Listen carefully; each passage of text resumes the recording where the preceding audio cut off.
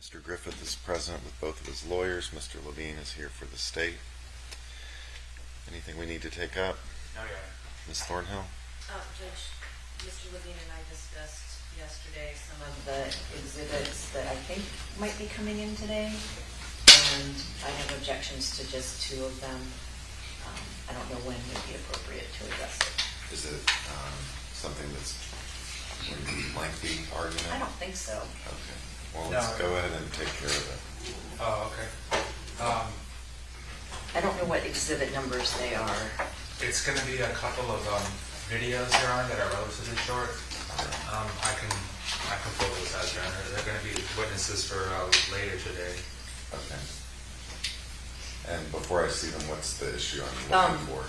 Hearsay. There's snippets that are taken out of a larger conversation. One of them is just Deputy Jankowski asking Kathy Griffith the domestic violence checklist questions. Has he ever strangled you before? Has he ever used a weapon against you before? It's just that with no context at all. It is one of several clips that are coming in from that day. And then the second one is a female deputy, and I don't remember her name, talking to Kathy Griffith in the road after they decided to take Collin to a Baker Act facility, and the officer explaining why they were taking him to the Baker Act facility despite her wanting him to stay with her. The deputy talks a lot about, I'm afraid he's going to kill you, things like that. Also hearsay. Mr. Levine? Your Honor, we'll start with the first exhibit, which will be, for the record, 189. And which one is that? That's going to be the first one you were talking about. Okay.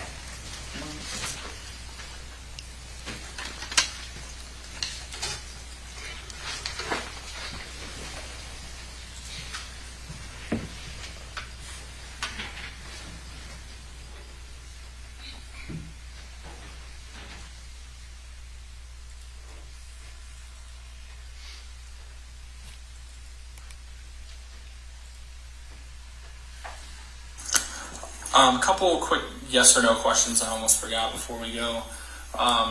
Has he ever used a weapon against you or threatened you with a weapon? Yes. And has he ever threatened to kill you or your children? And do you think he's capable of killing you? Yes. Does he have access to a firearm? No. And Probably not. has he ever placed his hands or an object around your throat? Yes. Okay. All right. Any other questions before we leave? Okay. All right. Well, thank you for your time.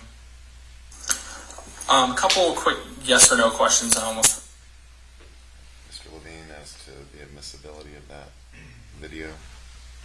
Yes, sir. And this comes from November 13th of 2023 at approximately 10:20 p.m.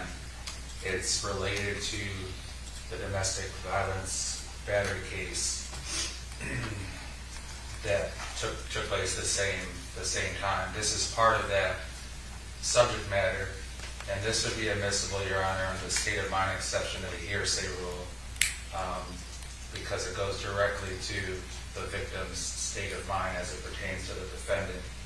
And out-of-court statements are admissible under the state of mind exception if, one, the statement shows the declarant's future intent to perform an act that is at issue in the case, or two, the statement shows the declarant's state of mind when the statement was made, or at any other time when the state is when that state is an issue in the case. This is particularly true when the purported statements to a third party are made by a homicide victim. And then the case law goes on to hold, in this I'm reading from Kingery v. State, 523 Southern 2nd, 1199. It says, indeed, a homicide victim's purported statements to a third party have been deemed admissible only in three general categories in which the need for the statements appears to overcome the possible prejudice. These categories are: one, the defendant claims self-defense, which can be rebutted by the victim's statements that he feared the defendant, which that's right on point with what we have here. Or number 2, the defendant claims the victim committed suicide, which can be rebutted by statements of the victim that are inconsistent with suicide, which would be relevant as well here. Number 3, which is the third possibility, the defendant claims the victim's death was accidental, which can be rebutted by the victim's statements that he, or of course she, feared whatever the instrument of death proved to be. So I would say there's an argument for all 3 of them in this case, but if one is appropriate, then I would submit that it's supported by the case law and by 803.3, the state of mind exception to the hearsay rule. So what do we hear? We've heard in opening statements and as part of the evidence in the defense of self-defense / accident / she was suicidal, all 3 of those things. So because of that, Your Honor, this is admissible evidence. And Judge, there's plenty of evidence coming in about Kathy's statements to police about being fearful, about what he allegedly did to her on November 13th. I'm not objecting to any of that as hearsay.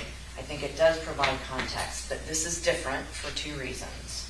One, it's an officer asking her specific questions about past events. Remember, this is happening November of 2023, so 10 months before the incident at issue here. And he's asking about past events. That, I think, is very different on a checklist. It's not her state of mind. He's asking, has this ever happened in the past? So I don't think it meets the state of mind exception. The second reason it concerns me is the checklist that the officer is holding in full view of the camera has other questions and answers that I think are irrelevant. And finally, a 403 argument that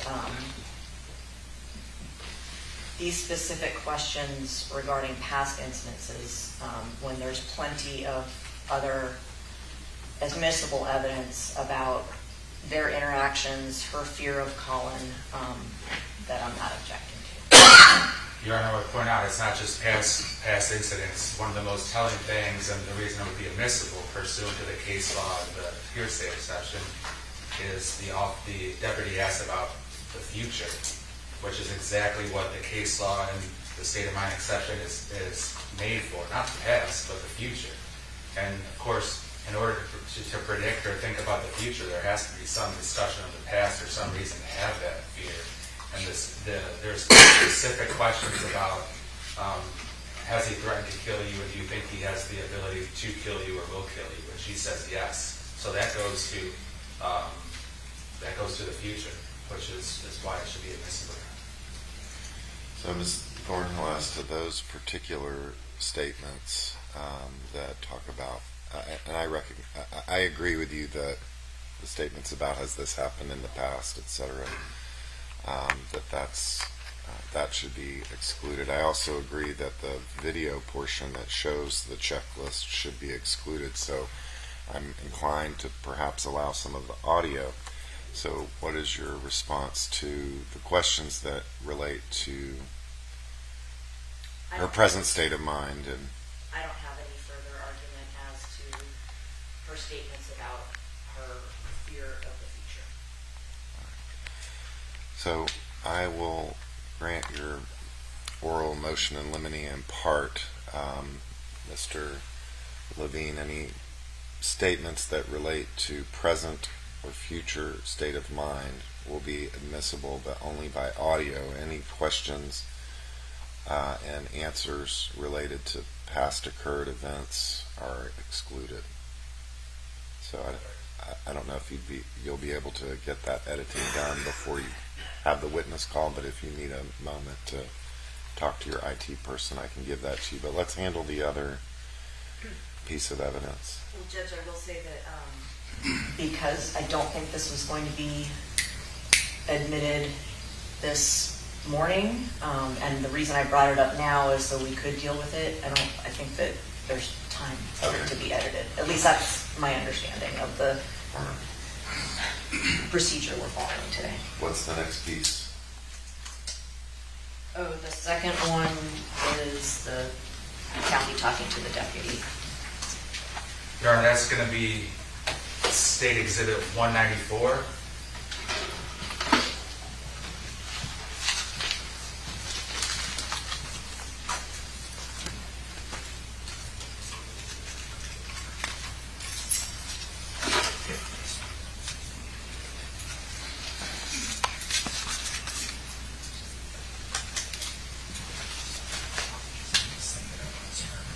Yeah, you're on that.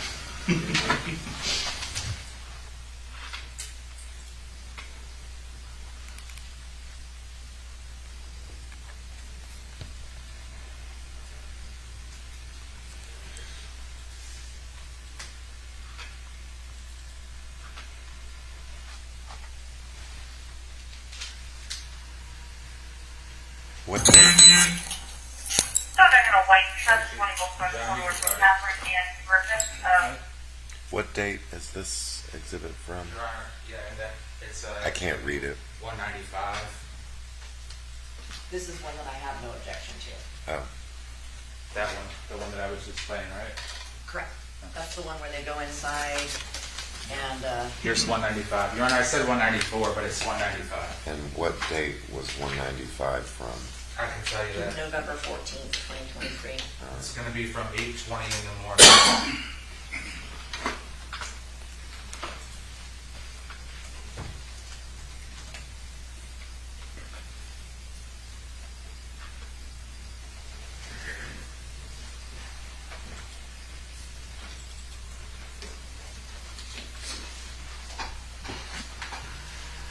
Because we want what's right for him, but I we also understand. want, I know but we you guys have are an trying to obligation to protect protect him. I understand. And protect him. We have to protect both. Because even though he didn't threaten to harm himself, he threatened to harm his mom. And either way, that I know, could you beat the shit out of us. Yeah. I know. And with all due respect, you can't have them here last night where you were fearful, and then 4 hours later, you're recording because that's gonna. Recording's not helping you when he chokes you out. And what's the recording gonna do? What's the recording? It's not bringing you back. You'll still be dead. You know, I'm not trying to make it sound like it's an easy task, man, because I'm sure it's a tough thing to do. But I struggle with a kid that's being released from jail and saying, if you bring me back there, she's gonna die. If we don't do something, Shame on us. yeah, then we're not. Shame on us that Then we we didn't work failed. out and we failed you. And I'm not failing you. Nor am I going to fail your son. Mr. Levine? Your Honor, same arguments as it pertains to the state of mind exception as well as excited utterance. You can clearly tell that she's emotional. She's under the stress of the situation. It's right on the heels of, granted it's the next morning after the domestic violence battery, but it was pretty much an all-night affair in terms of the investigation and then the body cam footage and the in-car footage going through to the early hours of the morning. So I would argue under the state of mind exception with her responses to what the deputies are saying as well as her visible emotions and her excited utterance regarding that the defendant beat the shit out of her or something to that effect, and her agreeing with the deputies regarding her, she should be concerned and is concerned about the future violence that he will perpetrate on her. So I would argue that that's admissible as well, Your Honor. Judge, this was many, many, many hours after the domestic violence battery incident. Collin had gone to the jail. As I indicated in opening, he had been released from the jail. This was after his mom brought him home, and deputies were called by jail personnel to go check. So excited utterance regarding the domestic violence battery situation, I think, is a little bit of a stretch since it was hours later. But additionally, I mean, an excited utterance about her son being Baker acted because he threatened her. I don't know that that's what's established here. The second thing is that most of this is the deputy offering her opinions about what might happen, and I understand Kathy Griffith saying, I know, I get it, but it's testimony from an officer that is improper. Anything additional, Mr. Levine? I would say it's not testimony from an officer, and it's in the context of Kathy's responses, both visibly, emotionally, crying, putting her hands over her face like an acknowledgement, and then her saying, I know, I know, I know. So that's critical to her statements making sense in the context of what precedes them, of what the deputies say. She can either agree, and when I say she, Kathy could either agree, disagree, or whatnot, but you could tell what her response is as it pertains to, in relationship to what the deputies are saying and her responses. I'm going to grant your motion. 195 is excluded.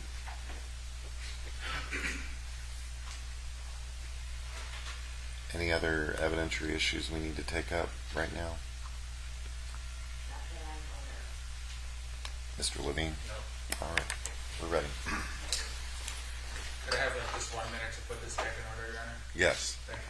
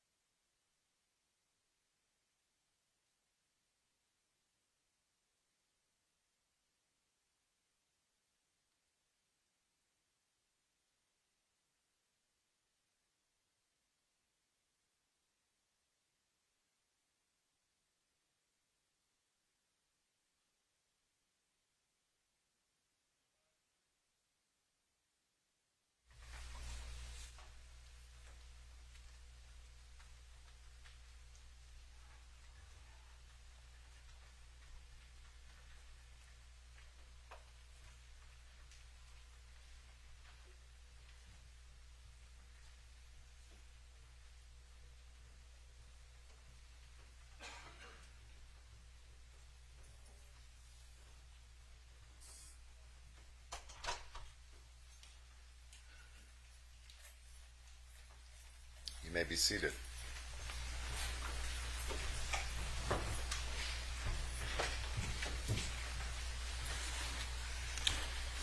Good morning, ladies and gentlemen. Welcome back.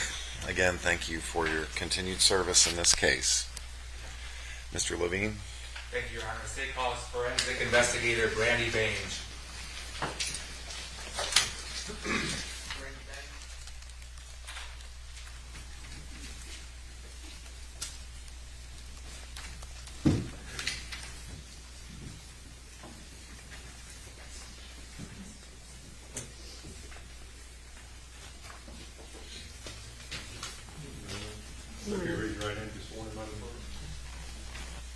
Solemnly swear or affirm that the testimony you give in this case will be the truth, the whole truth, and nothing but the truth.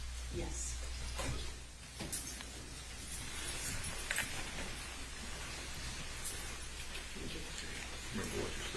Good morning. Good morning.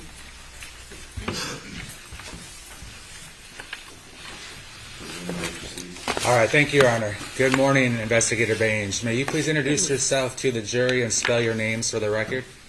It's Brandy Bainge, Brandy Bange, And where are you employed? at the Polk County Sheriff's Office. What's your position? I am a forensic investigator.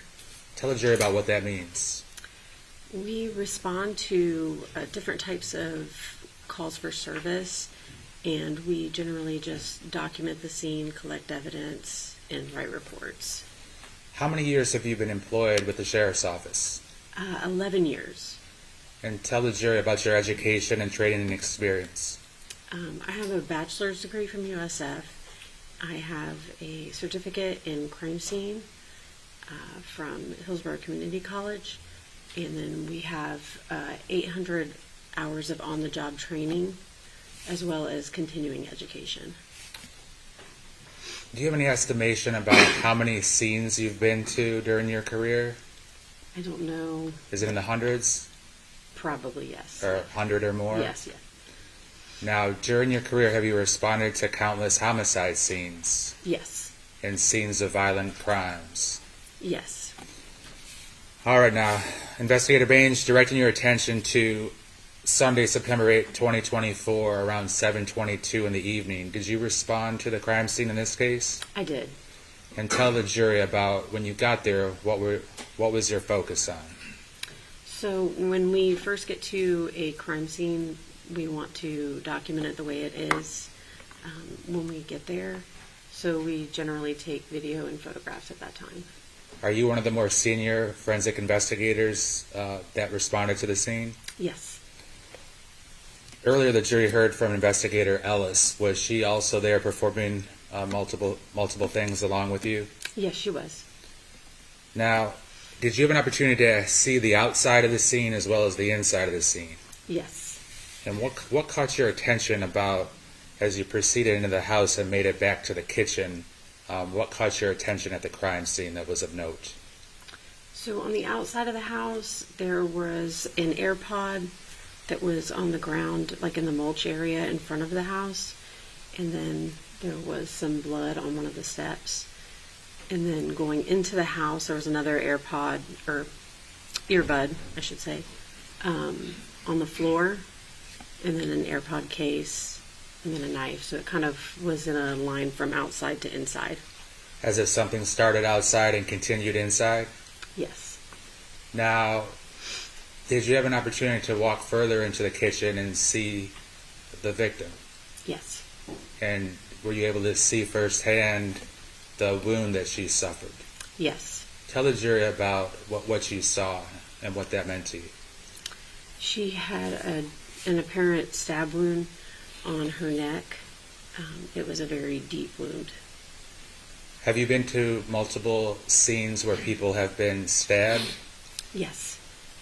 And the injury that you saw and the scene that you saw, was it consistent with somebody being attacked and stabbed? Yes. Now, as the scene was documented and photographs are taken, of course, does somebody video record the scene as well? Yes. And it sounds pretty self-explanatory, but explain to the jury what you did to accomplish that. So we just have a regular video camera, just like you would imagine. We go and do the outside of the house, and then we go inside the house and do the interior of the house. And I take it you did that in this case? I did. Have you had an opportunity to previously see State's Exhibit 166, the crime scene video? Yes. And does it fairly and accurately depict the scene as you saw it on that night? Yes. Your Honor, at this time, the State would move 166 into evidence. Any objection? No objection. It is received. Now, do you recall, when did you first see the defendant at the scene that night? It was after 11 o'clock. I can give you the exact time if you need it. Well, that's all right. Okay. But it was after 11 o'clock? Yes.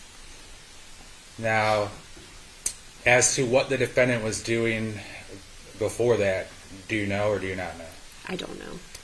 Where did you first see the defendant? We have a crime scene trailer there on scene that we usually bring on scene. So it was out in the roadway, parked out in the roadway. And he was brought on the trailer, and then I came onto the trailer. Describe that crime scene trailer. It's almost kind of like an RV, but it's made to be more specific to what we do. And what can you accomplish inside of it? We take photographs. We have fingernail.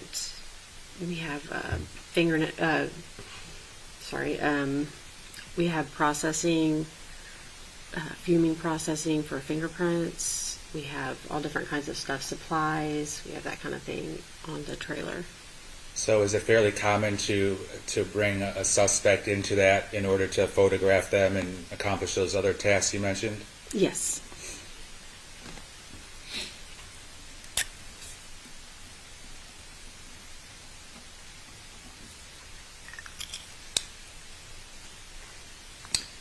Have you been to crime scenes where family members or spouses are present and their loved ones have been injured or killed?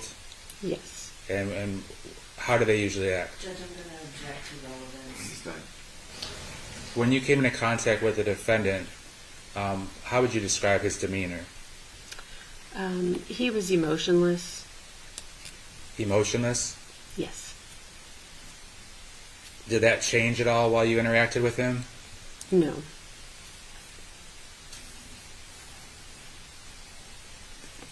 Did that surprise you? Objection, relevance. Now, describe to the jury, what was your interaction with the defendant like? What did you do? So I photographed him, and I obtained some blood swabs that we had seen on him from apparent blood that he had on him. Judge, I'm sorry, I can't hear very well. If you could speak up just a little I'm bit. sorry. Thank you. So If you could answer that question again, please. yes, so I obtained some blood swabs that were on him. He had some blood on him. I obtained fingernail swabbings from him, and I obtained buccal swabs from him. Starting with, where were the visible parts of his body and or clothing that you saw blood? So he had blood on his ear, on the right ear, on the right arm of his glasses, like right here. He had blood on his fingernails. He had blood on his shoes, and some apparent blood on his shorts. Were you present when somebody from Polk County Fire Rescue washed off blood off of his arms and hands? No. So your photographs would have been after that, is that correct? I believe so, because I didn't see fire EMS, I don't think. Okay. Do they usually leave the scene after they tend to a victim? Usually, yes. And there was a description of that there was blood on from his like elbow to his forearm and on his hands, and that was washed off. Did you see blood on his forearms and his hands to a great extent? No, I did not. All right. You mentioned, what did you mention about the fingernails, the swabbings? Yes. Tell the jury about what you do to accomplish the swabbings. So he had some apparent blood on his fingernails, and we take a cotton swab, and sometimes we moisten it with some distilled water to loosen it up, and then swab all around the areas of the fingernails. Now his hands weren't bleeding, correct? No. I'm sorry, I kind of asked that question confusing. Were his hands bleeding? No. So did it appear that any blood on his hands would have been from his mother, correct? Yes. Objection. Now, Sustained. in terms of the I buckle move to swabs, strike that answer. Sustained. You'll disregard the last answer, members of the jury. in terms of the buckle swabs, if you could explain to the jury what buckle swabs are and how you accomplish those. So we do that the same way. We use a cotton swab, and we just swab the inside of a person's cheek. We do the left cheek and the right cheek. What's the purpose of that? Usually it's for DNA purposes. Is their agency then able to send those buccal swabs from the defendant or from somebody else or a DNA sample off to the Florida Department of Law Enforcement lab for them to do any DNA comparison or analysis that they want to do? Yes. So when the defendant was in the crime scene truck, were you able to take photographs? Yes. And have you had an opportunity to see those photographs at the state attorney's office? Those are numbers 100 through 124. Yes. And do those appear to accurately depict the photographs that you took? Yes. Your Honor, at this time, the state would move 100 through 124 into evidence. Any objection? No objection. They are received. Did you also take some photographs of the defendant's clothing and shoes? I did. And what was the purpose of that? Just to document anything that I found on the clothing and just to show how it was that day. And did you have an opportunity to see State Exhibits 156 through 169, indicating the pictures of some of the clothing and shoes? Yes, I have seen the pictures, yes. I'm sorry, I still can't hear very well. I'm sorry. Yes, I have seen them. Your Honor, the state would move 156 to 169, the pictures of the clothing and shoes into evidence. Any objection? No, but I have a question about the numbering. I have 156 to 164 are photos, and 165 is the 911 call. No, you're correct. So what are the exhibits? I'm sorry, I couldn't read my own writing, Your Honor. It's 156 to 164. Any objection to those? No, sir. All right, the others are not received beyond 164, but states 156 through 164 are received. Thank you. Investigator Baines, in terms of the defendant's shoes, was he wearing shoes? Yes, he had on a pair of black tennis shoes. And did you see blood on his shoes? Yes, he did have apparent blood on his shoes. What about his shorts? Was he wearing black, like basketball shorts? Yes. And did he have any blood visible on his shorts? Yes, there was some apparent blood on the shorts. Where was it? Do you recall, front or back? It was on the front. And then did he have a shirt on? No, he was not wearing a shirt. Your Honor, with the court's permission, the state would publish the photographs of the defendant. Amen. Thank you. Number 100, that's the defendant? Yes.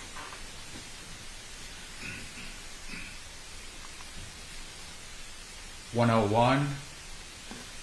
That's a side profile of him. And if you look on is it on your monitor too? Yes. And if you see where I'm pointed, is that what would appear to be some blood on his glasses? Yes. I do know that mouse allows you to point as well if you need Okay. Well, that would be good. If you could point out to the jury that the blood. Right here and here. Moving on to 102, This is the back of his head. 103. This is the front of his entire body. Now, it's a fair statement. He's pretty tall, maybe 6'2" or so. I'm not sure how tall he is, but he's taller than I am, yes. 104. Yes, this is just a closer up of his top half of his body. 105. A side profile of his whole body. 106. This is the lower half of his body side profile. I think that's 107, I'm sorry. 108. This is the back of his whole body. 109. This is another side profile of his whole body. 110. This is a mid-range of his arm, his left arm. 111. This is a picture of his shoe, his left shoe. And going back to 110, were there some apparent marks on his arms? Yes, there were. And any idea how those marks got there? I don't know. Or when they got there? I don't know. 111. Does he mention the blood on the shoes? Yes, this is the shoe with the apparent blood. And could you, for the jury's benefit, point with that red arrow where you see blood? Sure. So there's apparent blood in this area here, and then there's more apparent blood here, and then there's some here, and you can see a little bit here. It's light, but you can see it, and then it's on the bottom here. 112. This is his left leg. And tell us about that mark on his below his knee? It's an apparent laceration. 113. It's at the back of his leg. What were you highlighting there? Yes, it was like an apparent abrasion. 114. That's a close-up of the apparent abrasion. 115. This is his right forearm. Were there marks on his right forearm too? Yes. Were there multiple marks on both of his arms? Yes. Did they look like super fresh, like they had just happened? They looked fresh. And when you say fresh, like how fresh? In the last day. Were you able to tell how those marks were caused? No.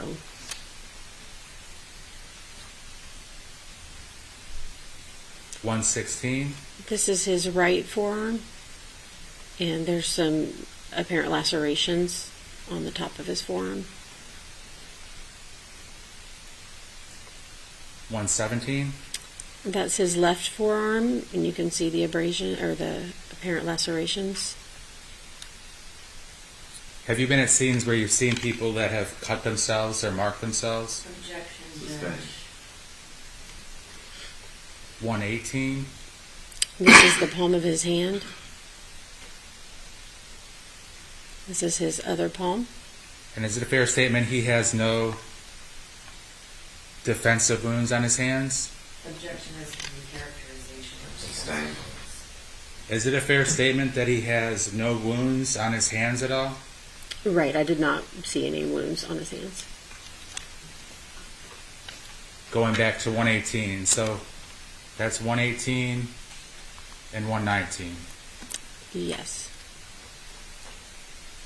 Besides just his hands having no marks on them, did you also get pictures? Well, I guess you did. Pictures of the back of his hands, 120? Yes, the tops of his hands, yes. And 121. Yes, this is a close-up of his fingernails. Going back to 120, did he have any knife cuts or wounds on the top of his hands? No. What about neither in 121? Is that correct? No, I do not see any. And then 123. This is apparent blood that was on his ear. Oh, I'm sorry. Let me go back to that. Yeah. I can't really see that. It's but very can you point small, but it's right here. Okay. This is the area that I swabbed. And then finally 124.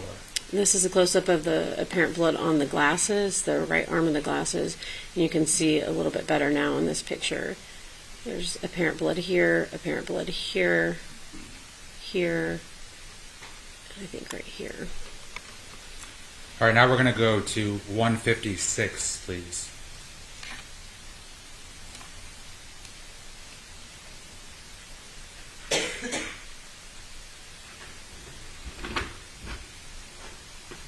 All right, 156 appears to be a close-up of something. Tell us what that is. This is the short. Sorry, there's a little bit of a glare. I'm going to move in. Is that You can adjust that if Okay. you need to. There we go. That's better.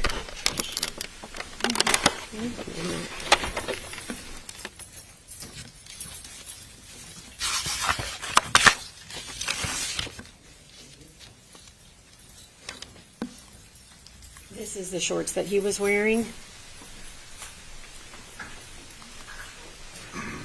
This is a close-up photo of the front of his shorts. You can see some apparent blood in the picture. It's kind of hard to see. I can point to it if you need me to. please? Okay. Sorry. So this area right here, and then there's a little more here. All right, we'll move on to 158, the shoes, 159, 160, 161.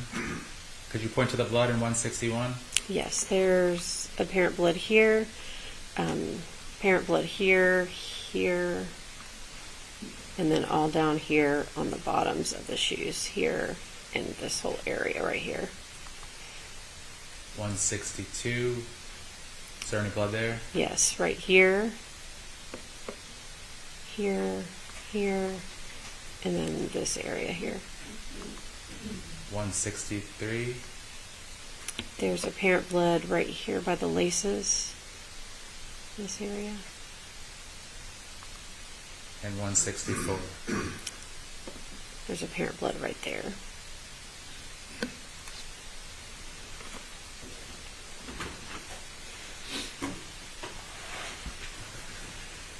Investigator Baines, we're going to move on now.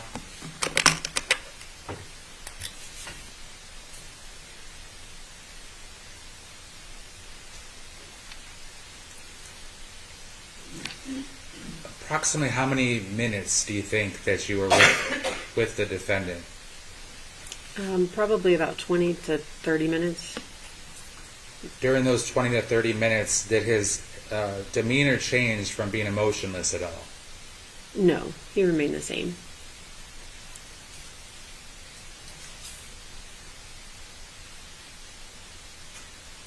Your Honor, at this time, the state would move to publish State Exhibit 166, the crime scene video. That's been received. Thank you, Your Honor. Has it been received? It has, Your Honor. Any objection to publication at this time? No, sir. You may.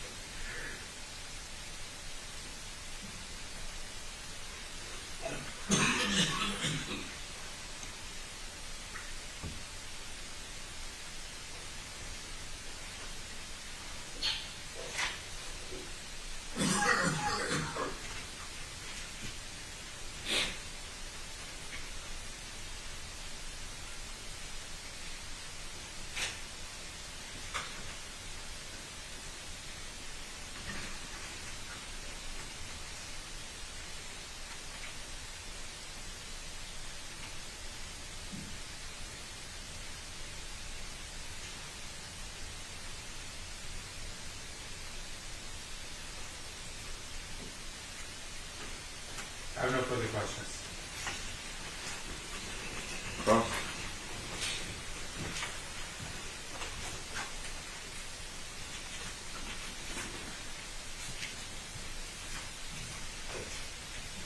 Good morning.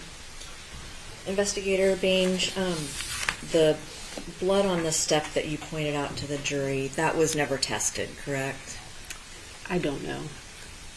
So you're not aware of it being tested? I'm not aware of it, no. And you don't know when that blood was deposited there, do you? No, I don't.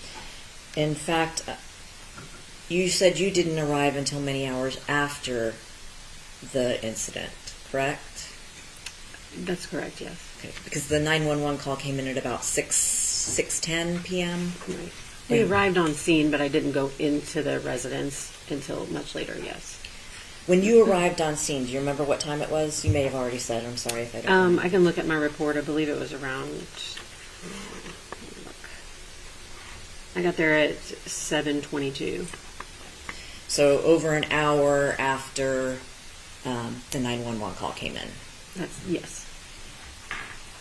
Collin was already outside of the house when you arrived?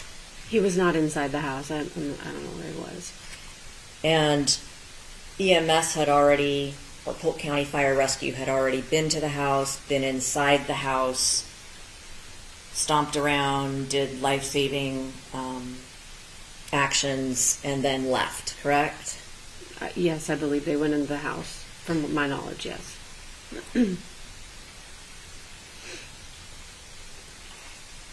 You also said that Collin, at some point you're aware, had blood on his forearms and hands. Yes. How did you become aware of that? Just now in court. Oh, okay, so you weren't aware before. That he had blood on his arms prior? No. I did know about the fingernails. He had blood on his fingernails. Right. I was talking about the arms and hands. And he could have dripped blood on his way out of the house when he was escorted by law enforcement, correct? I don't know. But it's possible. It's possible, yes. The blood that you pointed out on Collin's fingernails and his glasses and his right ear, you're aware that Collin did several things at the instruction of the 911 operator, correct? I don't know. I do know that they sometimes give instructions, but I have not heard this call. So let me ask you this. If the 911 operator had told Collin to get towels or something to absorb blood and place it on Kathy's neck, and he did that, he could have gotten blood on his fingernails that way, correct? Yes, that's possible, yes. And there was, in fact, a bloody towel by her neck when you entered the scene. Yes. And you're aware that he also did, well, maybe not. If the 911 operator had instructed him to kneel and do CPR on Kathy, and he did that, that could explain how he got blood on various parts of his body, right? It's possible, yes. And if the 911 operator had instructed Collin to get the knife far away from him, he could have gotten blood on his hands that way as well. Yes. And the knife was, in fact, far away from where Kathy Griffith was laying, correct? It was in the same room, but yes, it was not right near her. You said that, oh, well, let me go back to the blood. You don't know if Collin, in his obeying the instructions of this 911 operator, came in contact with the blood that was everywhere as he's tending to his mother. Maybe at one point he had blood on his hands and adjusted his glasses? I don't know. But it's possible, right? It's possible.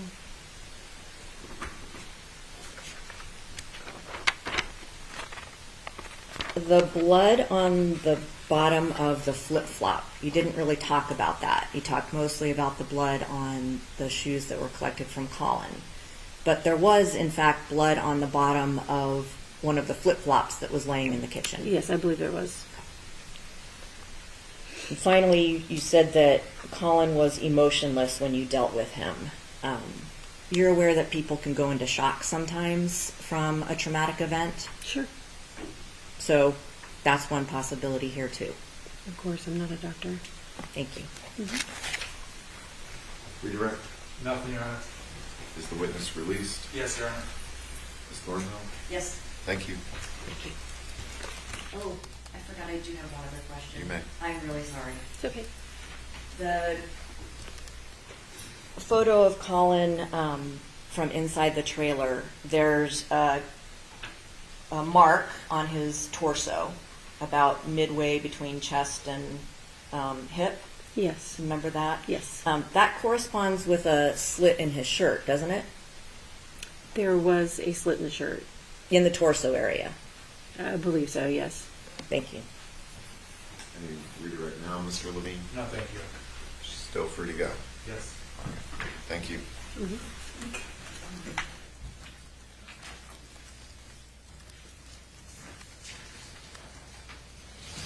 Next witness. Your Honor, the state will call forensic investigator Michelle Peters.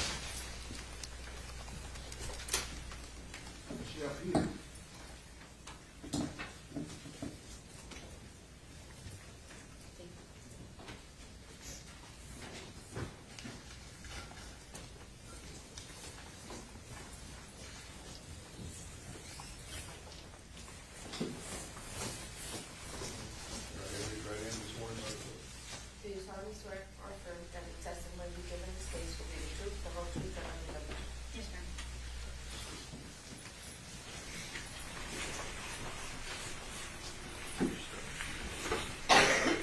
Good morning.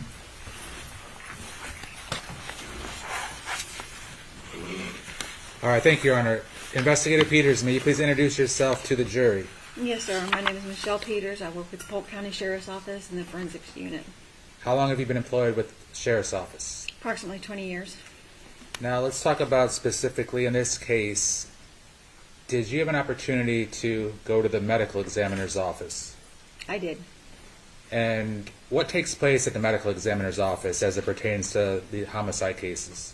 A post-mortem examination of the body, which is actually called an autopsy in layman's terms. And they examine the body and we take photographs and collect evidence. Now, when you take photographs, does that give us a frozen in time picture of what the victim looked like? Any injuries or markings, anything of that nature? Yes, sir. And what evidence do you collect from an autopsy? Standard autopsies, we take head hair samples, we take inked impressions, which are fingerprint impressions, and we take a red top and a purple top blood tube, and then we take, depending on the case, we will take fingernail swabbings or clippings. We can take clothing, any weapons that may be present. All right. Now, in this particular case, were you able to take blood samples from Kathy Griffith? We did. And is the purpose of that so that it could be sent off to the Florida Department of Law Enforcement for DNA analysis? Yes, sir, for further testing. Now, in this particular case, did you have an opportunity to see a series of photographs, State Exhibit 125 through 155? I did. And are those autopsy photographs taken of Kathy Griffith? Yes, sir. Do you recall what date it was that you actually went to the medical examiner's office? I'd refer to my report. Yes, ma'am.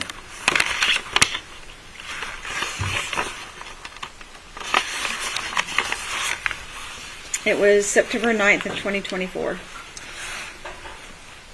So if September 8th, 2024 was a Sunday, you went Monday morning, is that correct?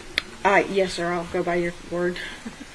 What was the time that you were there?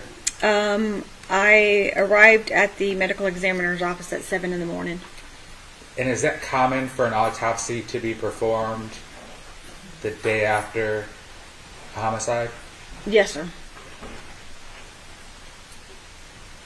Did Assistant Medical Examiner Dr. Garavan perform the autopsy? He did. And were you present for that? I was. Your Honor, at this time, the state would move State Exhibits 125 to 155 in evidence. Any objection? No objection. They are received. With permission from the court, may I publish the photos? You may. Thank you.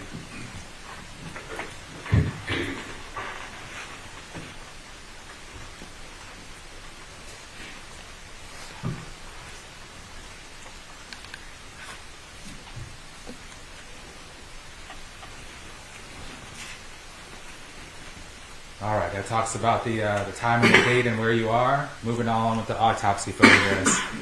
Is that Kathy Griffith that she's transported to the medical examiner's office? Yes, sir. And typical victims typically transported in a body bag of some type? Yes, sir. 127, 128. Some identified information about Kathy Griffith. Does that say she was 39 years old? It does, yes, sir. She weighed 126 pounds. Yes, sir.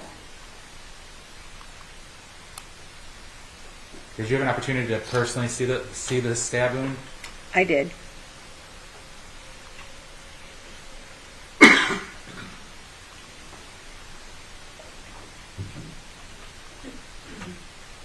Is it a fair statement that it was a wide open, gaping wound? Yes, sir. Continuing on with 133. Were you able to see where the knife actually exited the other side of her neck? Yes, sir. 134. Is that a close-up of where the tip of the knife went through her neck and out the other side? Yes, sir.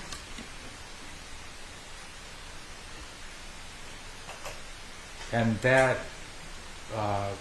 pointer, or the metal rod that's going in through the entry wound of the knife wound and transects through her neck and goes out the back left side of her neck, who put that there? Dr. Garavan. And is that able to show the pathway of the wound? Yes, sir. And can do that for like a knife wound or a gunshot wound? Is that correct? Yes, sir. One being the entry wound and one being the exit wound? Yes, sir.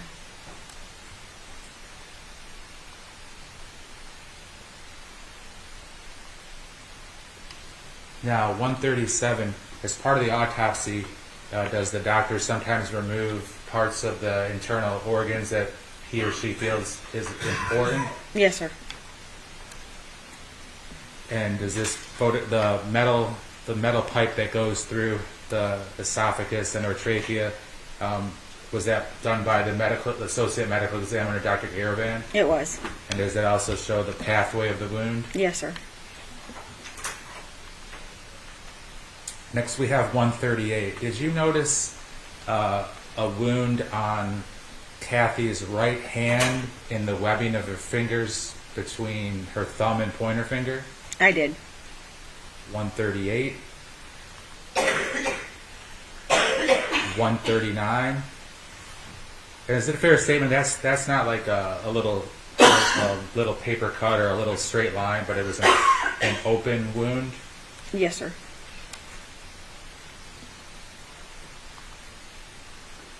140. Next we move to 141. Did Kathy have a number of scrapes and bruises on her limbs, her arms and legs? On her whole body, yes, sir. On what? On her whole body, yes, sir. 141, does that show some of those on her left arm and elbow? Yes, sir.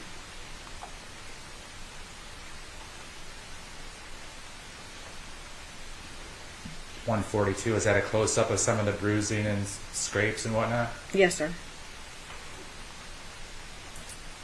143, does that show some prominent bruising on her left wrist? Yes, sir.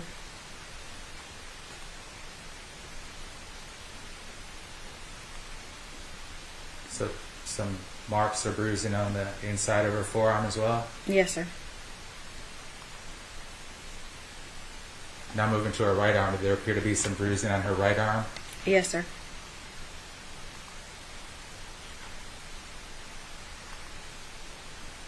And going to her hands, was there some bruising on her hands?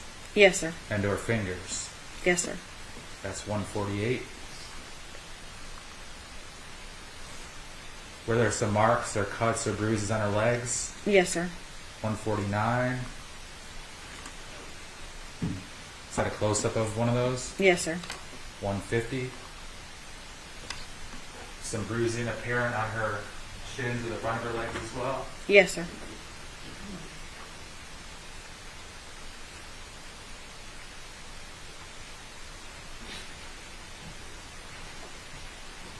$152, $153,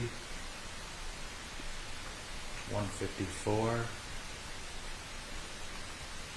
and $155. All right, Investigator Peters, I don't have any other questions for you.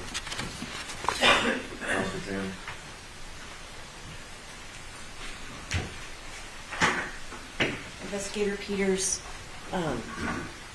some of the bruises that the jury saw in those pictures were different colors, Yes, right? And you have no way of knowing when those bruises got on Miss Griffith's body, do you? No, ma'am. They could have been days old. Could have been. Do you know how much blood Kathy Griffith lost? I do not. And the weighing that resulted in 126 pounds, that was done after she had passed away and lost blood, correct? Correct. That was at the examiner's office. Thank you. Thank you. Redirect. Nothing further, Your Honor. Is the witness released? Yes, Your Honor. Yes. Thank you.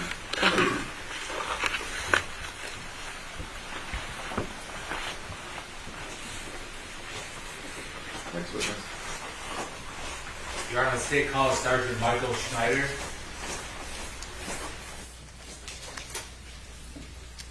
Sergeant Michael Schneider.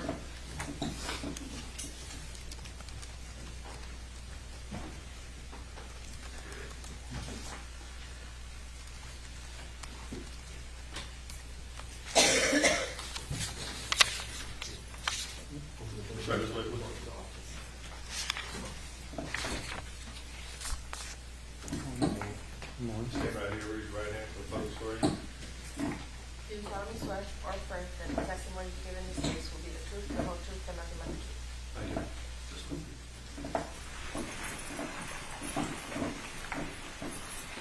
What you stepped on up there. Good morning, sir. Good morning, Honor. Levine, you may inquire. Thank you, Your Honor. Good morning, Sergeant. May you please introduce yourself to the jury and spell your name for the record? My name is Sergeant Michael Schneider, Schneider. I'm currently employed with the Florida Southwestern State College in Fort Myers. And tell the jury a little bit about what that entails. I am basically responsible for the security of the college, managing my crew, and a lot of it is community policing as well. And how many fellow officers do you supervise? Currently, I have a crew of 14. Tell the jury about your education and training and experience in law enforcement. So I went to the academy. Backing up, I have an associate's degree in AS. I went to the academy in 2010. Worked for the Fort Myers Police Department from 2011 to January 22. I left there. I basically retired due to age. Took a small hiatus, and then I started out with the Charlotte County Sheriff's Office, and I left there in November the prior year. And I've been at the FSW Police Department since December of 23. Approximately how many years in law enforcement do you have? It was about 14 now. And you mentioned your degree, and you said some initials. What does that stand for? An associated science degree. It's in the automotive field. I used to be an auto mechanic a long time ago. Okay. All right, Sergeant Snyder. So the time frame I want to ask you about is very specific, going back to the year 2023 in September of 2023. At that time, were you employed by the Charlotte County Sheriff's Office? Yes, sir, I was. And what was your position at that time? I was working as deputy in road patrol. Now, when you're a deputy on road patrol, does that mean you can see anything and everything and respond to countless different types of situations? Yes, you basically you listen to the radio and see what's going on. If there's another one of your fellow deputies has a call that you might need help, and we also have a screen on the laptop that shows what calls are basically in service currently and which ones are holding. And is Port Charlotte, is that in Charlotte County as well? Yes, it's on the north side of the Peace River. All right. I want to direct your attention to approximately 6:30 p.m. Were you dispatched to a certain location in Punta Gorda, Florida? Yes, I was. And where were you dispatched to? It is called CSU. It's the Crisis Stabilization Unit of Charlotte Behavioral Center. And what happens there? This is usually where we bring critical Baker Acts. Now, in this particular case, how was it that you responded to that location? I was dispatched there. The call notes had said that I need to be there for a release of a potentially violent patient. And did that end up being the defendant, Collin Griffith? Oh, yes, it did. Did you see the defendant back on the evening of September 19th of 2023? I did. Describe to the jury, when you pull up to the facility, where do you go? Do you stay in your car? Do you go inside? To tell them the process. No, you don't go inside. You basically come in. It's kind of like a U-turn. You park under the portico. There's room for about 2 vehicles. I was on the left-hand side, and the entry doors are on the right, double doors. And when I got there was nobody there yet. What is the purpose of you being there? Basically providing a security escort. Somebody had a concern. I forgot who the initial complainant was on the call, but they had a concern that the patient as to be released might has violent tendencies or might act out. And if the release goes like smoothly and according to plan, what should have happened that evening? Like when the defendant comes out, what's he supposed to do, or where's he supposed to go? Basically, when he's released, or any patient gets released from the facility, to go with whoever picks him up and leaves. Now, did that happen in this case? No, they did not. Describe to the jury when you first saw the defendant. What happened? So I was standing there, or standing by my car on the left-hand side, and you can see into the facility, and people were starting to walk out. And when the doors opened, the young man came straight up to me and approached me and said I needed to be Baker acted. Were you surprised to hear that? Oh yeah, because that is usually people want to leave. Now, how would you describe his demeanor when he said that? He was focused. He had a goal for sure. He was somebody on a mission. He looked at me and said I need to be Baker acted.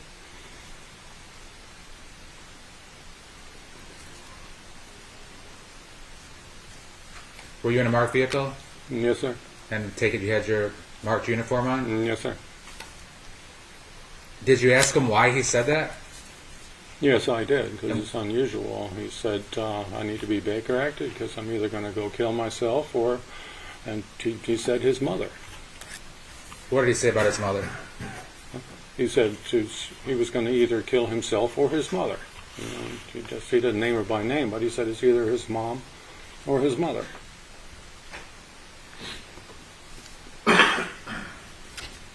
When the defendant said he was either going to kill himself or his mom, were you surprised? Yes, definitely. Did you ask him any questions or respond in any way? Usually when people do that, they have some sort of motive, and so I asked him, so how are you going to do that? And he stated, I'll find a way. I'll find a way. He named numerous methods, but unfortunately I didn't write them down, and so I don't recollect that, but there were several ways he was going to do that, and it was significant what he said.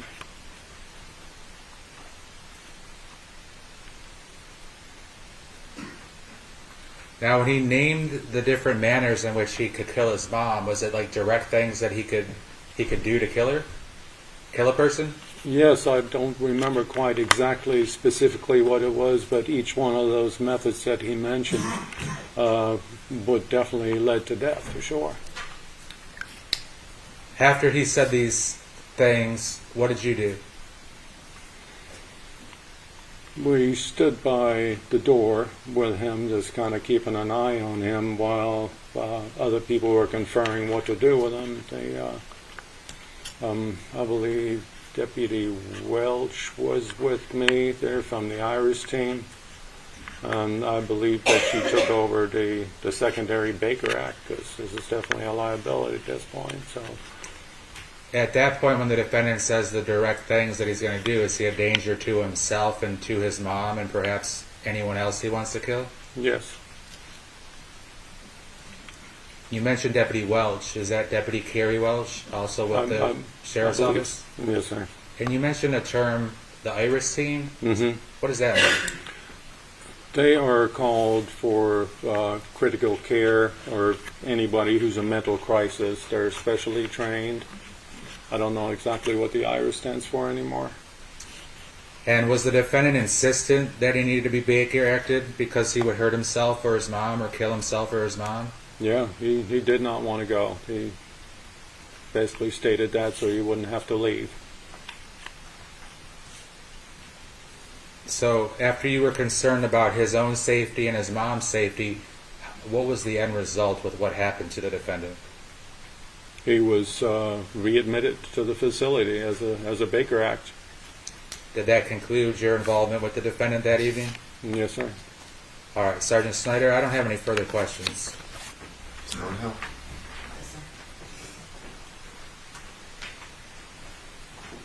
Sergeant Snyder, you weren't involved in the initial reason that Collin Baker was placed in Charlotte Behavioral Health, were you? No, ma'am. So you have no knowledge of what led to him being there? No, ma'am, I do not. And are you aware that Collin had been trying not to get released from that facility under his Baker Act before you were alerted and told to go there? No, not until he told me. Okay. And are you aware that his mother had done everything she could to get him released from that Baker Act? No, I did not have any background information at that point. All I knew was potentially violent. Are you aware now that his mother did everything she could to get him out of the Baker Act facility leading up to your interactions with Collin on September 19th, 2023? I did not follow any of that, ma'am. And are you aware that the staff at Charlotte Behavioral Health was insisting on releasing him to his mother on September 19th, 2023? That I do not recall. I know his grandmother was, I think his grandmother was there to get him.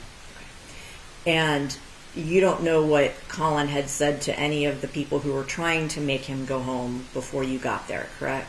No, ma'am. And basically Collin told you, I would rather go back into this facility than be sent home. He didn't specifically say that. He said he wanted to be Baker Acted. He did not want to go home. Apparently, yes. Did he ever tell you he didn't feel safe at home? I don't recall that. He might have said that, but you didn't write it down, or you don't remember? I don't know. What I remember is on the short notes. Did you make those short notes? Yes, ma'am. So it's entirely possible Collin told you that I'm afraid my mom will do something to me and I will kill her. I probably would have remembered that. But you're not sure? No, ma'am. And you have no idea if he had said that 1, 10, 1,000 times in the hours leading up to your interactions with him? No, I wasn't there with him. I only had a short interaction during the time. But you said he was focused on getting readmitted to the Baker Act facility. That's what the end goal appeared to be. Thank you. Redirect. Nothing further. Is the witness released? He is Ms. Thornhill? Yes. Thank you, sir.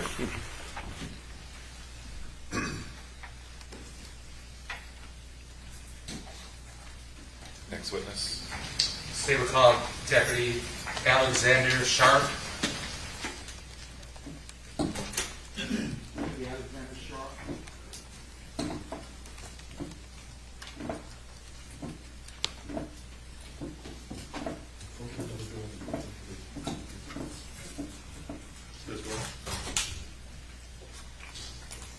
Stand right here, raise your right hand, just sworn in by the clerk. Do you solemnly swear or affirm that the testimony you give in this case will be the truth, the whole truth, and nothing but the truth? Yes, ma'am. All right, this way, please.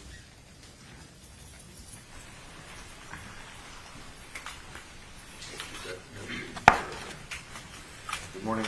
Good morning, Your Honor. Good morning, Deputy Sharp. May you please introduce yourself to the jury? Yes, sir. Good afternoon, ladies and gentlemen. My name is Deputy Sharp. I work in the Charlotte County Sheriff's Office. Your first name, sir? Alexander, sir. Tell the jury about your education, military experience, and law enforcement experience. Sure. Okay. So, education, I went to technical college for automotive. I graduated high school from the academy in Charlotte County. I have spent 4 years in the United States Marine Corps as an infantryman. I've also spent 3 years in the Fort Army National Guard as an infantryman as well. And I've worked for the Sheriff's Office in Charlotte County for about 2.5 years. Now, at the Sheriff's Office in Charlotte County, what's your position and what are your responsibilities? So I am currently a road patrol deputy assigned to District 1. Responsibilities are handling calls for service, traffic enforcement, and assisting other specialty units as needed. Deputy, I want to direct your attention to November 13th of 2023. Did you respond to a house in Port Charlotte in your jurisdiction? Yes, sir. And what type of call was that you received? I responded to a call for domestic violence between a mother and her son. Do you recall the general neighborhood? Was it single-family houses?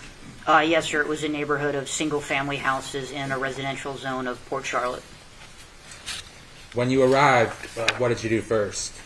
Well, when I first arrived, they made contact with the supervisor deputy, Corporal Moore, who had gotten on scene prior to myself, and the deputy who was my trainer at the time. During the time that this happened, I was still in PTO training as a deputy.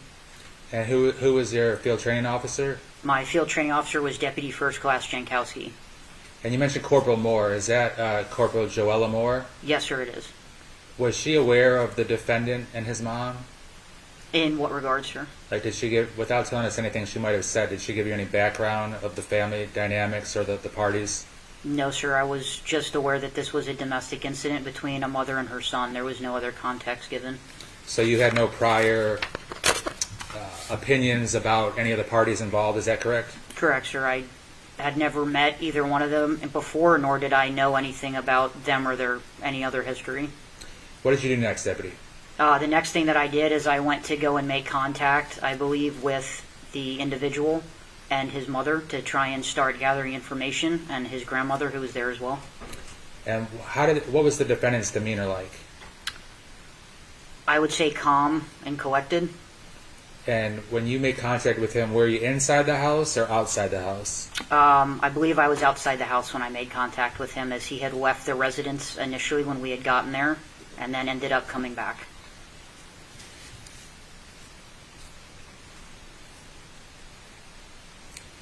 Now, did you have an opportunity to talk to him? The defendant? Correct. Yes, I did speak with him. Did you have an opportunity to speak to his mom, Kathy Griffith? Yes, sir. And what was her demeanor like?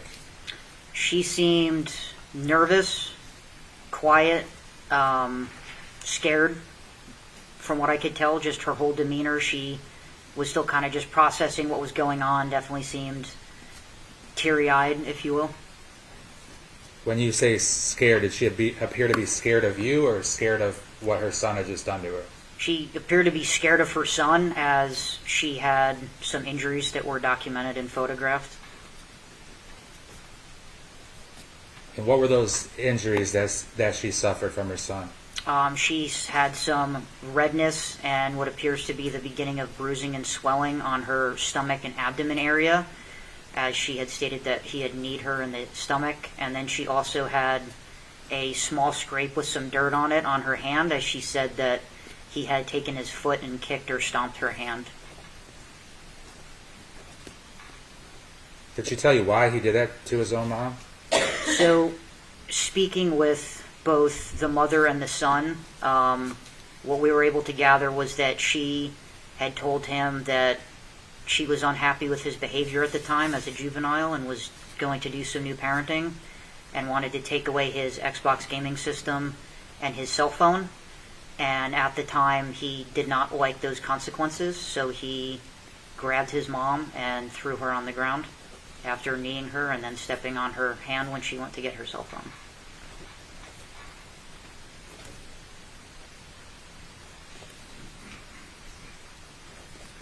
Now, was there another lady there, the grandmother of the defendant and the mother of the victim? Yes, sir. So the defendant's grandmother and the victim's mother was also present at the house as they were eating dinner together that night. So they were having a family evening, the grandma, her daughter, and the victim's son, correct? Correct. Those three individuals were the three people in the home that night. And did you have an opportunity to speak to the grandma as well? Yes, sir, I did. And did her statement corroborate what her daughter was saying? Yes, the grandmother's statement that she provided to myself and Deputy Jankowski was consistent with the statement given by the mother and the victim.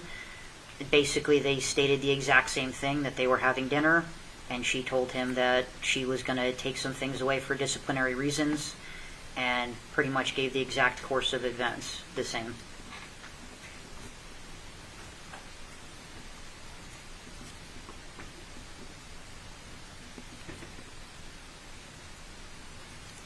Now, did you see any marks or bruises or injuries on the defendant? On the defendant, we did not see any marks, injuries, or bruising on him at all.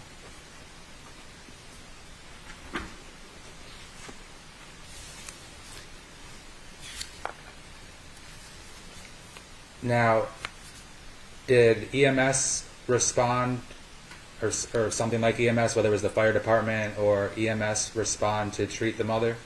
Honestly, sir, I do not recall. What happened? How was that case resolved that night? Who got arrested? That night, Collin was placed under arrest for domestic violence against his mother for battery by strike. And was he transported to the proper location then thereafter? Yes, sir. He was transported to the Charlotte County Jail afterwards. Was the mom or the grandmother arrested for anything? No, the mother and the grandmother were not arrested.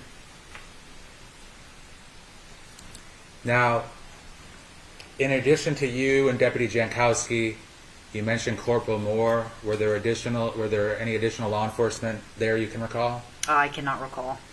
Is it a fair statement that the three of you were doing multiple, multiple things, and were each doing your own part of the investigation, and not necessarily all three of you together at the same time?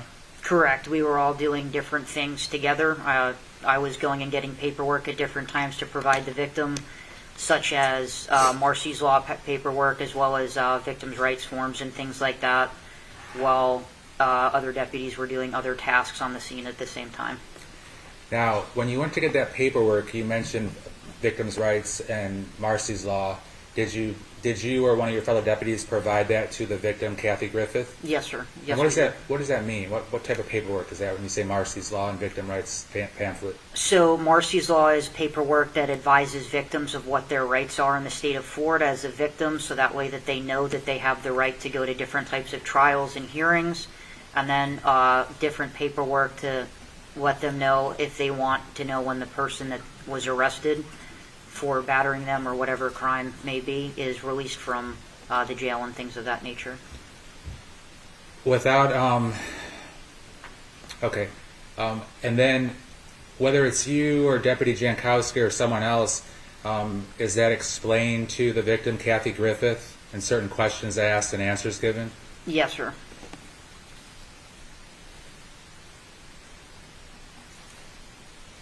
If I may have a brief moment, Your Honor.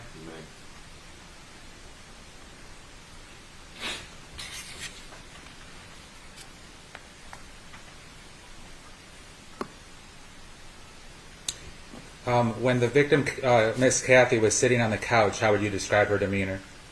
I remember that I had asked her if I could get her an ice pack or anything like that, as she said that, the injuries that she had was sore, offered to help if I could. I was trying to be, as compassionate as I could be in that type of a situation.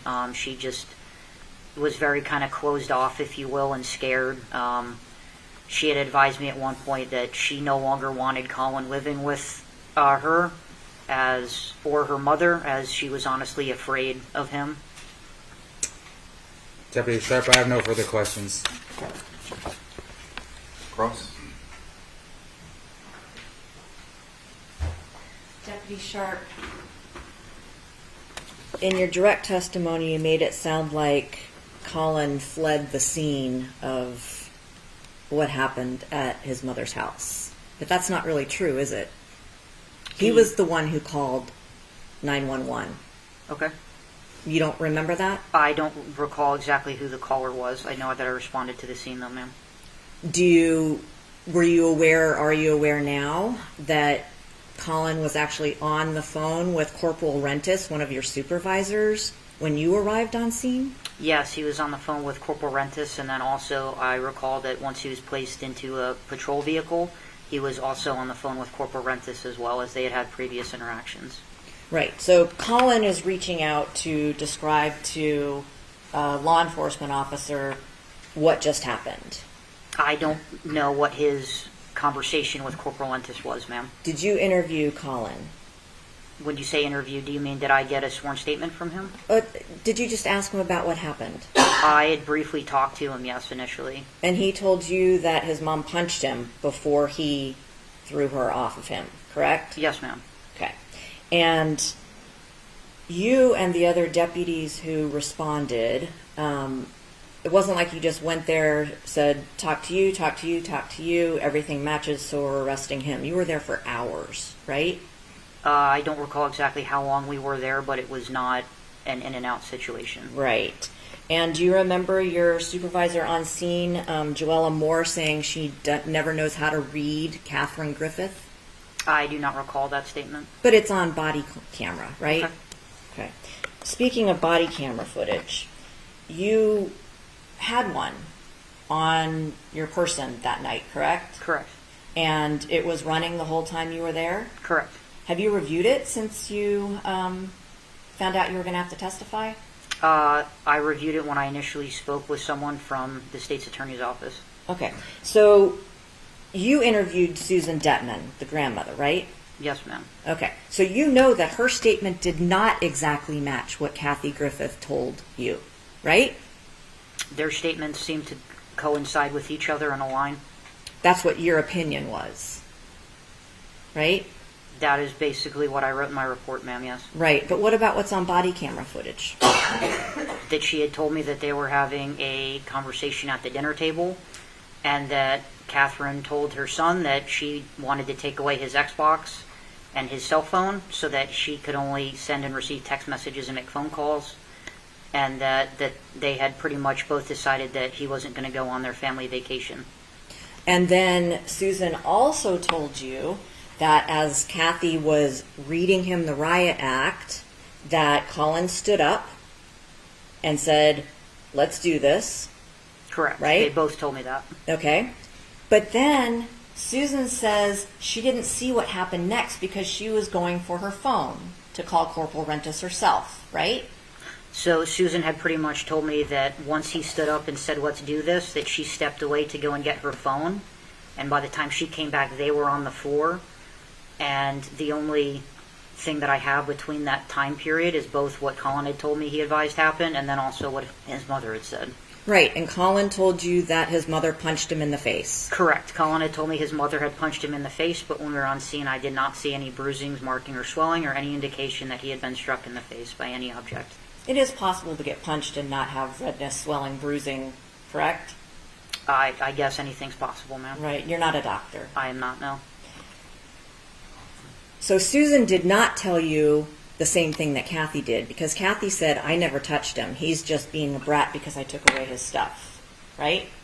Correct. The grandmother and mother had both pretty much told me, I'm sorry, ma'am, can you please rephrase the question? My main point is that you made it sound like Kathy and Susan completely agreed on what happened, which would indicate to the jury that Susan supported what Kathy said about her not punching Collin. But Susan didn't tell you that, right? Correct. Susan had told me that they initially got into an argument, and their statements were the same up until Collin got up and said, let's do this.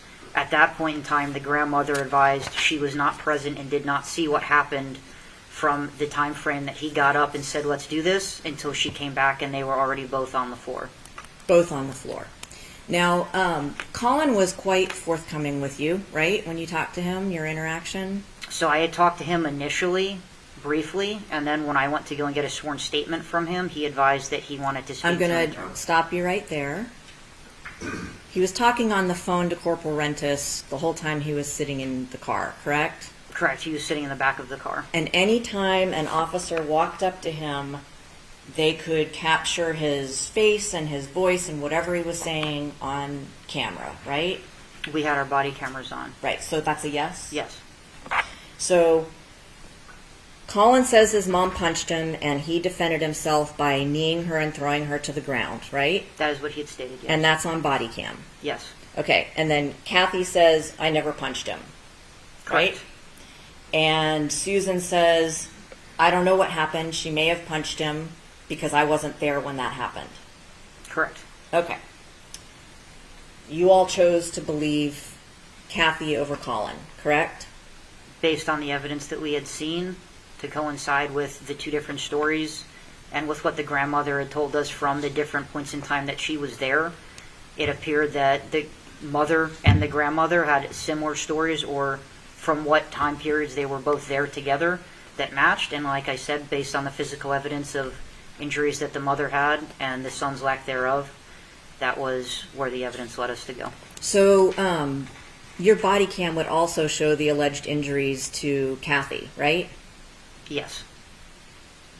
And when you're, I know you were still in training, but I am sure you have learned, if not before then, that when there's a domestic incident and allegations from both sides about what may have happened, knowing the family history is important, correct? The family dynamic between mother and son? Yes. And maybe prior acts of violence on either side? Is that important to know too? Towards each other? Yeah, or towards anybody. So once we had placed Collin under arrest, we did check to see if he had any previous arrests for domestic violence or battery, and we did not find anything. Right, but you found some for Kathy, right? For domestic violence? Mm-hmm. As the victim, I did not go into her background and check to see her criminal history, as she was a victim in this case. So you weren't aware that she has been arrested for domestic violence battery on another family member before? No, I am not. Would that have made a difference to you in how you approached this case? No, ma'am, it would not. And are you aware that... Your Honor, I'm going to object to anything further about subject matter like that. It's irrelevant to what he's doing.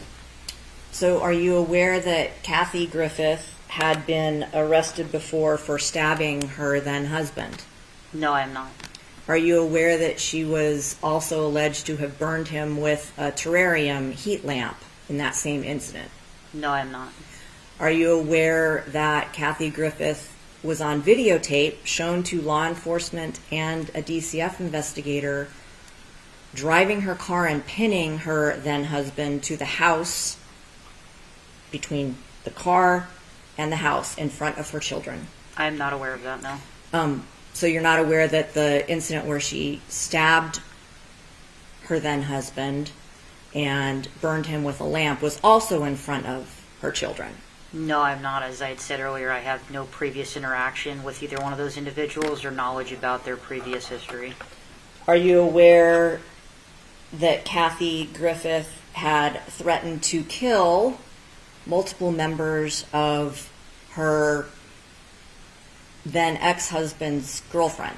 I am not aware of that, no. Are you aware that she was actually contacted by law enforcement on her way to their home in Homestead? No, I'm not. And you're not aware that she was on an audio recording saying she was going to kill all three of them? I'm not aware of that, no. With her gun? I'm not aware. Are you aware that she has pulled a gun and threatened Collin in the past? No, ma'am, I'm not. And that happened in Charlotte County just 2 months before this? I'm not aware of that incident, nor did I have any involvement in that case. And are you aware that Kathy Griffith had pulled a gun and threatened to kill her mother's husband? No, I'm not. Would any of those prior instances, if you had known of them at the time, would they have made a difference in how you treated this case? So I would personally say no, they would not have made a difference to me because I would have gone into this case as it is a separate incident from things that happened previously. And in this case, you have to treat in different cases or any case, you have to treat different. You can't take other instances into account into how you look into cases. Collin was taken to jail that night, you said, right? Yes. And you claimed that, or you said that Kathy claimed she was afraid of him. Yes, I did. Are you aware that the very next morning she insisted on taking him home with her, despite Collin saying, I'd rather stay in jail than go home with my mom because I'm afraid of what she'll do to me? I was not on that call, nor was I aware that that call even came out. I don't have any other questions. Redirect.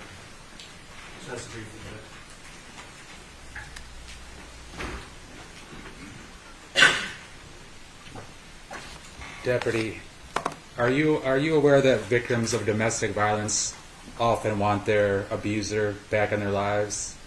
Yes, that happens often. Usually with domestic violence, obviously it's going to be a family member, whether it's a spouse, child, or something like that. And people do have personal relationships, so after the fact, typically people want to try and reconcile issues and fix things. Does that sometimes end up very badly for the victim being abused further?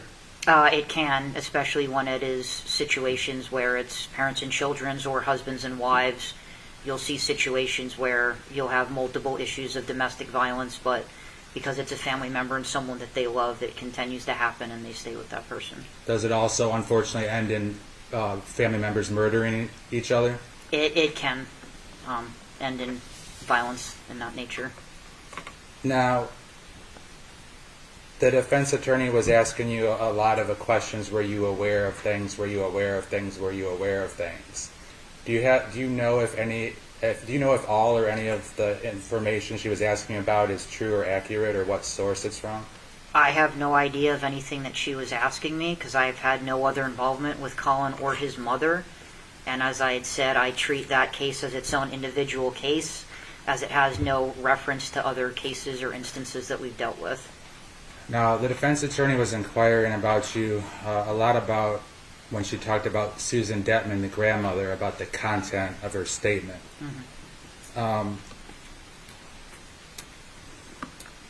Is it accurate that Susan told you that her daughter was telling Collin that she would be implementing new parenting rules? Yes, sir, that is accurate.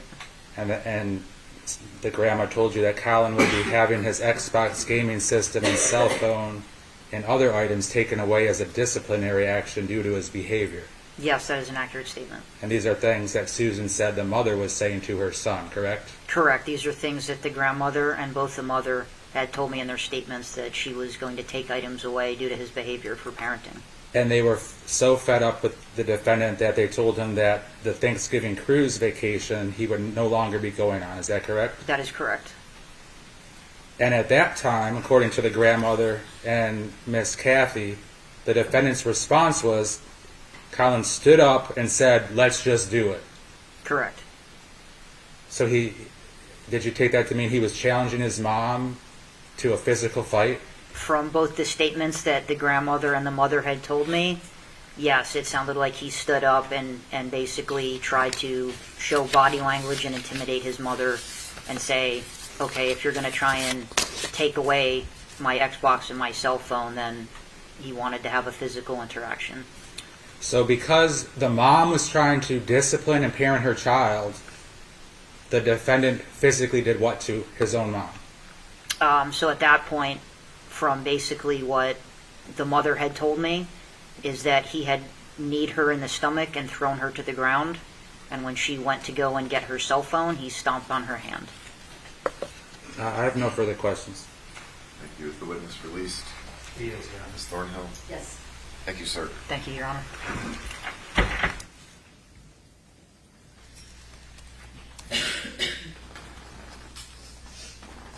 Members of the jury, it's about 10:20.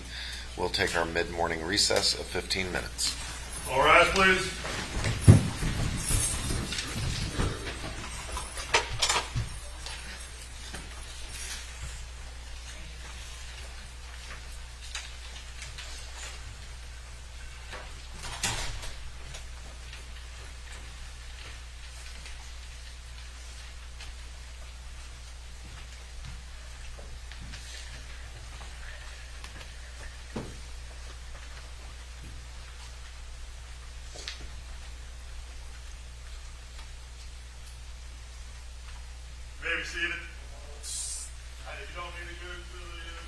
Anything we need to take up, Mr. Levine?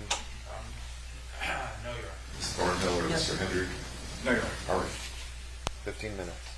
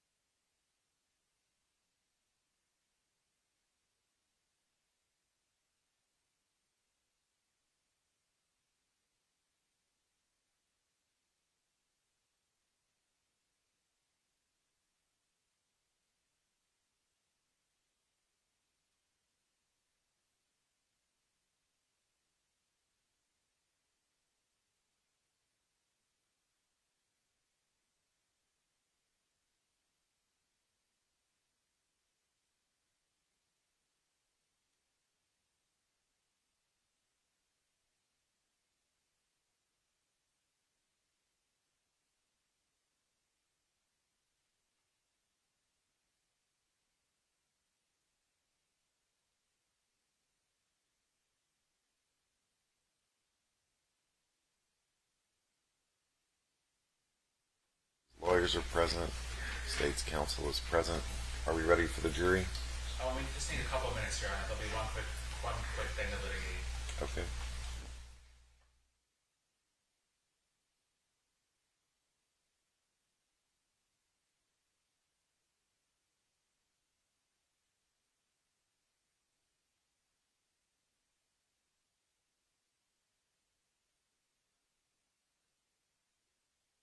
Deputy Carrie Welsh with the Charlotte County Sheriff's Office. And I wanted to inquire from the court and ask permission for her to be able to say one of the things that she had mentioned before at the prior hearing we had. And that was the defendant telling her, as it pertains to the prior killing, he made a statement to her that when he was talking about killing his mom in the future, he mentioned that he's killed before and he could kill again. It would be my intention to ask Your Honor for her to be allowed to say that, as it would not be contrary to the court's ruling. She would not be saying, and she did not say that the defendant said that in the context of his dad, and she would not be able to say that anything about him killing his dad here at trial. But I would ask for permission to be able to ask that question. And I would say it would not run afoul of Your Honor's ruling and what has already come in regarding that killing. And I would object to that, Judge. It implies something that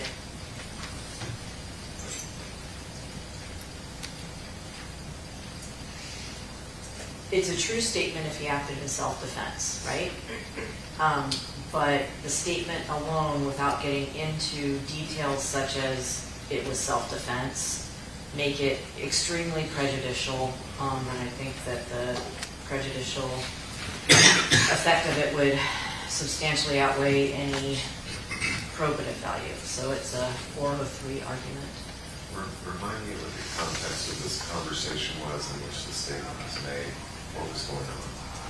She was talking to him about, it was one of the times when he needed to be at home instead of somewhere else, and I don't remember which place it was, if it was the jail or the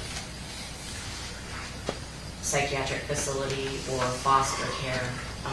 But it was him again saying, I don't want to go home with my mom, I'm afraid of what she might do, and I could hurt her. In response, basically, I've killed before and I know I could do it again. But once again, there's a whole host of interpretations that if it's allowed in, I would feel obligated to go into, that could mean self-defense too, correct? Which opens a can of worms. Is it fair characterization of the conversation that Mr. Griffith was talking about defending himself? I believe so, yes. The words themselves. I know there's been some talk about I'm afraid of what she'll do and then what I'll do. Is it that sort of give and take that's going on there? I believe so, yes. But I could be wrong. There was one deputy who testified, and it might have been Welch, who said that it was not a conditional statement. That was Welch. It was Welch? Yes. Okay, so I remembered it correctly. When was our hearing? I have notes. The 14th and 15th, I think, of January, or maybe the 13th and the 14th. Yeah, I think it was the 14th and 15th.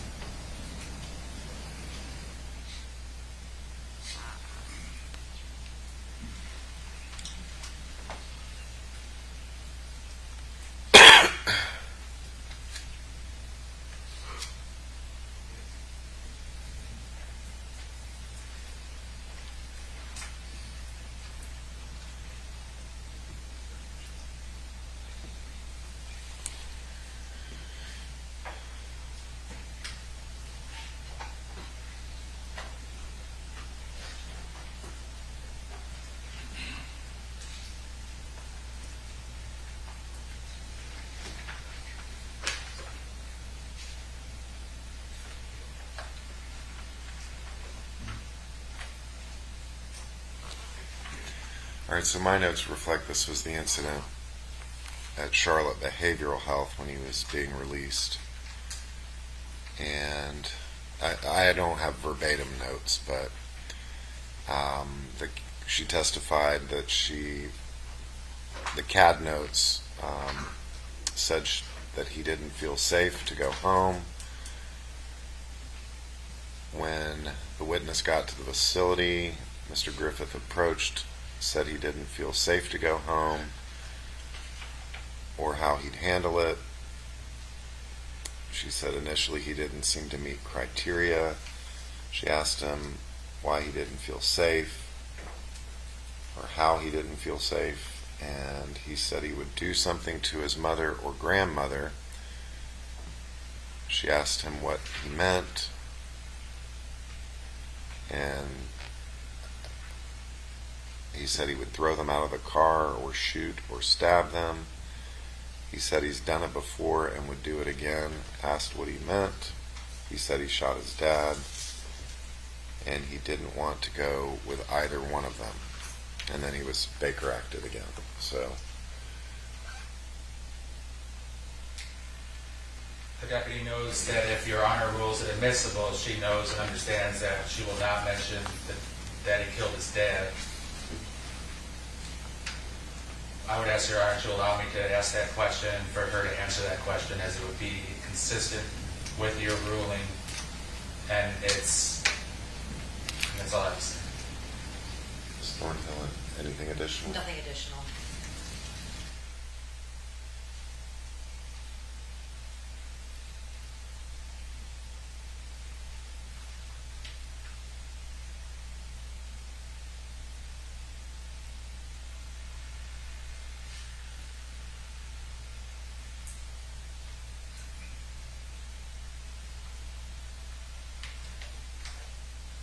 I have a transcript also. If you Yeah, I see that. I'm sure it's better than my notes. Well, your notes sound pretty darn good. Here's the very beginning. It's not very long.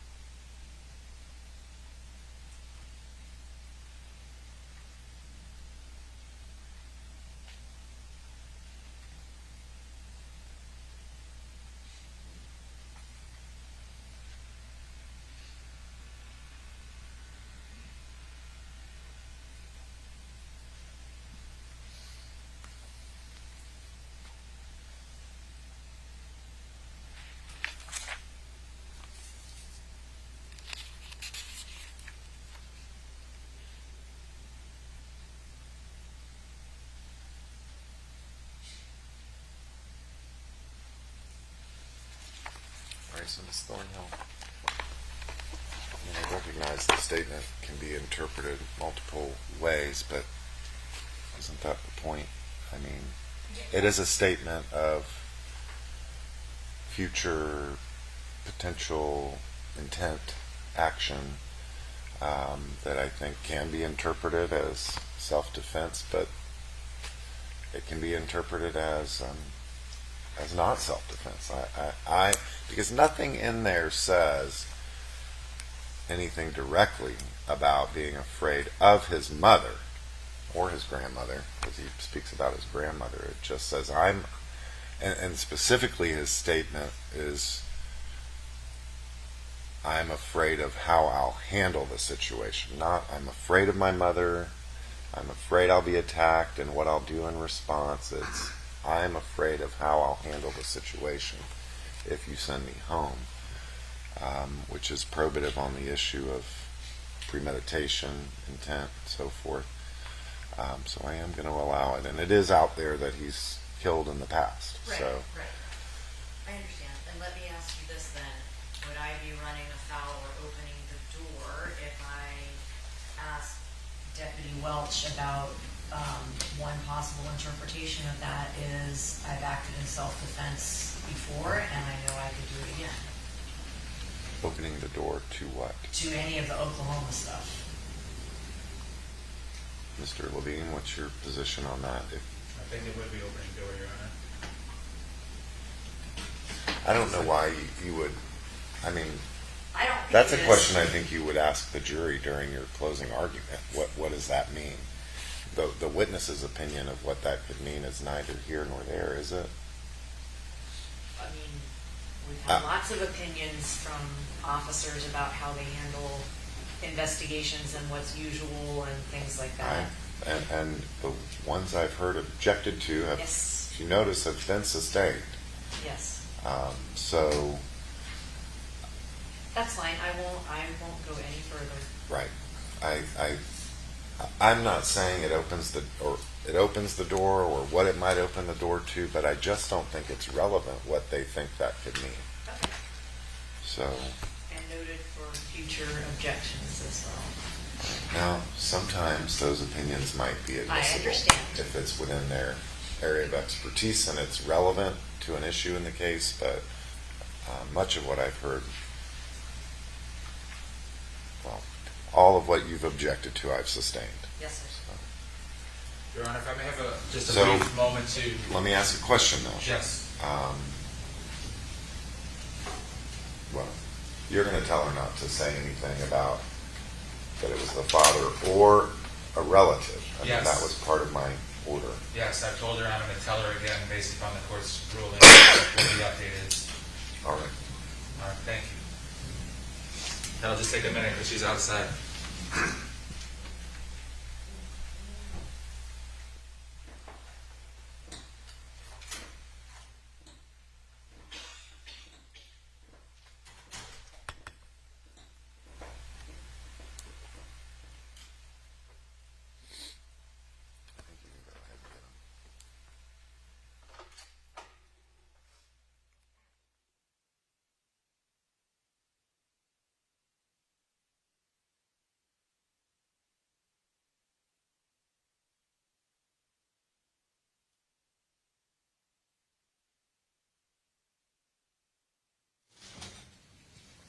All right, thank you, Your Honor. State's ready.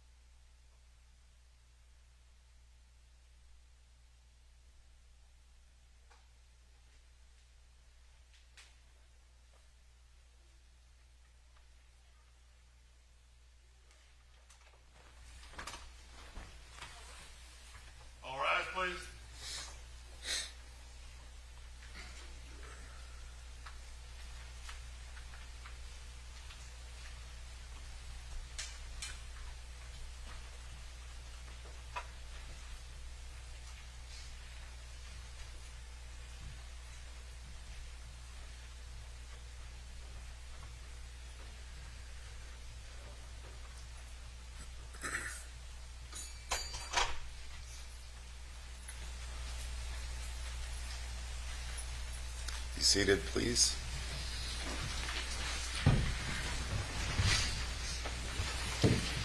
Next witness, Mr. Levine. Thank you, Your Honor. The state calls Deputy Carrie Welch with the Charlotte County Sheriff's Office. Deputy Carrie Welch.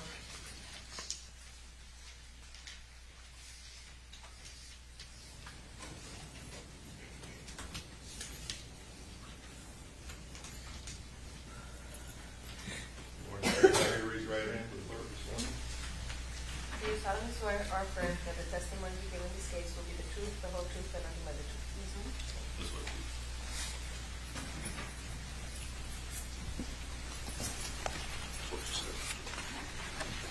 Good morning.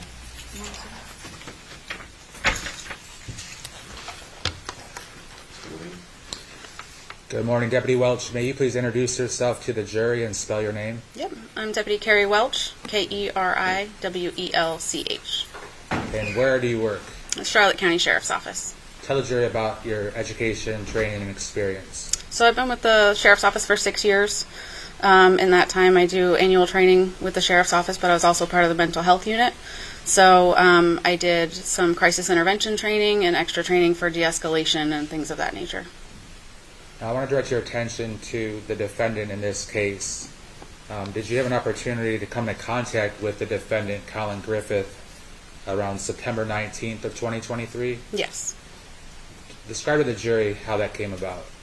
So I was called to our Charlotte Behavioral Center, which is our Center for Crisis and Addiction Services. I was called there for the defendant being released from the facility, and they didn't feel that he was ready to be released. He was saying that he didn't want to go home. What happened next when you arrived there? When I arrived, I spoke with the defendant, and he made several statements about wanting to harm his mother and grandmother if he were to go back into their custody. And those several statements that he made about harming his mom and grandmother, what specifically did he say? He specifically said that he had, or something along the lines of that he had done it before and that he would do it again, and said that he would either push them out of a car, stab them, or shoot them. Were you concerned when he said this? Absolutely. As a result of that, what did you do? I placed him under a Baker Act for protective custody and sent him back to the facility. And tell the jury a little bit about what does that mean, that you placed him under a Baker Act? So Baker Act is for anyone that has mental illness or mental instability, someone that can cause harm to themselves or others. Now, when the defendant mentioned those 3 different ways in which he could kill his grandma and or mom, and he said he's done it before, what was he referring to, that he had done what before? Do you need clarification? Yes. All right. Would you both approach, please?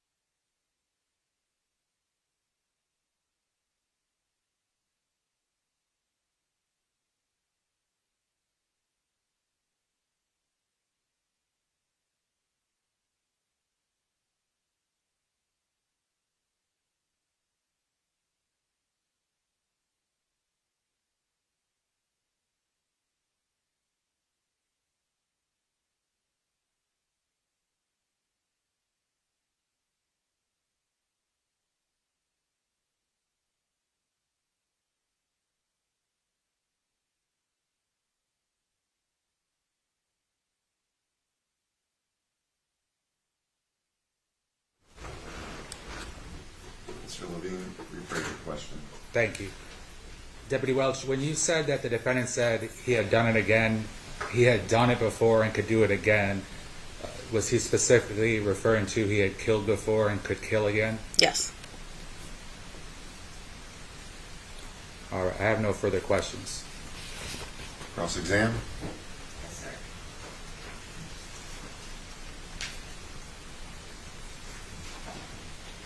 Good morning. Back on September 19th, when you came into contact with Collin Griffith, that was at Charlotte Behavioral Health Center? Yes.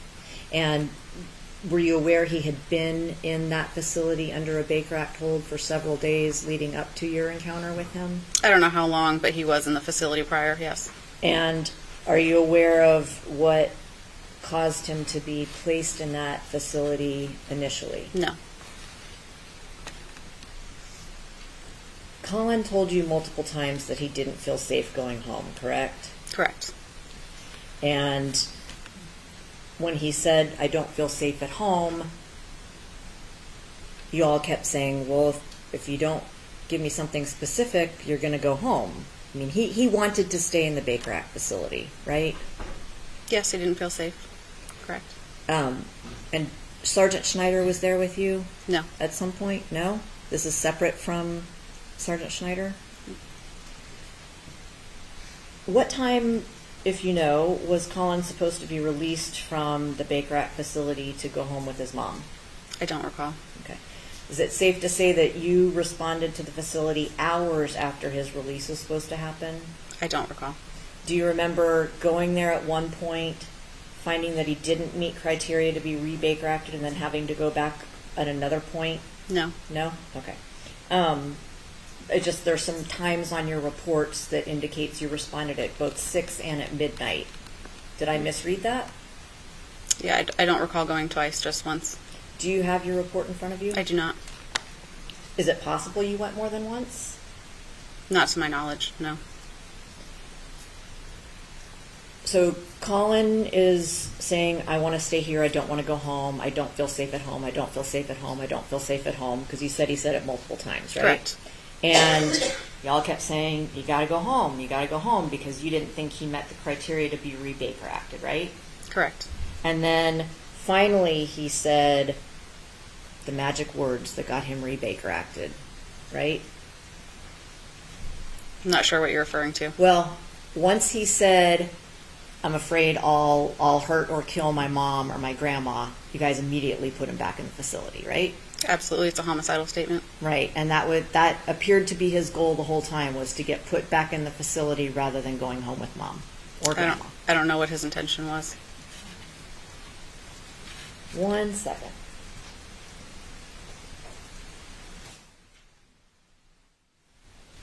Thank you. Thank you. Read the record.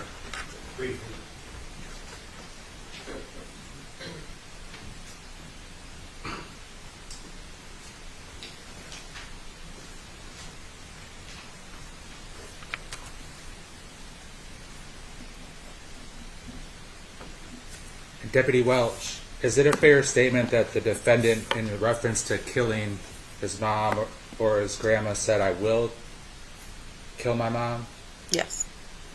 So it wasn't dependent on anything, it was, I will kill my mom? That's correct. And when you asked him how that would happen, his response was throw them out of the car, shoot, or stab? Yes.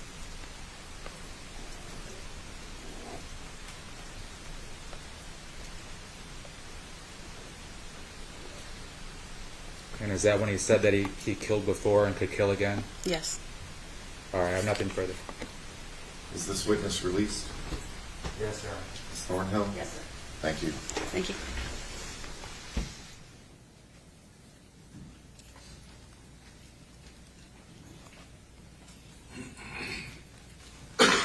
Next witness. The state would call Detective Lacey Zenoniani with the Charlotte County Sheriff's Office.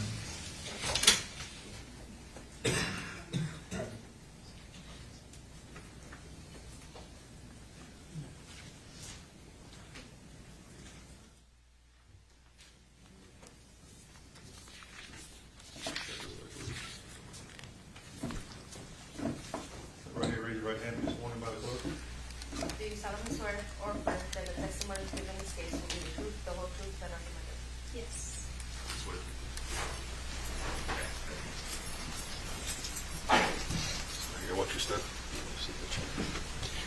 morning. Good morning.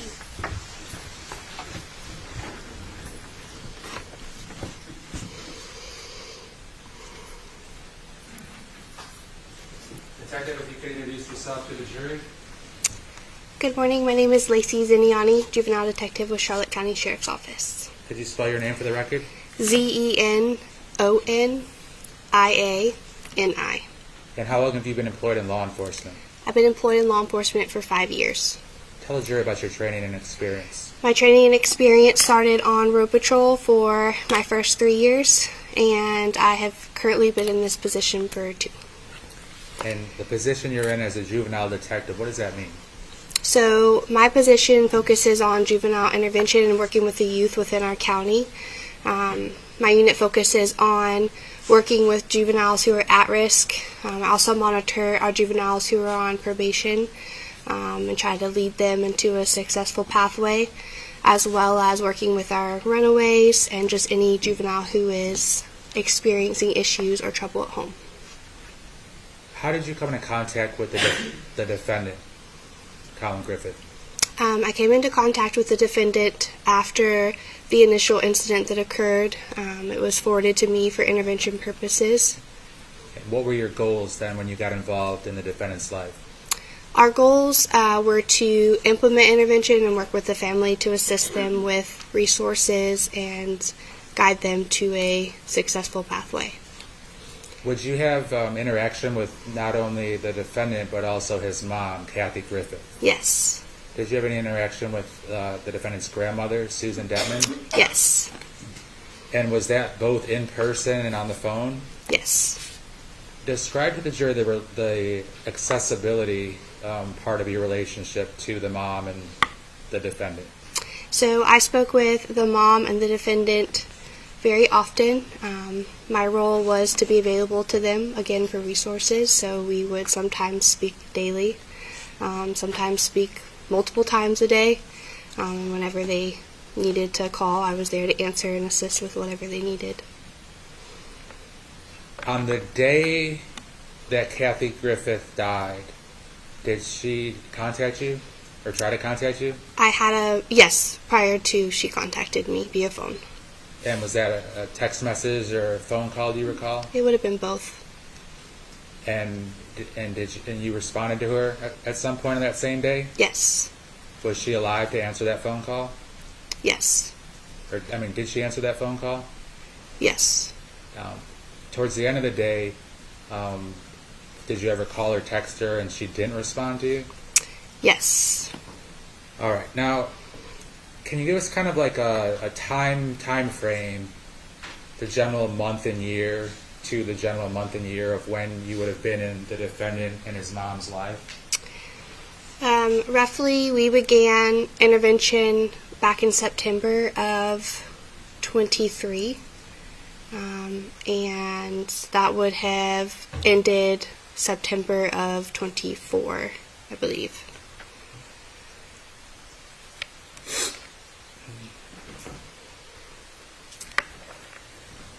Did the defendant ever make statements to you or in your presence that concern you about the violence he wanted to inflict upon his mom?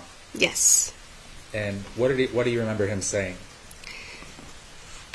I don't recall specifics, but there were comments that if he returned home or back into the residence with his mom, that he wouldn't be able to control what had happened or that he would harm her. When you say he wouldn't be able to control what would happen, do you mean how he would act? Yes. Did he say anything more than harm her? In terms of, did he say he would hurt her or kill her or anything specific? There were comments that he would kill her. And did he say to you or in your presence on more than one occasion that he would kill her? Yes. And did he make those statements that he would kill his mom on different dates? Yes.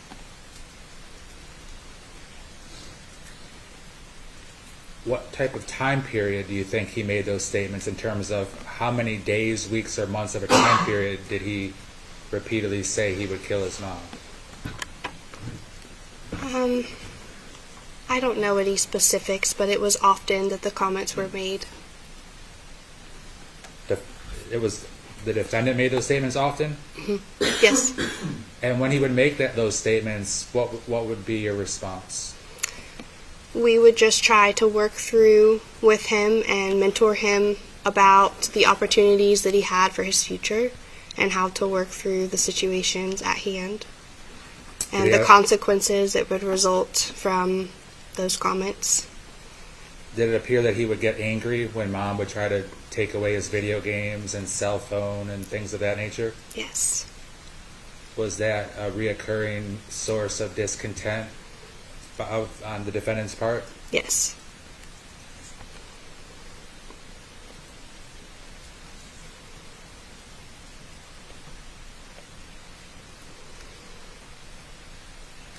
Now, besides providing help to Collin and attention to Collin Griffith, did you also provide that to his mom, Kathy Griffith? Yes, we did. Was she receptive to doing what you told her to do? In the beginning, she would act like she was receptive, but would go against what was being discussed. And would she basically give in to cater to the defendant's desires? Yes. Do you think she was would give in too much and be too soft on him at times? At times, yes. Now, from those many months that you interacted with the family, was it clear to you that she loved Collin and wanted him to be around her? Yes.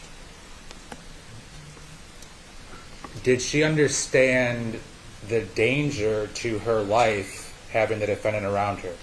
Yes. Did she know that he had explicitly said he would kill her? Yes, she made a comment to me that she was willing to accept her faith if that gave her more time with her son. Meaning she was willing to die die at the hands of the defendant as long as she had more time to spend with him? Yes.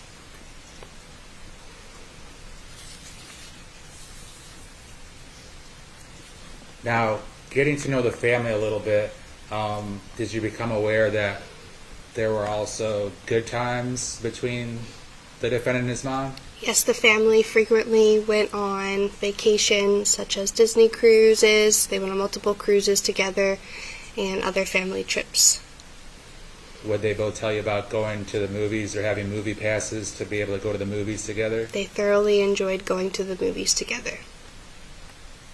Whatever flaws Kathy might have had, was she trying to be a good mom? I believe at the time she was doing her best, yes.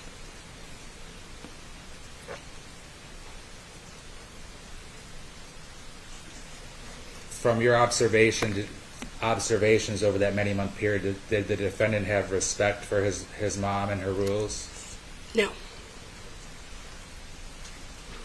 All right, Detective, I don't have any further questions for you. Ross?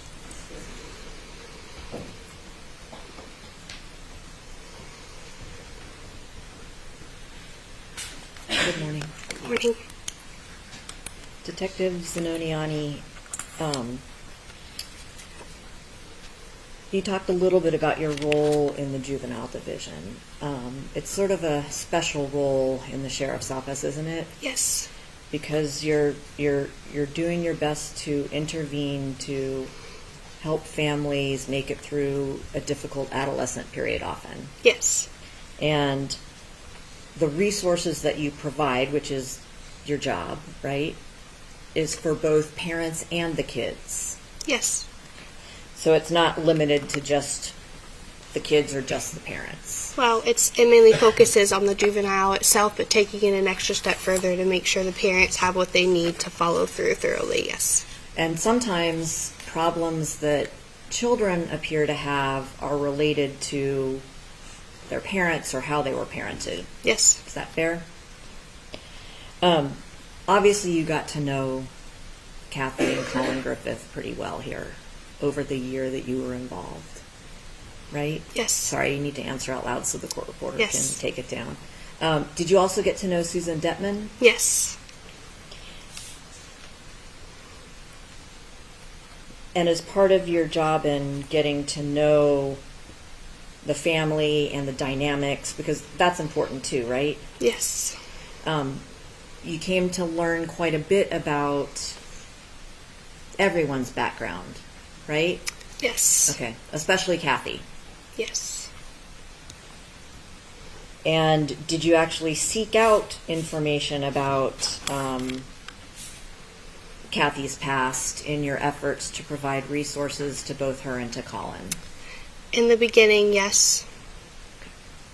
So you became aware of some prior involvement that Kathy had with DCF, right? Yes. And it's fair to say that in most, if not all, of those prior DCF involvements, it involved Kathy being violent or aggressive towards other family members. Yes.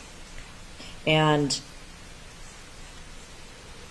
many of her actions that caused DCF to become involved were committed in front of her children. Most of them that I recall, yes. And in fact, her kids were taken away from her, were sheltered from her at times, correct? I don't recall those specifics, but... Would it surprise you? No. And you're also aware that Kathy had been arrested before? Yes. Specifically for an incident that involved her stabbing her then husband in front of 10-year-old Collin. Yes. And also, there were other incidences where Kathy committed violence upon her then husband in front of the children. Yes. Okay. So you're aware of the car pinning incident, which I call Yes. it, where she drives her car and pins her then husband to the house with her car still running. He can't escape, right? Yes. And her older son, Christopher, had to go and yell and beat on the car and tried to get a baseball bat to break through the windows to finally get his mom to release her then husband from... I don't recall those very specifics, but I do recall minor details of the report, yes. And you're also aware that Kathy Griffith had... Well, let me say it this way. The Charlotte County Sheriff's Office responded a lot to Kathy's home. Is that fair? Yes. And one of those times involved... didn't actually happen at her home, but she had threatened to kill her then ex-husband's girlfriend's family. Are you aware of that? I don't recall specifics on those details. Okay, so you don't recall a Charlotte County Sheriff's deputy contacting her and getting her, trying to convince her to turn around from going to Homestead to kill the 3 members of the family? I don't recall that, no. Okay. What about an incident when Kathy claimed that someone had committed a crime upon her and called law enforcement? Are you aware of any of those instances? Yes. Okay. So, for example, you're aware that Kathy claimed that her then husband's paramour had strangled Kathy, and that she had video proof of this woman strangling her. I believe I recall something similar, but again, I don't recall specific details on those. But the takeaway from all that is that Kathy called police claiming that she had been strangled by someone else, but the video proof she had was clear that it was Kathy strangling herself. Do you remember that? I don't recall that.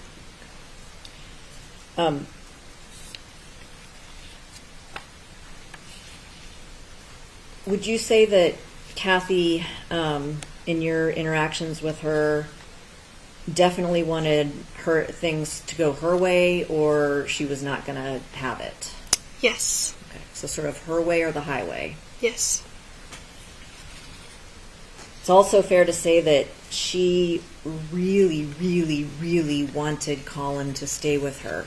Yes. she knew that Collin did not want to live with her, correct? Yes. She knew that he had said he didn't feel safe with her, right? Yes. And she still wanted him there at all costs. Yes. Even despite the things that you all told her he said. Yes. In your opinion, as somebody who provides intervention for families either in turmoil or distress, or if there's been an arrest, do you think it was a good idea for Collin and Kathy to live together? We did everything we could as far as intervention purposes, working alongside of our mental health unit and with DCF, and that was the decision that was made. Who made it? DCF returned him back to his home. We had resources we could implement in the time being to help guide them. I can't speak on who made it specifically. But your personal opinion? I'm confident that we did everything we could. I don't know that I feel comfortable giving my personal If it had been opinion. your decision, you would not have allowed them to live together, correct? Correct. For both of their safety? Yes. Including Collin's safety from what Kathy might do to him? Both. Yes. And sort of along that same vein, Kathy, in just the year that you knew her, was suicidal several times. There were several suicide incidences, yes. So when you say instances, it's not just her saying she's suicidal. She actually attempted suicide several times that you are personally aware of. Yes. So overdosing on oxycodone, for example. Yes. Mixing it with alcohol. Yes. Are you aware of a time when she had a gun in her hand but had become so incoherent from the pills that she luckily didn't? Yes.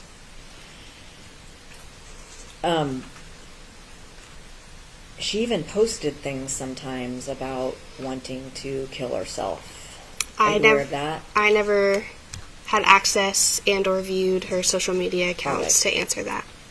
But safe to say that at times she really wanted to die. Yes. And went beyond just saying it, but actually tried to. Yes. On September 11th or 12th of 2023, so right when you first became involved with Collin and Kathy, did you speak with Collin about why you had gotten involved? About why the sheriff's office was, talking to them? Yes. Okay. And he told you that time that his mom had pulled a gun on him, right? Yes. And that she had pointed at him and threatened to shoot him? Yes. Or herself, or both? Mm-hmm. Yes. And he gave you a lot of details about what all she said to him. He gave a lot of details to the initial responding deputies who took the report, who would have had everything. I followed up the next day for intervention purposes, not mainly focusing on that, but figuring out how we can help them moving forward. And I mean, what he said happened is not unfathomable given Kathy's past, right? No.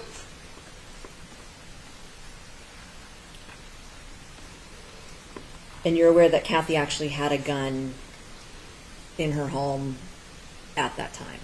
Based on the information of the initial call, it was assumed there was a gun in the home, but she denied it being in there. There was no way for us to prove if it was in the home or not. But you found out later that there had been a gun in the home, right? Several months later, yes. Yeah. And so she lied to you about that? Yes. And she convinced everybody that she had never done such a thing, right? Yes.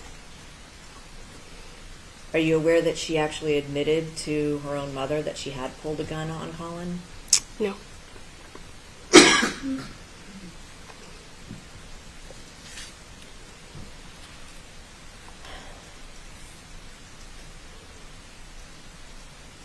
When you first became involved with Collin and Kathy, Collin was in the Baker Act facility, right? Yes.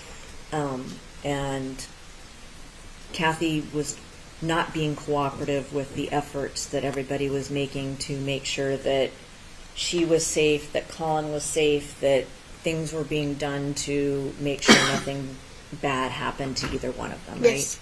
So, for instance, she wouldn't sign medical release forms for people to be able to communicate about Collin's treatment if any was needed. That's correct. And when the when Charlotte Behavioral Health Center wanted her permission to try some different medications with Collin, she refused, right? Yes. And at that point, he was only 16, right? Yes. So she had to make those decisions for him. Yes. And in fact, she was so desperate to have Collin back with her, despite everything that happened, that she hired a lawyer to get him released from Charlotte Behavioral Health, right? Yes. And that actually happened. Yes. But Collin kept saying, I don't feel safe going home. I'm afraid of what she might do to me and then what I'll do in response. Mm-hmm. Right? Okay. And then another time, I think it was part of that same episode, Collin actually got placed into a place called Sandy Pines. Yes. And what do you know about Sandy Pines? Sandy Pines is a residential facility on the other coast. Usually your local mental health facility will complete a packet. Our mental health team would be able to answer this a little bit better than I can. But they go through a formal process and send them away to this residential facility to obtain help. Okay. And your understanding of it is that it's a 60 to 90 day program? Yes. And that's designed to get the maximum benefit from Yes. it, correct? As opposed to, say, Charlotte Behavioral Health and Baker Act, which is usually just a few days to get someone past Yes. whatever acute problem they're having. Correct. Kathy checked Collin out of Sandy Pines after 3 days, right? It was very quickly, yes. And against medical advice, right? Yes. And against your advice. Against all of our advice, yes. Everyone's advice. Yes. All right, so you're checking in regularly with the family on November 12th of 2023, so the night that Collin was arrested for battering his mom. Well, actually, this is the day before. I apologize. There might have been some contact between either you or Corporal Rentis, who is somebody you work with in the juvenile division, Yes. right? Okay. Corporal Rentis was also very involved with Collin and Kathy, Yes. right? In fact, I think you may have told me on another occasion that you had a really close relationship with Kathy in terms of you communicated more often with her, but Collin and Corporal Rentis would communicate most often. Yes. So Collin would reach out to Corporal Rentis more often than he reached out to you. Yes. But he did reach out to you sometimes. Yes. Sorry, I thought I heard something. So on November 12th, so the day before he got arrested, did you have any communication with either Kathy or Collin when he called Rentis and said, I don't feel safe at my home anymore. My mom kicked me out, but now she's calling me a runaway. I don't feel safe with her because she had a gun and she's threatened me before.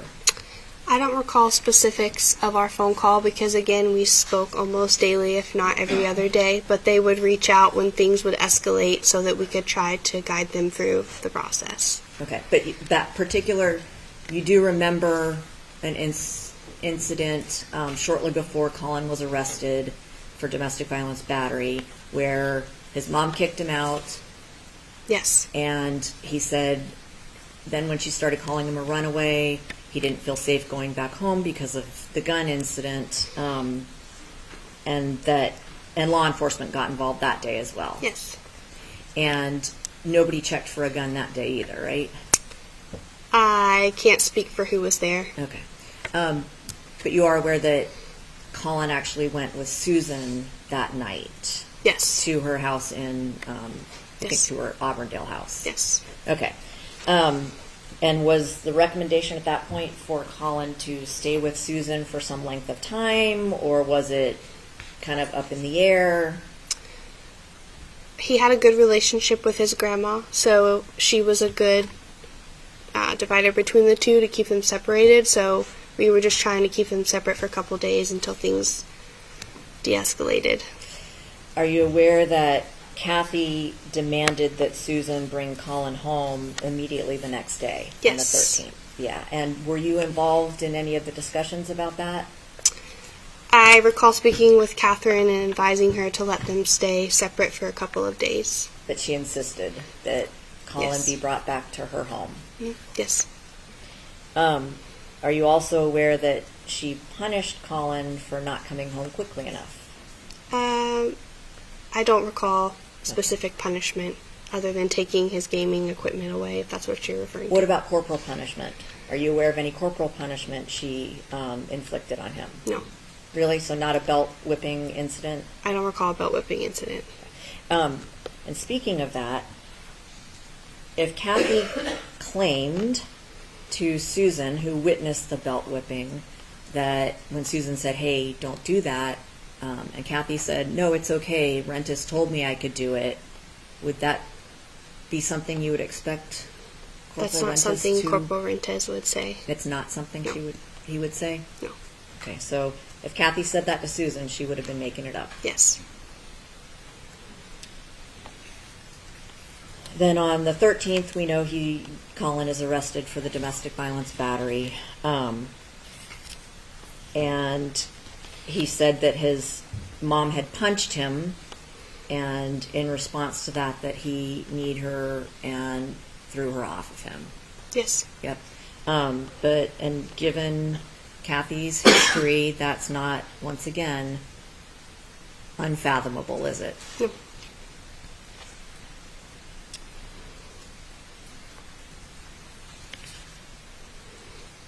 On the 14th of November, so the day that Collin got released from the jail, you're aware that he told jail personnel, "I don't want to go home with my mom. Please don't make me go home with my mom. I don't feel safe with my mom. I'm afraid of what she'll do to me and then what I'll do in response." I wasn't there for that specific situation, so I can't really speak on their behalf. Are you at least aware that it occurred? Yeah. And jail personnel made him go home with his mom. At the time, again, I wasn't there, so I can't speak on that behalf of what happened there. Well, Collin's at home with mom when Charlotte County Sheriff's deputies have to respond to the home because the jail, I think, realized maybe that wasn't such a good idea to make him go home with mom and asked them to go check. Were you a part of that? No. Going to check? Were you aware of it at any way? Not at the time, not at the exact time, no. But you found out about it later? Yes. And you're aware that as soon as the sheriff's deputies get there, that Collin is doing standing marches right in front of Kathy, holding weights above his head. I remember a comment being made about it, but again, I wasn't there during that specific time. Did you ever speak with any of the deputies who responded to the house that day? No. No? Okay. At any rate, you're aware that Collin ended up being Baker acted again on the 14th because he said, "I'm afraid of what my mom will do to me if she comes at me, if she abuses me, if she attacks me, I will defend myself. I may hurt her." Okay. That same day, I know you're aware of this because you actually, I think, made the call. Kathy overdosed on medicine, right? Yes. Okay, so she ended up in a Baker Act facility on November 14th, 2023. Yes. Over the next few months, you're aware of the ups and downs between Kathy and Collin, right? Yes. And they went back and forth with who would be taking care of him, to the point where eventually Collin's lawyer. You know who Jeff Rapkin is, right? Yes. That was Collin's lawyer for the domestic violence battery. Yes. Actually, let me back up then. So on the domestic violence battery charge, it seems that Kathy was a little inconsistent in what she wanted to see happen with that charge. Is that fair to say? Yes. So sometimes she wanted the book thrown at him, take him away, lock him up, whatever. But then other times she wanted the charges dropped completely. Yes. Okay. And it wasn't always predictable what she would want. Correct.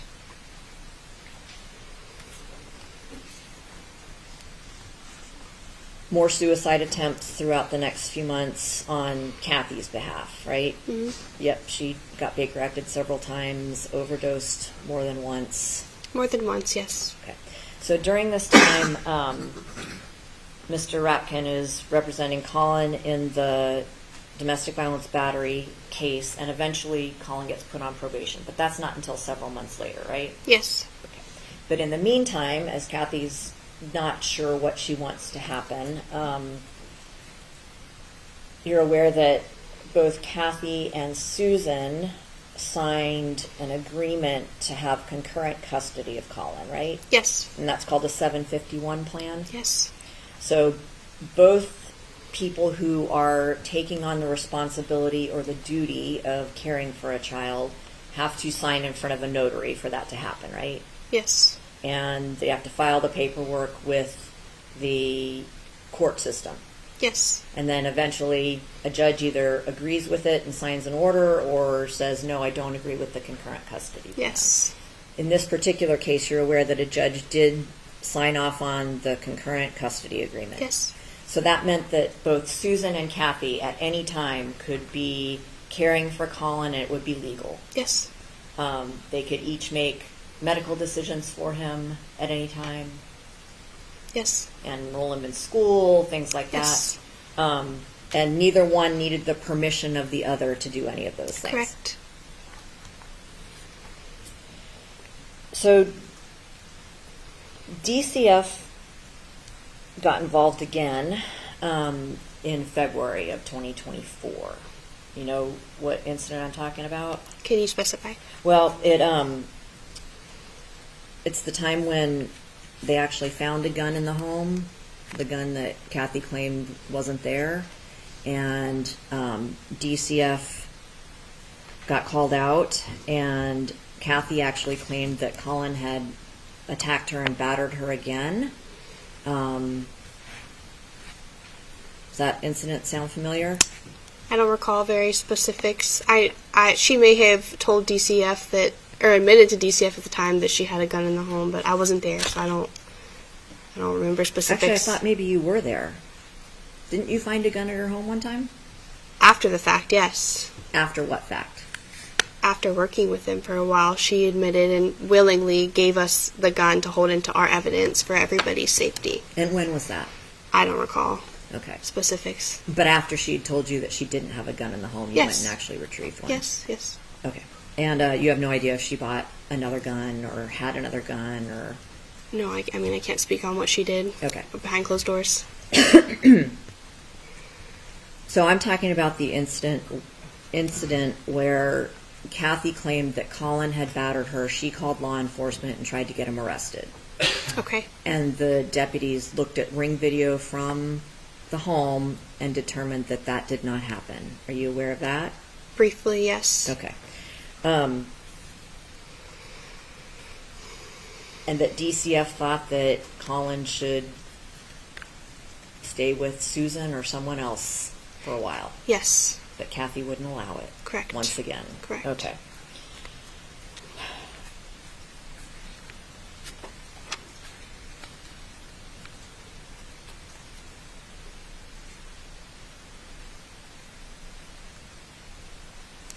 Are you aware of any other times when Kathy made false allegations?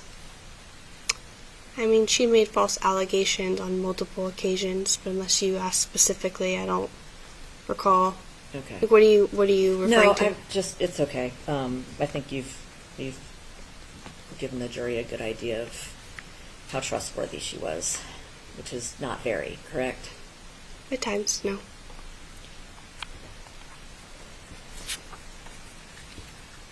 Would you say that she was erratic in your experience with her?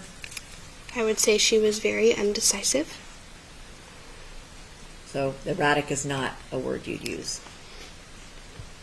Well, what about the kicking Collin out and then turning around and calling him a runaway because she'd kicked him out? That's pretty erratic. Yeah. Yeah, Yes. and she did that more than once, right? Yes. Including when she knew she had kicked him out and he was with Susan. Yes. She'd Yes. call him a runaway and... Yes. Okay. Would you say she was unpredictable? Yes. How about manipulative?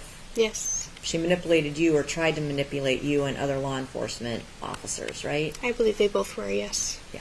Okay. Yes. Fair enough. What about sort of self-sabotaging in terms of what she wanted and how to Yes. accomplish that? Yes? Yes. I want to talk a little bit about Collin's probation terms. So far as you know, he was complying with his probation terms, right? He was compliant with probation, yes. And those probation terms also allowed him to go out of county to stay with Susan, right? Yes. Okay, there wasn't any requirement beyond that other than letting his probation officer know that he was going there, right? Correct. And his probation officer was Monique? Yes. In all the time that you dealt with Collin and Kathy, Collin basically told you he would rather be in jail than with his mom, right? He made a comment. What about that he'd rather stay in a psychiatric facility than go home with his mom? There was a comment made previously, yes. And he also has said he'd rather be in foster care than with his mom. Yes. Okay. And that's because he felt unsafe with her?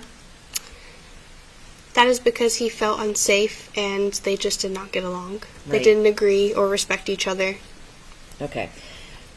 But let's talk specifically about these statements Mr. Levine asked you about, him, threatening to cause harm to his mom. Every single time you heard one of those, it was always prefaced with, if she attacks me, or if she harms me, or if she comes at me, Yes. I will harm her. Yes. Okay. So, indicating that he would utilize self-defense if she attacked him. Yes.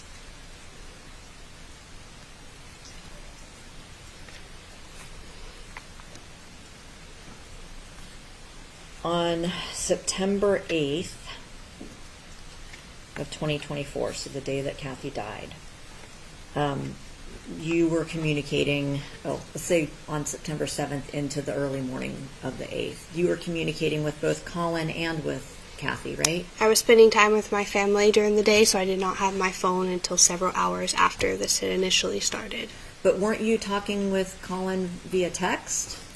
He had texted me the day before, but I didn't answer, nor did I have my phone. Okay. So everything was after the fact when I had called and checked in the Okay. next I day. thought you said that you'd talked to Kathy on the phone sometime on the 8th.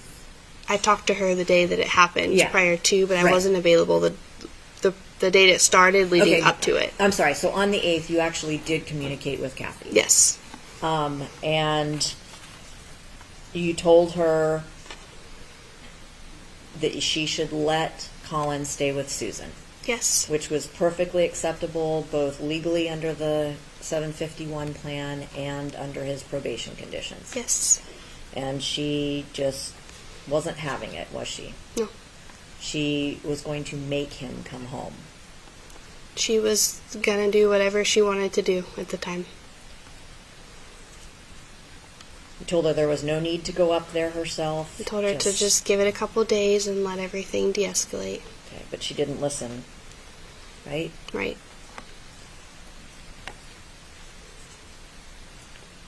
Kathy made some claims via text, and maybe even to you, I don't know, on September 8th, like that Collin was a runaway. Did she ever claim that to you? Yes. But that wasn't true, was it? No. She also claimed that Collin had stolen his car.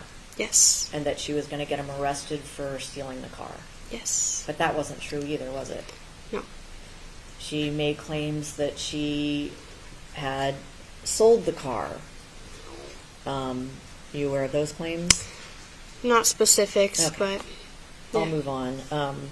What about that?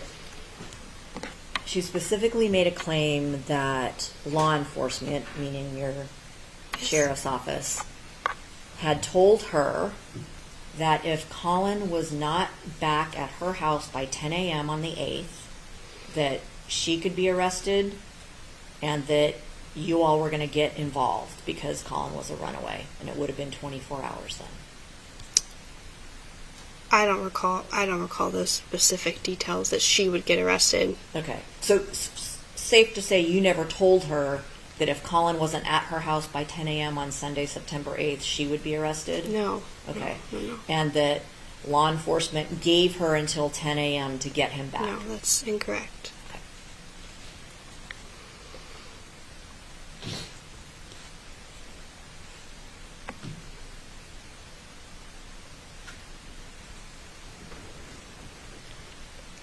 Had Kathy expressed suicidal thoughts to you in the days leading up to September 8th? I don't recall suicidal thoughts leading up to the day. No. Okay. No.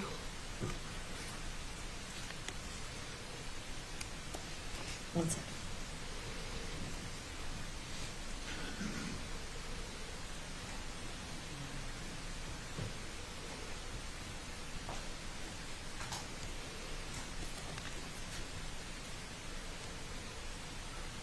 Detective Zanoniani,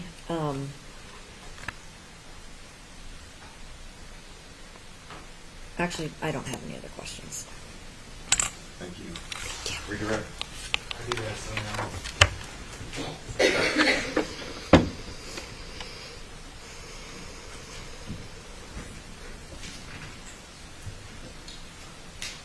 All right, detective, would you agree that supposed suicide attempts are often cries for help? Yes. It's pretty easy to commit suicide, would you agree? If someone's actually wants to do it? Yes. If you have a gun, you can put it to your head, pull the trigger, and suicide accomplished. Yes. All right, so Kathy had a gun. She could have killed herself anytime she wanted to, correct? Yes. But she didn't want to die, correct? Correct. She wanted to spend time with her son. Is that correct? Yes.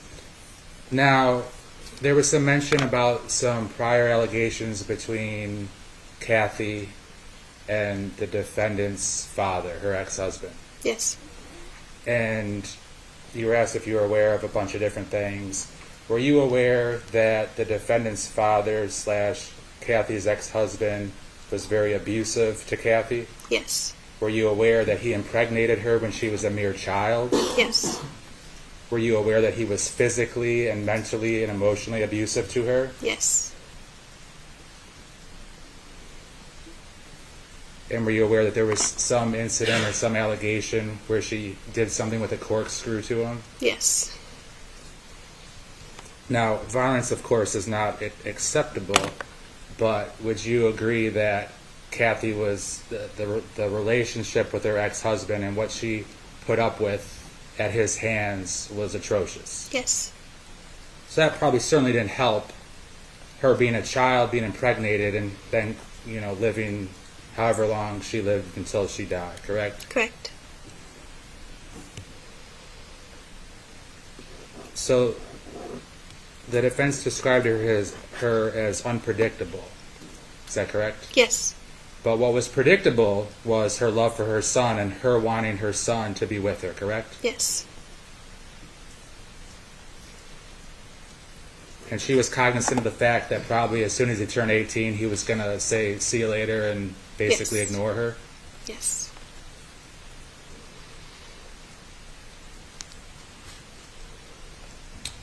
It was mentioned that she was manipulative. Is that correct? Yes. Was the defendant manipulative? Yes. Who did the defendant show respect to? His grandma. Okay. And what set of people? Of higher authority, people who had a lot of money. Would he respect people that would do things for him or who could do things for him? Yes. like buy him things and do things like that? Yes. And you said he loved his grandma. Yes. Do you know why he threatened to kill his grandma and threatened to do her harm, in addition to loving her? No. Did you see many instances of when things were going according to the way he wanted them to go, he'd be happy and fine with it? Yes. Did you see many instances of when somebody tried to discipline him or take something away or tell him no, he would get furious? Yes. And be immature and lash out? Yes.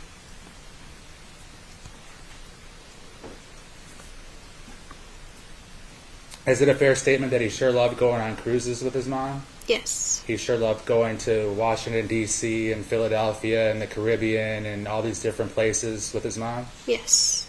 He enjoyed vacations. He enjoyed the food, going out to eat. Is that correct? Yes, they took a lot of vacations together. He enjoyed basically unlimited Starbucks drinks, coffees, cold drinks, sandwiches that his mom would buy him? Yes. He loved the fact that his mom bought him computers, correct? Yes. He loved that she got him an Xbox. Yes. He loved that she got him a cell phone. Yes.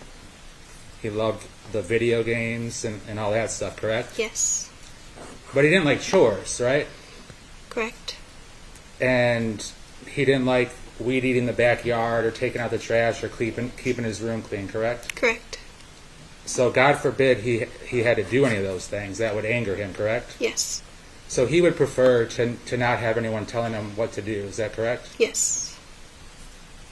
Sometimes our grandparents a little less disciplinarians than the actual parent of a child. Yes.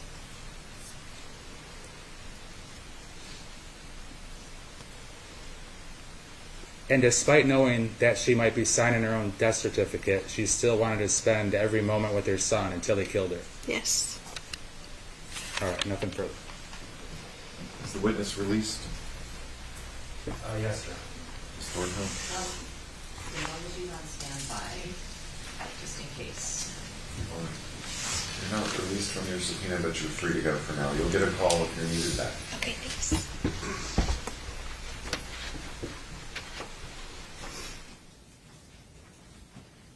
Members of the jury, it's almost noon. We'll take our lunch recess now of 1 hour. All rise, please. Please report back at 1 o'clock.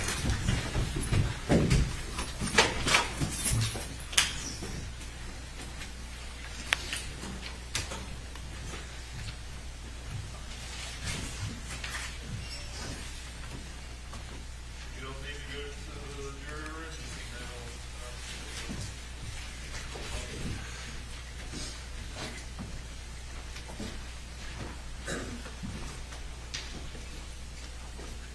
You don't need to go back to the jury room. May be seated. Mr. Levine, how many afternoon witnesses do you anticipate? I have 3 witnesses for the afternoon, Your Honor. There are 2 more Charlotte County Sheriff's Office witnesses, as well as a little bit of Detective Danny Peters. A lot of his testimony will be tomorrow, so those will be the final 3 for today. I heard you all whispering that it would be an early day today. Is that It probably will be, Your Honor, yes. any reason we're not filling the day up a little more? Well, Your Honor, some of the testimony and witnesses have been moving quicker than anticipated. However, we're way ahead of schedule in terms of it's not going to be going the full 2 weeks at all. Do you have some, if we continue at this pace, do you have some prediction as to when you might rest Monday, Your Honor? at the end of the day? Yeah, I would think so. And then if you have a case, do you know about I still think it would be about a day. a day? At least that's what I think right now. Okay. Anything we need to take out before the break? No, Your Honor, but in terms of based upon the court's ruling and the defense's objection regarding the CD for Deputy Jankowski this afternoon, those redactions or changes will be made, so that's about the only thing. Maybe you could return just a few minutes early so Sure. you can view it or Yes. listen to it. You got it, Judge. All right, thank you. Thanks. Did you need to do something on the record? All right, hang on just a minute.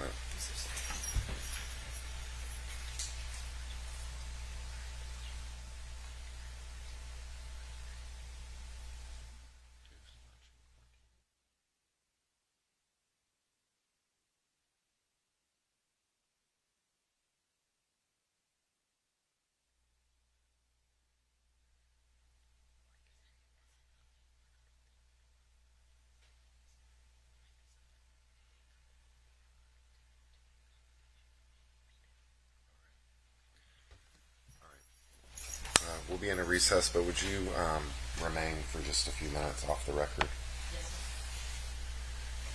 All right. And if you cut the feed, please.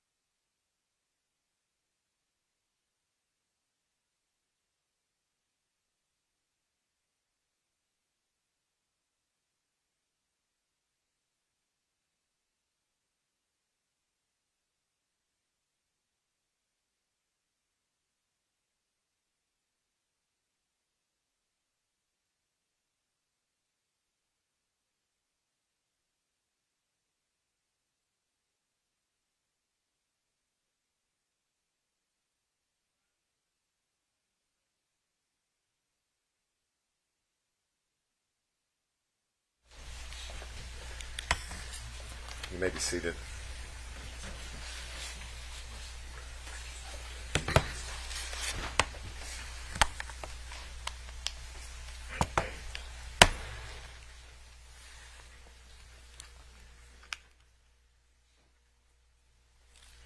All right, we're back on the record. Mr. Griffith is present with both lawyers. Mr. Levine is here for the state. Anything before we bring in the jury? You've had an opportunity to review the exhibits that have been modified. It's just one exhibit, and yes, because the other one you said isn't coming in. Remember? That's right. Because I did the same thing. So I think we're good to go. All right. Anything, Mr. Levine? No, Your Honor. Okay.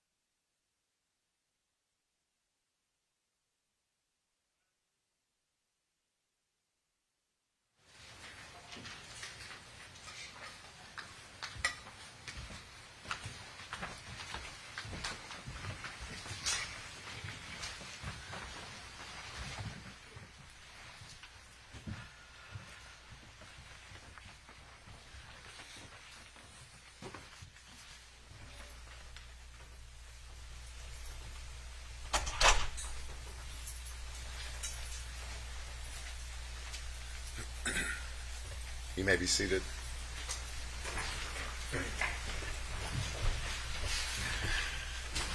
Welcome back.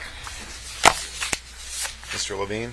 Your Honor, the state will call Corporal Joelle Moore with the Charlotte County Sheriff's Office.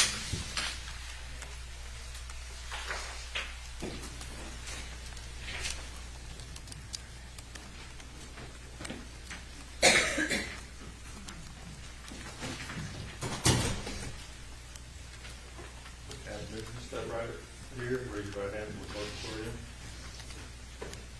Do you solemnly swear or affirm that the testimony you give in this case will be the truth, the whole truth, and nothing but the truth? That is what you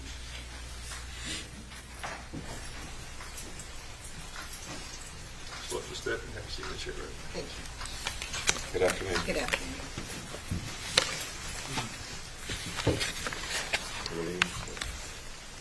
Corporal Moore, good afternoon. Could you please introduce yourself to the jury and spell your name for the record? I'm Corporal Joella Moore, Joella, last name Moore. And how long have you been employed in law enforcement? I've been in law enforcement 24 years. I've been with Charlotte County Sheriff's Office a little shy of 23 years.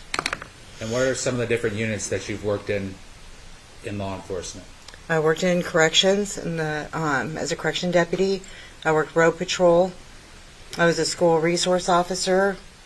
I worked our street crimes unit. Then I was promoted, and I went back to road patrol. Currently, I'm a corporal over our juvenile unit, and I also worked intel as a juvenile intervention detective.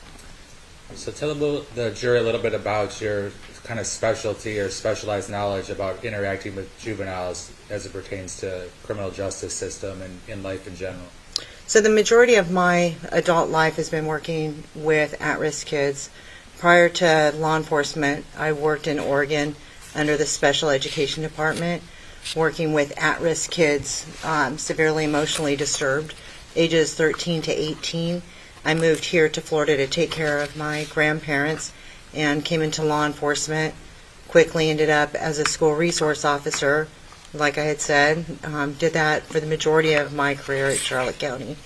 And then went to the Juvenile Intervention Detective, which works with the most at-risk kids. And currently now I'm back overseeing the juvenile unit where I started. Now, how was it that you first became acquainted with Collin Griffith and his mom, Kathy Griffith? We were in a transition. As I got promoted to the juvenile, from the Juvenile Intervention Detective position to Corporal for Road Patrol, I worked with our new Juvenile Intervention Detective, Detective Zanioni, and Corporal Rentis, so we were still in the transition of, they would ask me questions about kids and some resources that we have that they may not have had knowledge to, and Collin came up in that. Did the defendant appear to be comfortable talking to you and to Lacey and Rentis? Yes. Now, did you have an opportunity to respond to the Griffith household in Port Charlotte November 13th of 2023? Yes, in sir. relationship to the domestic violence battery investigation? Yes, sir. Now, did you and your fellow deputies have body cam footage? Or, excuse me, body cam on so that it produced footage? Yes, sir. And is one of the deputies that also responded with you at different times Deputy Jankowski? Yes, sir. I was his supervisor. And I understand he has a SUV, is that correct? Or he did back when this happened, law enforcement vehicle? Yes, sir. And in the back, is there something called an in-car camera? Yes, sir. And does that basically record video and audio of whoever's in the back seat of a car? Yes, sir. And on the specific date, November 13th, including 10:26 p.m. of November 13th, 2023, as well as after midnight, November 14th, 2023 at 2 a.m., and thereafter, would Deputy Jankowski's in-car camera just be continuously running? They're activated when we turn them on, or they can be activated. All of our body cameras will be activated if our firearms are pulled, if our tasers are utilized, or in that general facility if another officer's equipment has been pulled. That way we can capture everything. So we have these automatic safeguards that'll signal the activation of our cameras, the lights on our patrol car. Right, if we turn our lights on, they automatically kick in, or we can manually turn them on. At some point during the night, was the defendant arrested for TV battery on his mom? Yes, sir. And at some point during the night, was he put in the back of Jankowski's vehicle? Yes, sir. And did Jankowski's in-car video capture the defendant talking in the back seat of the car? Yes, sir. Now, there's been a name mentioned, Corporal Rentis, who's now Sergeant Rentis. What was his relationship to the defendant? He had a close relationship with the defendant and the family, and would frequently speak to him or have communications if they were having trouble to try to resolve or give resources to the family. And on the in-car camera, is the defendant have access to a cell phone on his lap? Yes, sir. And describe to the jury how that came about. I had received a phone call from Corporal Rentis, who was actively on the phone with the defendant. Rentis had told me that there was some type of disturbance over at the house. So I responded over there, notified Central that I had just received a phone call from Corporal Rentis. At the time, he's since been promoted. I'll refer to him as Corporal Rentis so it doesn't get confusing. And so we responded over there, and Corporal Rentis maintained phone contact with Colton. At certain times, would you appear at the side of Jankowski's SUV and interact with the defendant? Yes, sir. So whenever we have a person in the back of our patrol car, we monitor them, keep them within ear and eye, so we can hear what's going on and see them in case there's some type of an emergency or if they need assistance. So we don't have to stand necessarily right there all the time, but we have to be able to hear them if they need assistance. And in terms of the state exhibits 191, 192, and 193, all being in-car videos from Jankowski on November 14th. Actually, it looks like they're all from the early morning hours of November 14th. Have you had an opportunity at some time to watch the in-car camera footage? Yes, sir. Your Honor, this time the state would move State Exhibit 191, 192, and 193 into evidence. Any objection? No objection.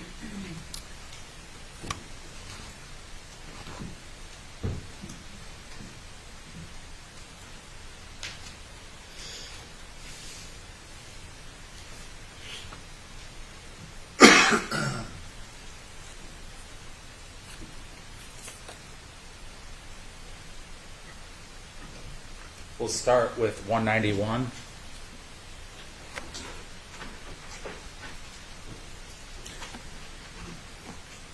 And before, as we get that queued up, was there some subject matter in which the defendant was talking about kind of two different personas, Collin 1 and Collin 2? Yes, sir.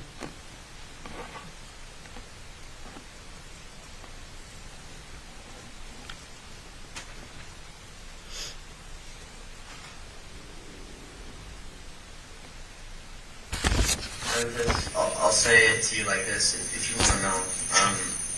Collin 1 is, I guess, he's who just wants to survive, help people, and do good things in the world. And Collin 2 is the one that protects Collin 1 in situations where he can't escape from. And Collin 2 is the one that killed someone. But you're talking to Collin 1. You're talking to Collin 1. The one who just wants to help people and just wants to. So is that the cell phone that's visible on the defendant's lap? Yes, sir. And he's talking to Corporal Rentis? Yes, sir. Next we'll segue to 192. Oh, and for the record, that was, if you could turn that back on, John. Thank you.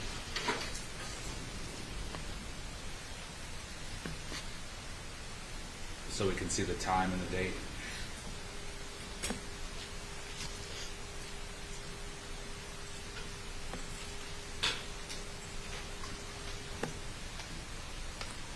Rentis. So that clip appears to be from November 14th, 2023 at 1:59 a.m. Is that correct? Yes, sir. All right, thank you.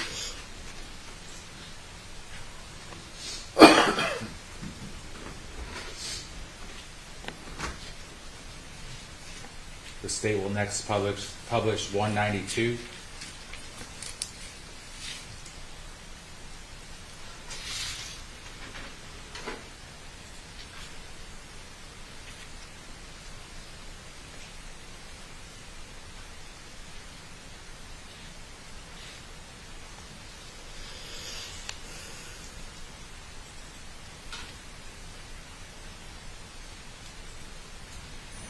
I need to figure out exactly what you're scared of without having you be scripted and you giving me some sense of stuff. Scared of going back in there, Rentis. Jesus, how many times do I gotta say it? That's all I'm scared of. That's it. I'm fucking scared of that call. Yes, I am, Rentis, because what's it gonna come down to next time?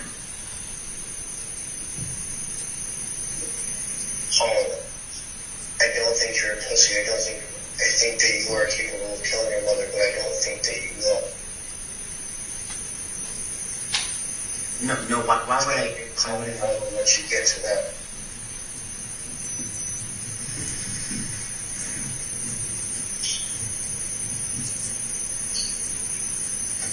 you think Collin won't let you get to that?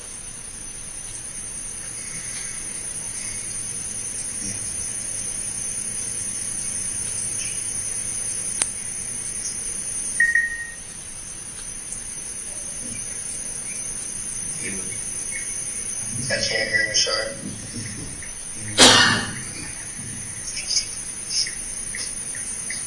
Why Collin is strong individual? Why would you submit in a roundabout way to Collin? So when we talk about, It's the strongest version of me.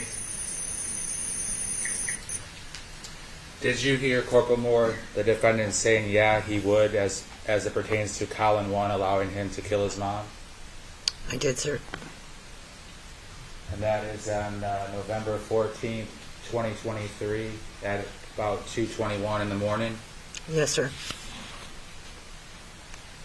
And for the final clip will be State Exhibit 193.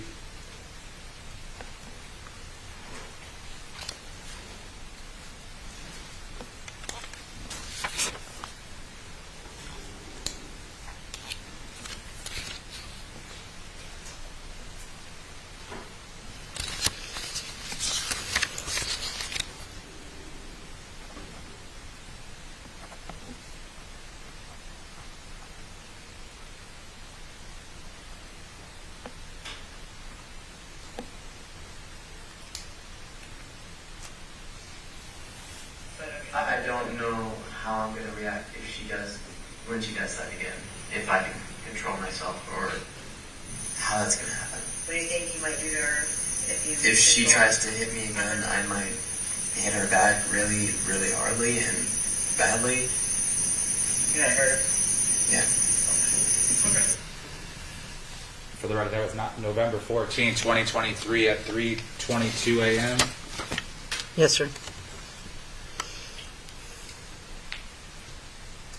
So at the end of that investigation, is it a fair statement the defendant was arrested?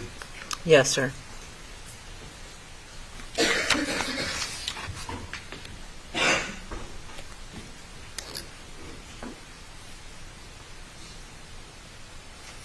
Corporal Moore, I don't have any further questions for you. Cross?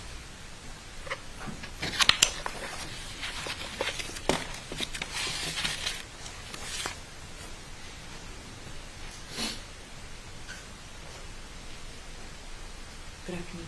Good afternoon. Corporal Moore, every time that Collin said, either in your presence or on the camera footage that you've reviewed, that he might hurt his mom or he was afraid he would hurt his mom, he prefaced that statement by saying, if she hits me, or if she comes at me, or if she attacks me, I'm afraid I'll hurt her. Correct? Yes, ma'am. So he never said, I just want to kill my mom for no reason whatsoever. No, ma'am.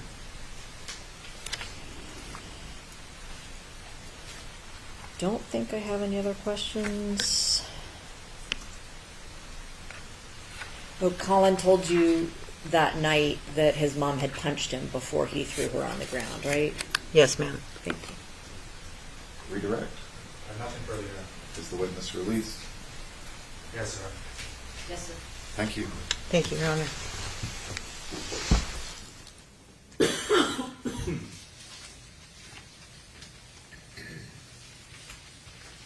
Next witness.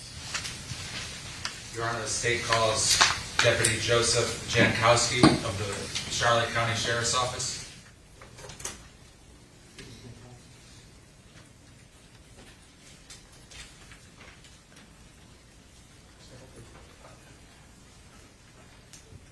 This one.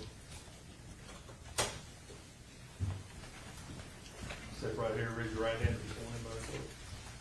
Do you solemnly swear or affirm that the testimony you give in this case will be the truth, the whole truth, and nothing but the truth? I do. Just listen.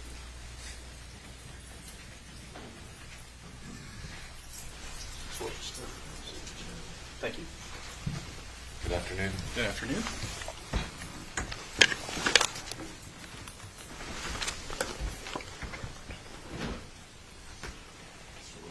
Thank you. Deputy Jankowski, can you please introduce yourself to the jury?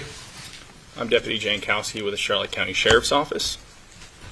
Tell the jury about your education and training and experience. So I went to the police academy. I've done multiple specialty classes like speed and measurement, as well as narcotics and dangerous drugs. I'm a pit instructor for the Charlotte County Sheriff's Office. I currently work on the road patrol, so you call 911 in my area, I'm the one showing up. I want to direct your attention specifically to this case as it pertains to the defendant. Did you have an opportunity to respond to address in Port Charlotte as part of a domestic violence battery investigation? I did. And at the time, were you a field training officer of another one of the deputies who was present? I was. And who were you supervising? I was training Deputy Shark. And were you basically overseeing him and allowing him to do his part of the investigation? Correct. What was your role in the investigation?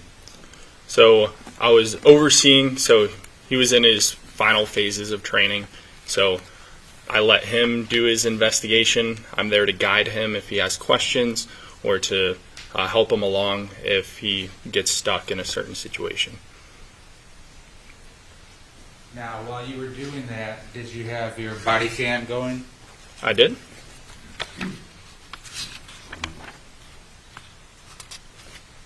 When the investigation was kind of coming to an end, were you inside with Kathy Griffith and her mom, Susan Detman, in the living room area? I was. And were you asking certain questions that pertains to domestic violence within the household? I did. Your Honor, the state at this time would move State Exhibit 189 into evidence. Any objection? No objection. It will be received. I just need one moment, Your Honor.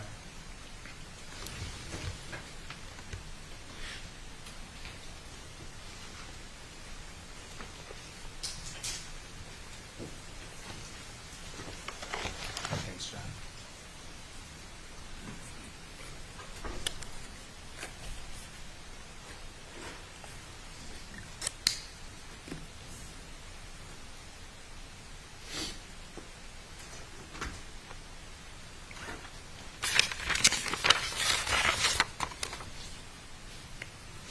And before we play it, would this is it a fair statement that the defendant at this time is outside, either in the back of your patrol vehicle or somewhere else?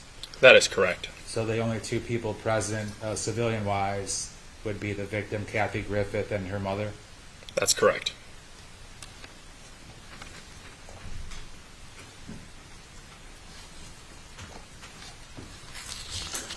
A couple quick yes or no questions I almost forgot before we go. And do you think he's capable of killing you? Yes. Does he have access to a firearm? No. And Not anymore. all right. Any other questions before we leave? Okay. All right. Well, thank you for your time. So when you ask, do you think he's capable of killing you, was her response yes? Yes, it was.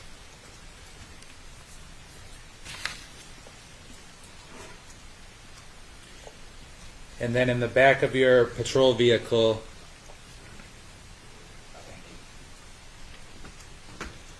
and for the record, that was from around November 13th, 2023 at 10:26 p.m. Excuse me, at 10:20 p.m. This next video, 190, from the back of your vehicle will be at November 13th, the same day at 10:26 p.m. That's not in evidence yet. Oh, I'm sorry. You're right, Your Honor. Let me ask you a couple of questions about that.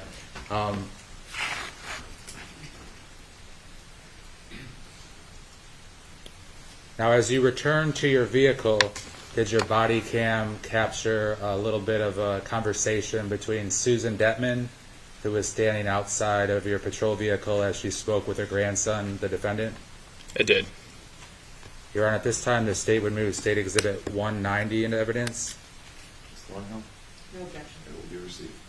And with the court's permission, we'll play it for the jury. Amen. Thank you.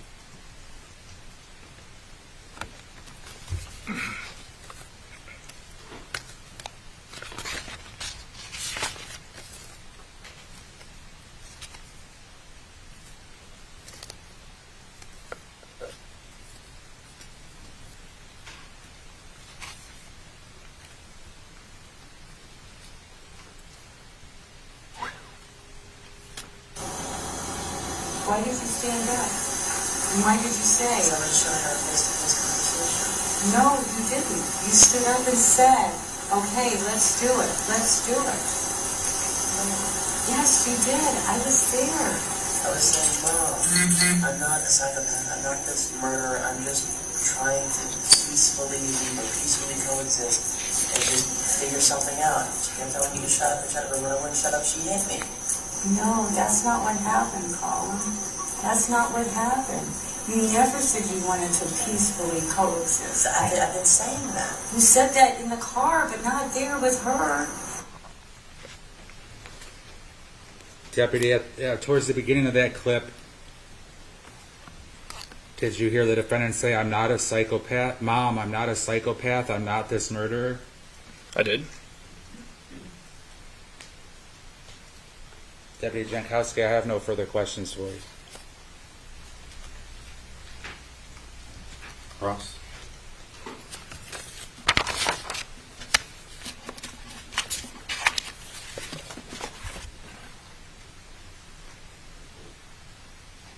Good afternoon, Deputy Jankowski. Good afternoon. Colin was in the back of, was that your car or was that somebody else's car? That was my car. For over 5 hours that night, wasn't he? I don't know the exact time frame. That doesn't sound right. Well, one of the camera clips we've seen was from like 10 p.m. on the 13th. And then the last one from your car was 2:30 or so on the 14th, 2:30 a.m. So sorry, 4.5 hours. Does that sound about right? I couldn't say for sure. It sounds like a long period of time for someone that was arrested for battery to sit in the back of a car for 4 hours to me. Is it fair to say that this investigation took a long time?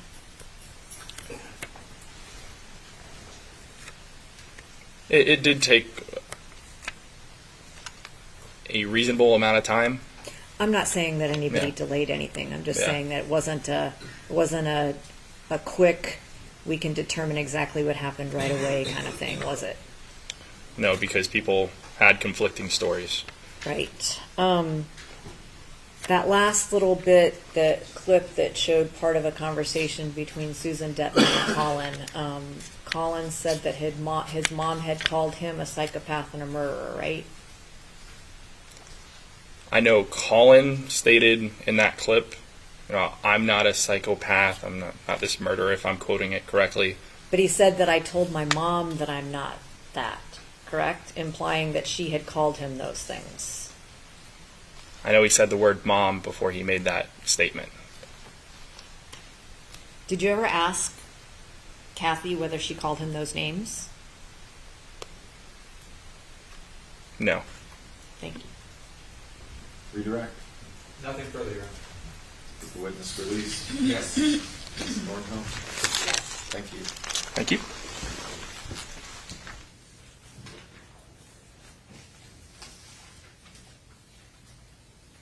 Next witness? Your Honor, the state calls Detective Danny Peters with the Polk County Sheriff's Office.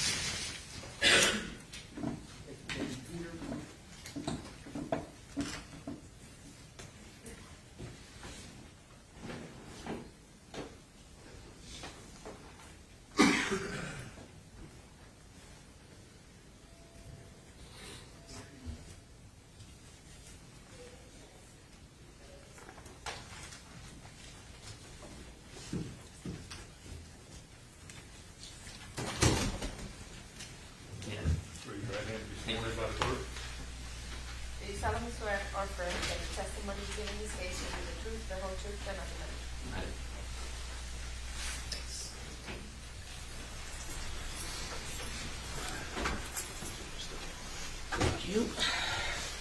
Good afternoon. Good afternoon, sir.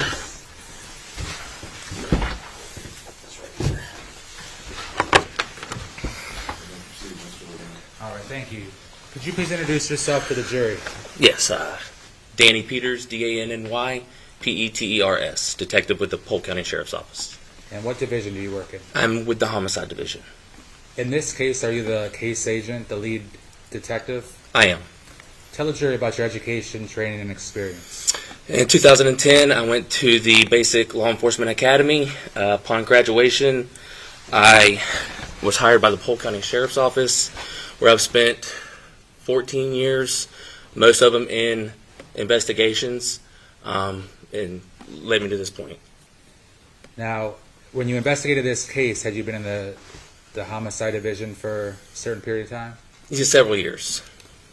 And have you investigated countless homicides? Yes. How did you first get called out to this case? We were notified by supervision to respond to a death investigation. And do you recall approximately what time you arrived on scene? 7:25 approximately. And was that actually to the crime scene, the residence? Yes, sir. And that's in Polk County? Yes. Describe to the jury kind of your mentality as a homicide detective when you get to a scene. What's it like?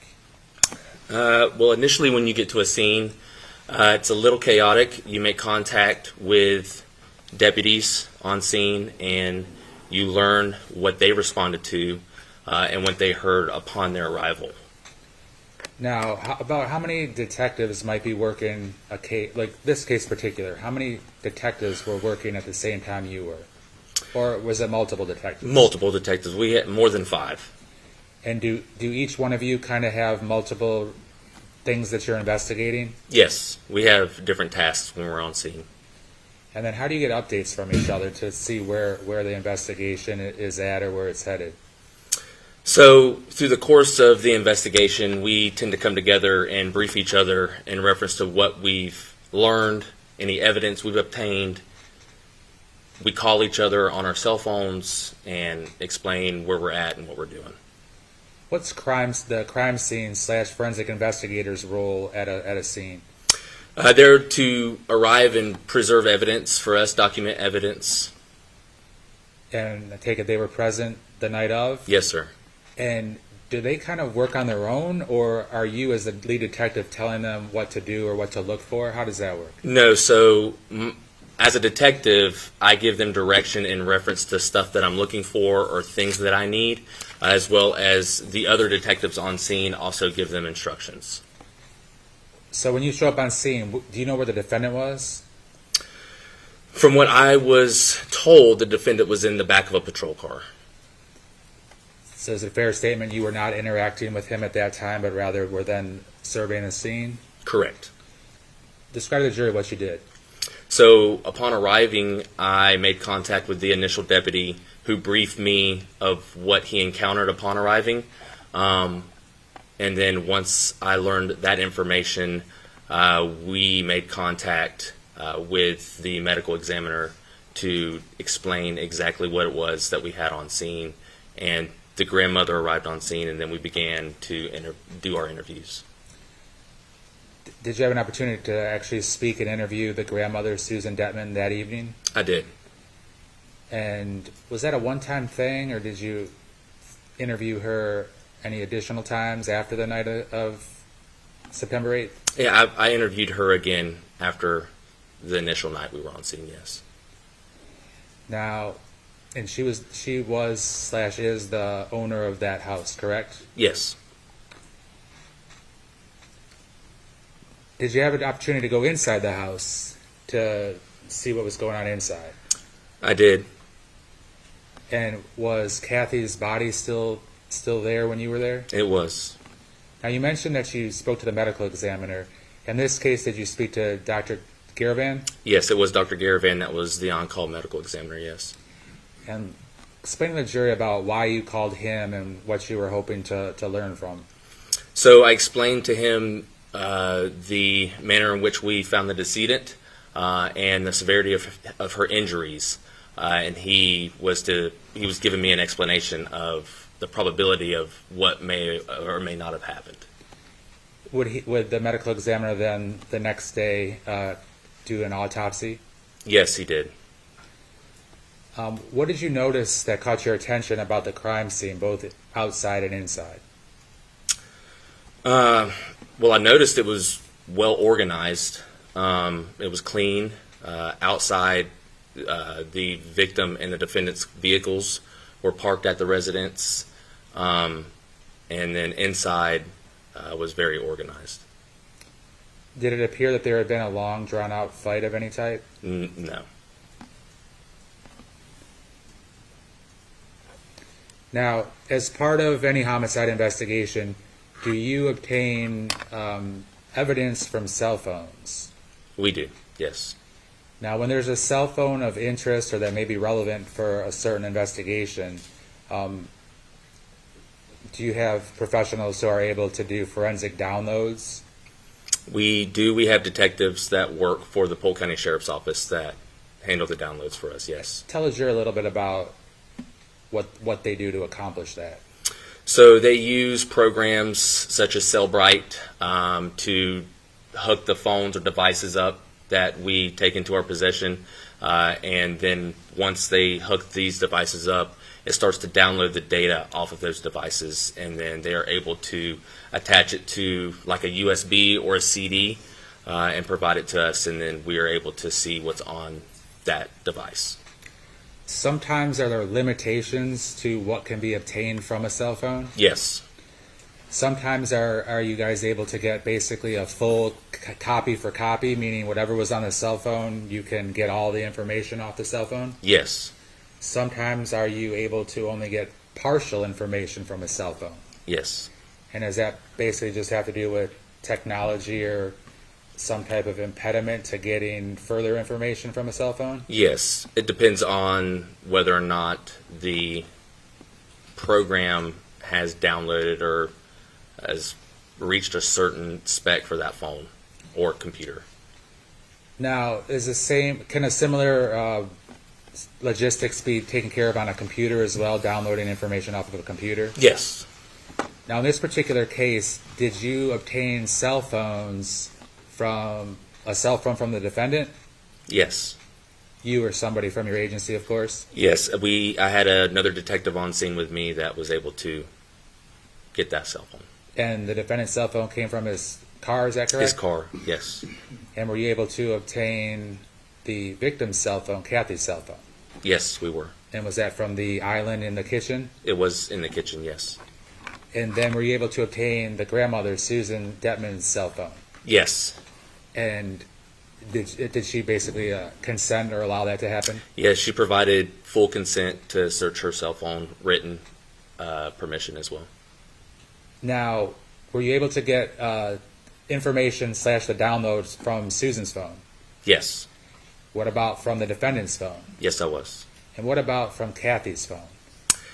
Catherine's phone, not so much. It was a newer type phone that the program was not able to do a full download. So we sent that cell phone off to Homeland Security, where they have more advanced equipment, and they are in the process, as we speak, of attempting to download that cell phone for us.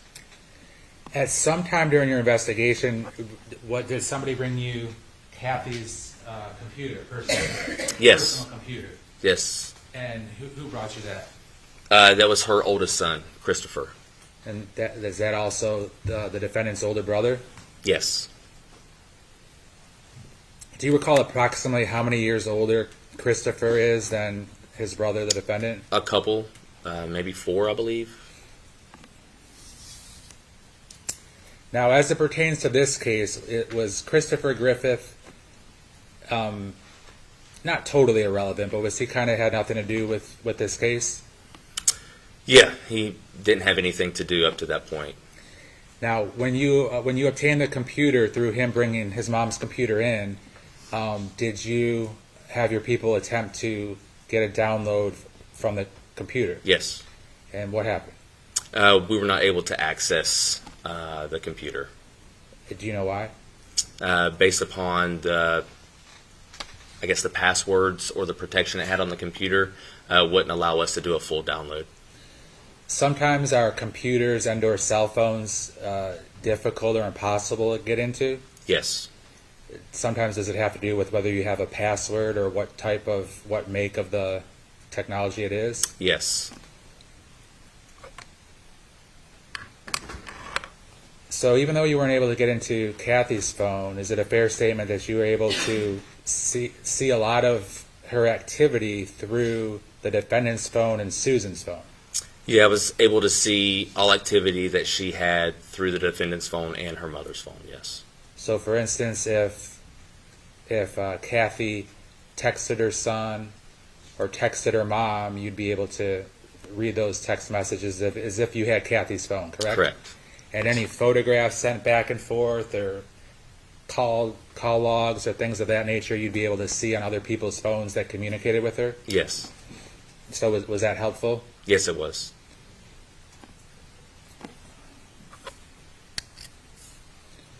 Now, during your investigation of the different cell phones, did you come across photographs of the defendant and his mom and Susan? I did. In terms of the positives of the family dynamics, what did you learn about, from the photographs, what did you learn about that relationship between the defendant and his mom and Susan? Well, just by the photographs, they appeared to be a happy family. Looked like they traveled a lot, visited a lot of locations, Disney World, cruises, the White House, it looked like they were happy.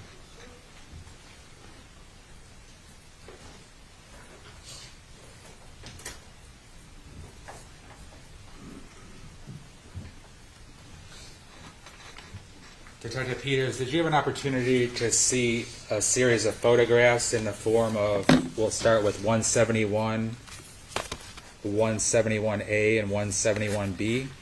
Yes. And what about photographs 172 through 178 and 178A through 178I? Yes.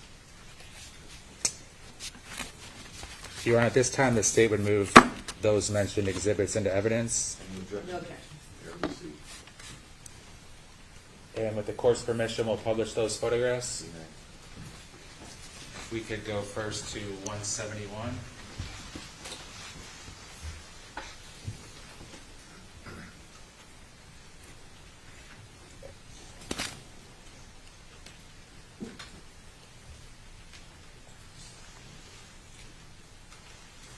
What did you learn from that picture? Looks like they took a selfie, the victim and the defendant, maybe on a cruise. Looks happy. 171A? Looks like a mother and son happy taking a photograph. 171B? Selfie, mother and son happy, smiling. And in that photograph, does it appear that Kathy has AirPods in her ears? Yes, it does. And they're white in color? Yeah. We'll continue on to 172. There's a nice photo. Looks like a mother and son happy there. And through the Cellbrite report, were you able to determine some of the dates of the originations of the photographs, that being in 2023 and 2024 throughout the different months? Yes, sir. Continuing on, 173. Who's pictured in the middle between Kathy and her son? That is Susan Detman. That's the grandmother and the mother of the victim. Would she periodically travel with them as well, do you know? Yes. 174. 175. 176. 177. 178. 178A. And 178B. So far, these pictures, is it a fair statement that it's showing different locales and different places that mother and son had been together? Yes. 178C. And it looks like they're in some type of courtroom or courtroom setup. Is that correct? It looks that way, yes. And this circular seal there, maybe you can see it on your computer. What is this? This is on. No? All right, no worries. It's not working. Looks like it says, well, it does say Stetson University College of Law. And once again, when there's a third person in these photos, is that Susan? Yes. 178D. Does that look like it's at Disney or outside of Disney? Yes, it does. And for the purposes of the record, in a lot of these pictures, both the defendant and his mom appear smiling and happy. Is that correct? Yes. 178E, 178F, 178G. Where does that look like it's taken? Looks like it's taken at the Capitol in Washington. 178 next, H, and then 178I. All right, thank you, John.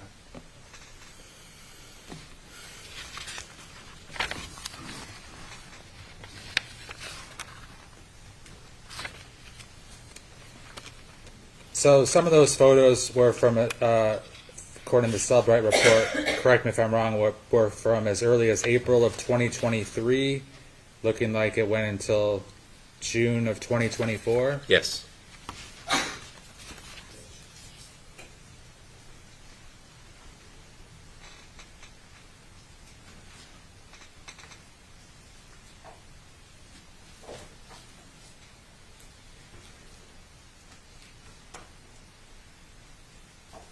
Now, Detective Peters, did you find out that Kathy had Ring video capabilities inside her residence? I did. Was it both inside and outside? Yes. And describe to the jury some of the camera locations and what vantage point that would provide. So there were 4 total Ring cameras that I gained access to. One was the doorbell that was outside. One was in the living room that encompasses the whole entirety of the living room. One was in the kitchen. One was in the victim's room, her bedroom, and one was in the defendant's bedroom. Did you find that a little bit odd that there were so many cameras in so many locations within someone's private residence? Initially, I did, yes. And based on your investigation, were you able to determine why there were cameras inside? Yes. And what was the reason? His mother was a...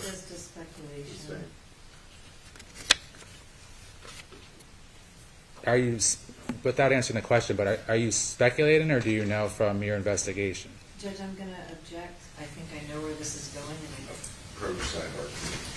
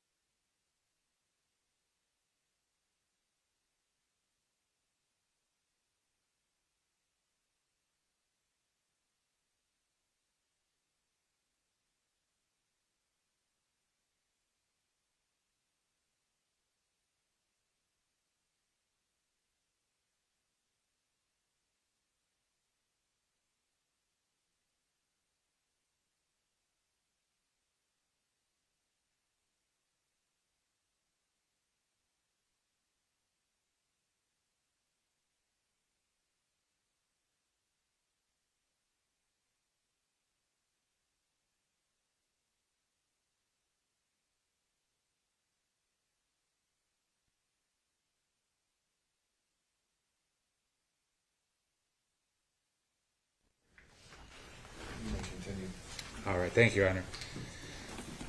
During your investigation, were you able to obtain Ring camera footage from the interior of the house. I was. And is that like a consistent 24/7 recording, or is it something else?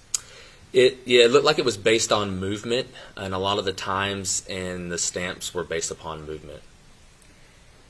So is there plenty of times when people are doing nothing of significance, such as moving around the house or just having regular conversations, things of that nature? Oh, yeah. A lot of the times it was like that. If the jury, if during this trial I put on every single minute of Ring camera footage in existence, would we be here for hundreds of hours? Yeah, days. All right. Now, was one of the rooms that you were able to get camera footage from the camera set up somewhere in the kitchen? Yes. And would that point out to capture both the kitchen and then the living room that's behind the kitchen? Yes. And then was there a similar camera in the living room that pointed out to the living room and then behind the living room the kitchen? Yes. And is there a lot of, like, audio-wise, is it a fair statement that there's a lot of things that you can hear clearly? Yes. And then are there some things that you just can't hear too clearly? Some things are muffled, yes. Have you had an opportunity to, of course, provide all that Ring kitchen video footage? I'm sorry, what was that? Let me repeat that. The Ring video footage that you provided, have there been 2 exhibits prepared by me? Yes. All right. And do those represent September 7th of 2024 and September 8th of 2024? Yes, it does. And for the record, Your Honor, that's State Exhibit 197 from the September 7th, 2024 date, and Exhibit number 198 from September 8th of 2024. What's the significance of September 8th, 2024? There is a lot of dialogue back and forth between the victim and her mother and her attempts to make contact with the defendant. And was that the date that she was ultimately killed? Yes, it was. That would be a Sunday? Yes. And on the September 8th video clips, is it a fair statement that the defendant is not in them because he's not present at the house? Correct. Were you able to determine the last day that he was at the house? Yes. Go ahead. What day was that? It was September 7th. Does September 7th capture some of his interaction with his mom? It does.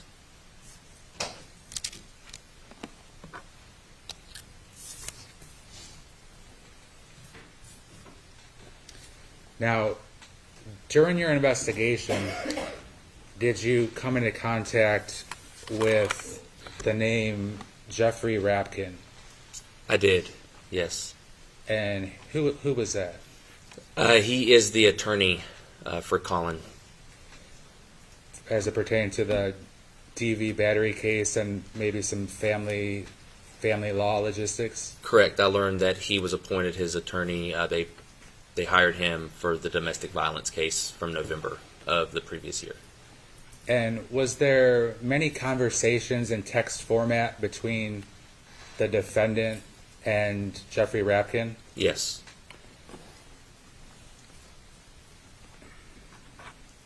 Was there also conversations between Susan Detman and Jeffrey Rapkin? Yes, there were.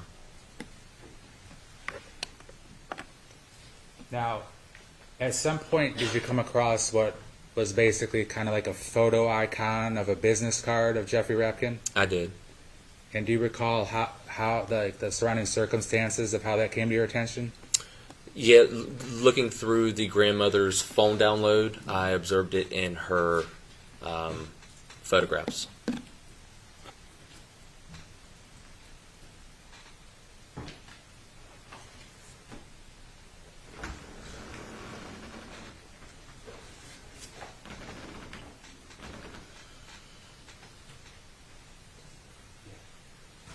All right, so when you click on it, it basically blows up but in size to look like a business card? Correct. Your Honor, at this time, the state would move State Exhibit 187 into evidence. No objection. I'm not sure if it's on there. This is easiest.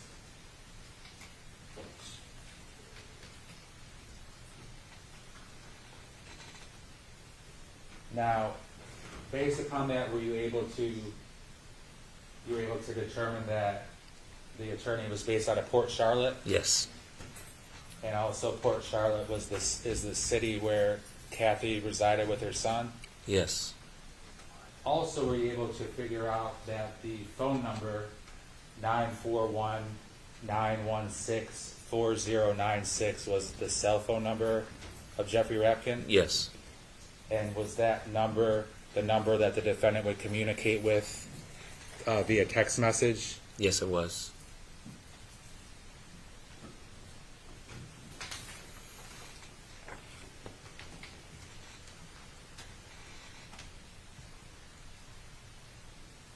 Was there a certain time, Detective Peters, when that phone number of Jeffrey Rapkin was in the defendant's phone, and at the top of the phone where somebody's either phone number or contact would be, it was the actual 10-digit phone number? Yeah, just the phone number, yes. And then at a certain point, was that phone number saved into the defendant's phone so it said Jeff Rapkin or Jeffrey Rapkin? Yeah, it appears as if it was saved. The number was saved to a name. But either way, it was always the same phone number, that being Jeffrey Rapkin's phone number, correct? I believe so, yes.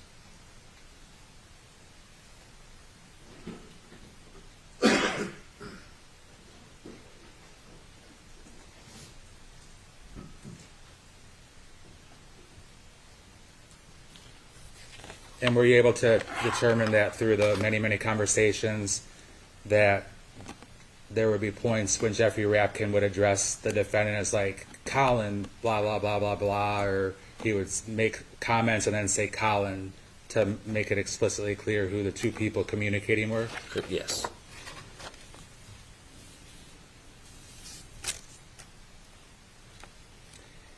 Now, I want to talk a little bit about the relationship between Kathy Griffith and her son, Collin Griffith.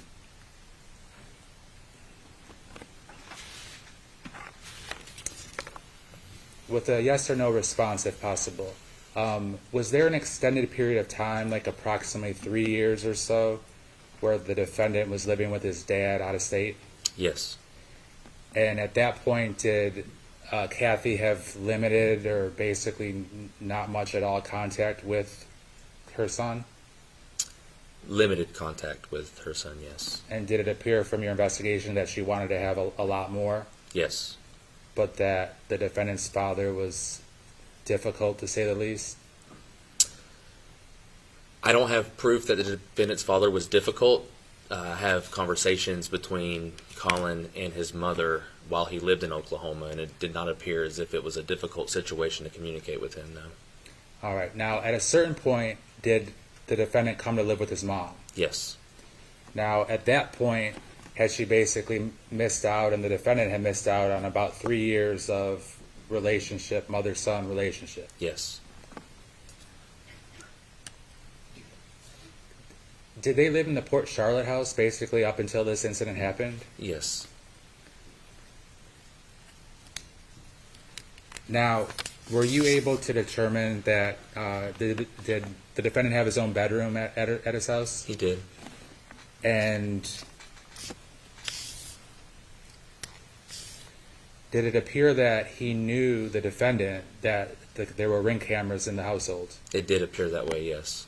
And tell the jury about the things that indicated that. When he would walk in a room where there was a camera, he would look directly into the camera.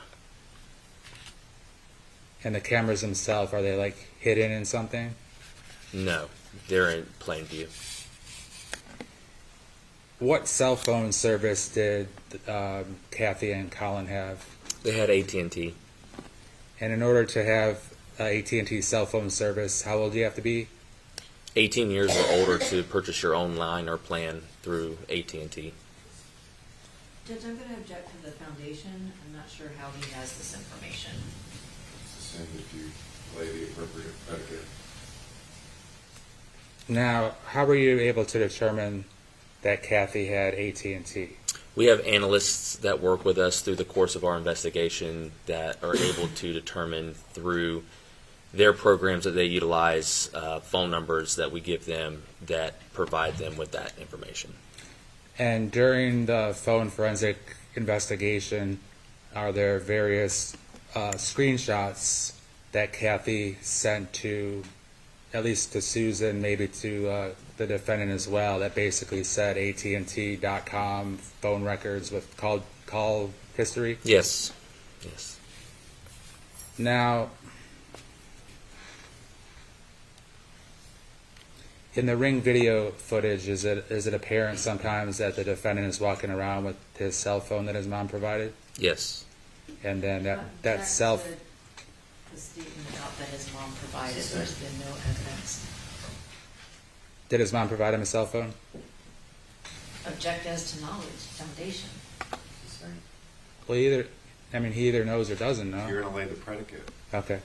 Are you aware from your investigation that the defendant's mom provided him a cell phone? Yes. Objection to the foundation. It's the same. How, We've had this discussion. could you explain how you determine that?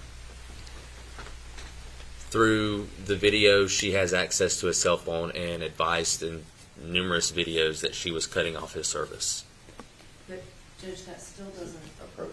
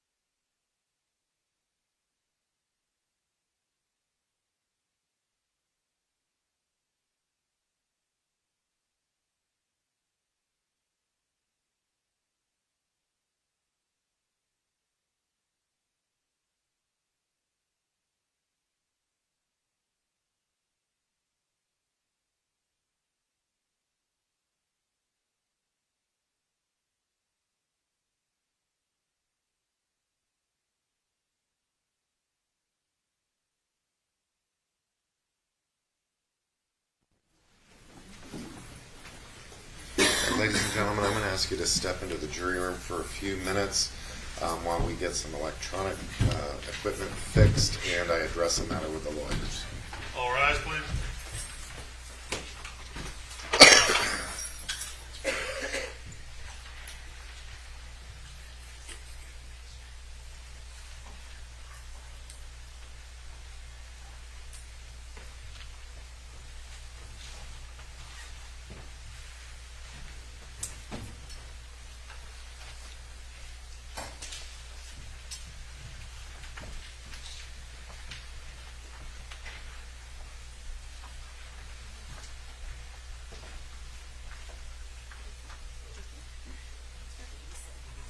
May be seated.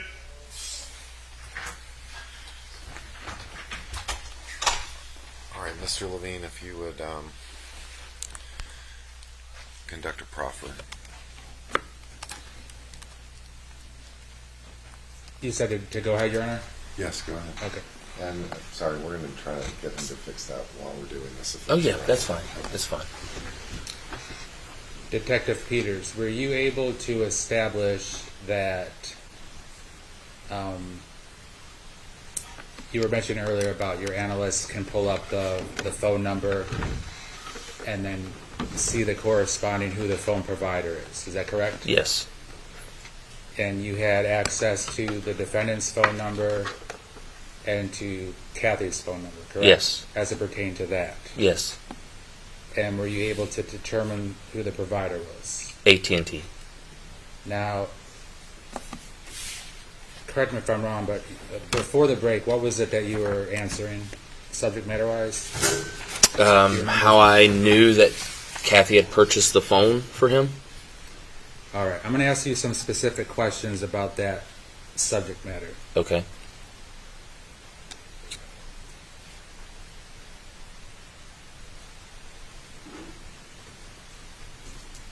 Now, the judge has heard at a prior hearing earlier this month, but so the record's clear during this trial.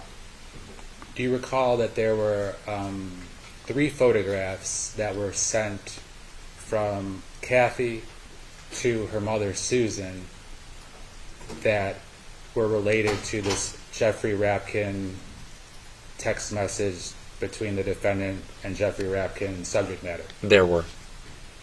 And was the date February 19th of 2023 that it showed up on Susan's phone? Yes, that's the stamped date in her photographs.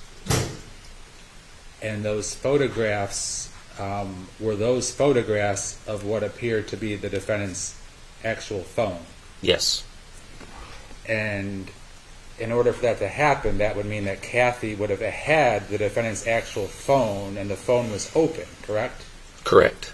So the defendant's cell phone screen was visible with the defendant's content open, correct? Yes. And in those 3 photographs, is it a fair statement that Kathy has taken a picture of the defendant's open cell phone? Yes. One of those photographs has to do with the subject matter that the judge heard middle of January as it pertains to the defendant talking about giving his mom the old knife to the neck from behind routine. Correct. Another one of those photographs has to do with Jeffrey Rapkin talking about how well versed in the law the defendant is, correct? Correct.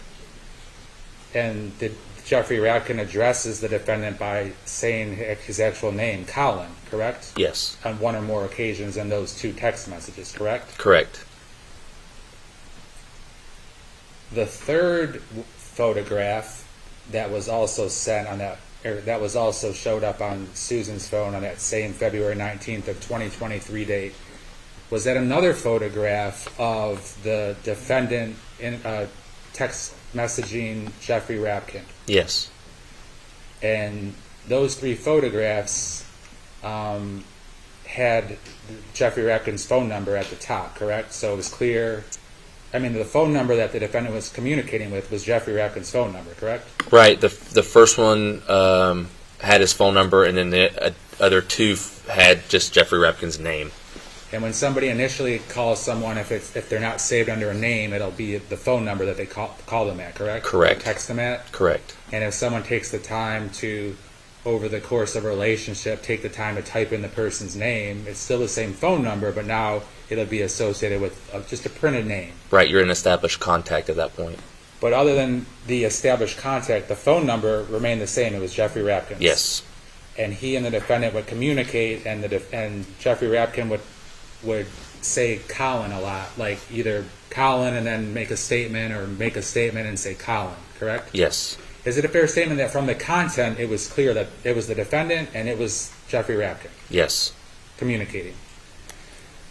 Now, on one or more of those three photos I'm talking about here, what did you notice about where Kathy was when she took a picture of the defendant's open cell phone with the defendant's open visible screens with the text message at issue here?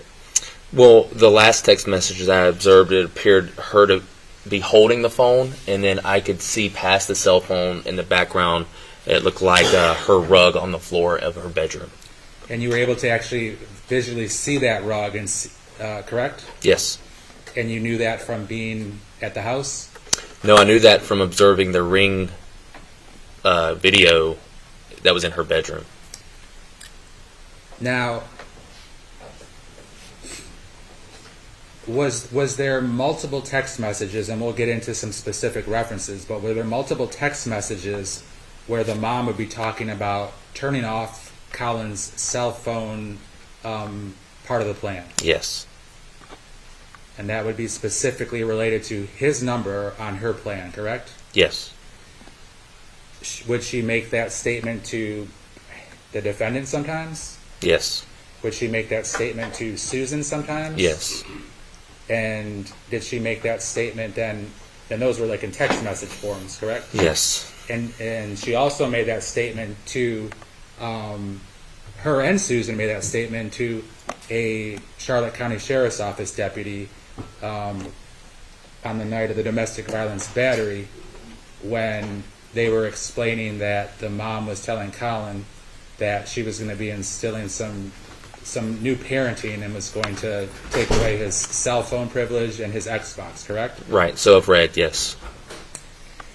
Were there also multiple occasions where she told the defendant through text message and perhaps other forms too, that she was going to be changing his phone service so he could only receive phone calls and text messages? Yes.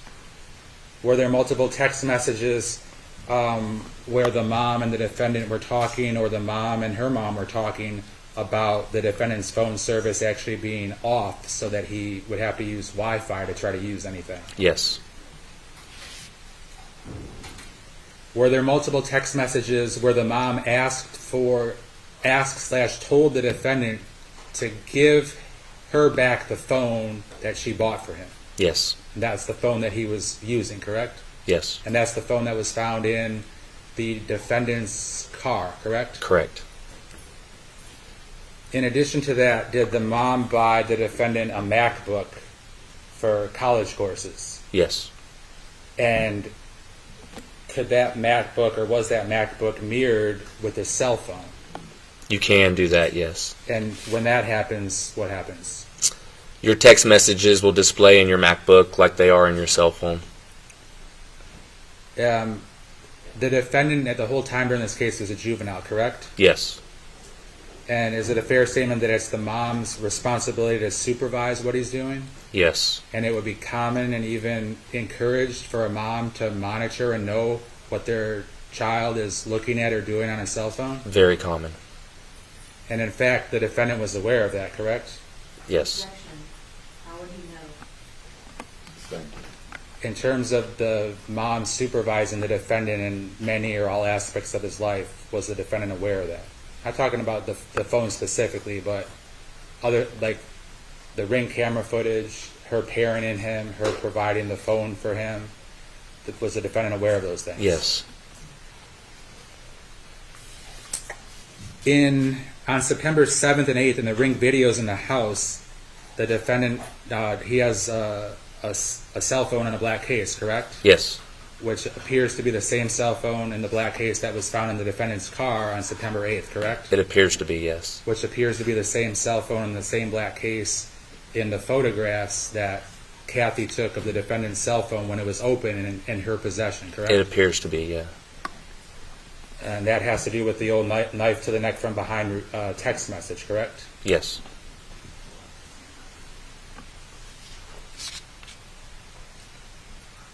And there's approximately 35 pages of a Cellbrite report where the defendant is texting with Jeffrey Rapkin about different subject matter, correct? Yes.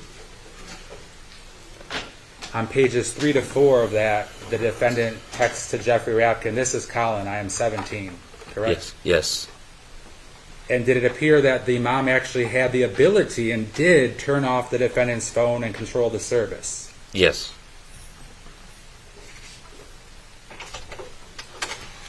And when mom had the defendant's phone and it was open, it's quite clear that the phone was open, so she didn't need to do anything, correct? Correct. And if it's her phone, she can do whatever she wants with it in terms of getting into it or using it, correct? Yeah, sure. From the defendant's phone, did you find a conversation with his mom on September 7th, 2:15 p.m. when she said, "Please return my cell phone and MacBook that were purchased for your education"? Yes. On page 1 of the text messages between the defendant and his mom, did Miss Griffith text him, "I'm turning the phone off"? Yes. And I understand you might not remember the pages and whatnot, but I remember the text message. Okay, I'm mentioning these page numbers based upon what I saw. On page 4 of 8, did the mom text her son, "Your phone service is disconnected"? Yes. On page 8, did the mom text her son, "You have 5 minutes before I deactivate your cell phone"? Yes. On page 1 of 29, did mom text the defendant, "I'm turning the phone off after this. Please return my cell phone and MacBook"? Yes. And regardless if she was going to follow through with her threats, the defendant obviously knew who controlled the cell phone, correct? Yes. Judge, I'm going to object to that statement because there's a difference between the service and the actual phone. On page 1 of 29, Kathy texted him, "I can see everything you're doing from your phone. Try calling Detective Lacey again or my mom." Is that correct? Yes. On page 14 of 29, the mom again says, "Your phone service is being turned off." Correct? Yes. On page 5 of 29, the mom texts her son, "Closing your BOA account." I don't remember if it said BOA or Bank of America. BOA. Okay. Indicating that she had joint custody or joint control of his account since he was a minor, correct? Or access to it. Or what? Or access to it, yes. Access to it, okay. So that's another indication of something she had access to besides his phone? Yes. Page, I don't remember if I just said this, but page 14 of 29, your phone service is being turned off. Another statement she made. She said that multiple times. Okay. Page 16 of 29, I'm still tracking you and your location, Collin. If I don't see your dot moving on a map towards home, and then whatever else she said. Yes. Indicating that she's able to track him through the phone that she so graciously provided. Yes. 17 of 29, you are reading each message I send. I keep seeing read next to each text I send. I'm shutting your service off. Yes. Page 18 of 29, I'm looking at your phone records. Correct? Yes. Page 22 of 29, your call records with AT&T. You didn't even attempt to call Monique. Yes. And then, is it a fair statement that Kathy attaches ATT.com screenshot of the records/phone calls for September 6th through September 8th of 2024 that the defendant was either making or not making? I do remember seeing that, yes. Page 24 of 29, continuing with the text message conversation between the mom and the defendant. And you are at her house on Wi-Fi because your service is disconnected. Do you remember that? Yes. Page 23 of the Cellbrite report from the conversation between now Kathy and Susan Detman, her mother. Do you recall Kathy saying, Collin's phone will not be turned back on given that he lost his phone privilege when he hung up on me? Yes. Coming in the home stretch. Page 29 to 30, the same Cellbrite report, do you recall Mom sending Susan Detman screenshots of the defendant playing video games, kidnapping and killing people? Yes. The mom was monitoring what the defendant was doing in various aspects of his life. Right. And is it a fair statement? Didn't she also text the defendant, "I can see what you're doing, playing the video games"? Yes, she said it on the Ring camera as well. Okay, so that's captured there as well? Yes.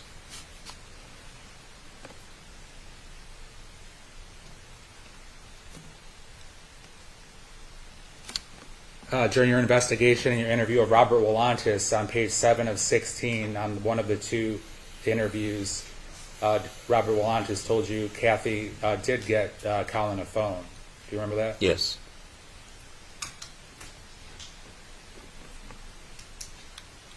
Page 3 of Amanda Friends' 6-page report, she annotated that the mom took the defendant's phone away, and the defendant also told his dad that his mom took his phone away.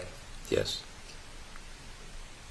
Page 3 of 6 of Amanda Friends, former DCF CPI investigators noted or commented that Mom took Collin's phone away. Yeah. Is it true that the mom would take away the defendant's cell phone and AirPods as punishment for being disrespectful to her? It appeared that way, yeah. And from your review of Deputy Alexander Sharp from the Charlotte County Sheriff's Office, who he actually testified today, page 4 of 6 in his report, he indicated that the mom told Deputy Sharp she was telling the defendant she will be making changes to his phone so that he will only be able to make phone calls and send/receive texts. Yes. Is there any other information or evidence that you have to show about the inquiry of that the mom provided the defendant his cell phone and the defendant was aware of the monitoring that pertains to, obviously the whole relevance of this is the defendant sending Jeffrey Rapkin the text about giving his mom the old knife to the neck from behind routine if she comes up with a gun or something like that. Right. Just everything we've gone over. Okay. Judge, I have nothing further for the proffer.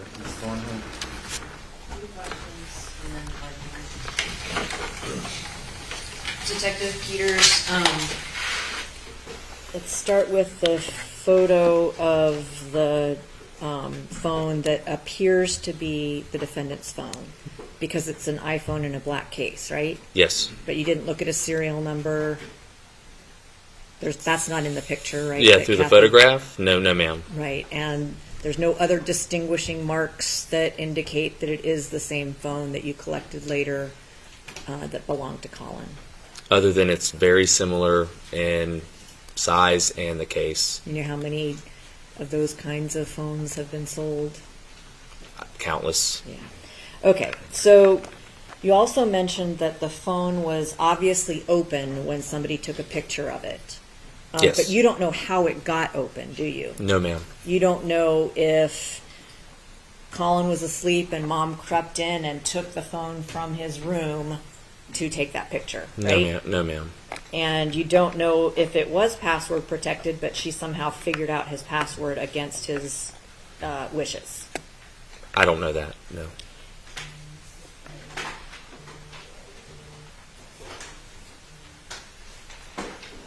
When Kathy texted all these things on September 7th and September 8th about cutting Collin's cell phone service off, she was referring to the AT&T service, correct? At least so far as you know. Yes, yeah, I would assume, yes. And Mr. Levine has pointed out throughout the trial that minors cannot open an AT&T account on their own. Are you aware that that's true or not? From my understanding and experience, yes. Okay. But does Kathy opening an account for Collin prove that she had allowed access to every personal thing on the phone?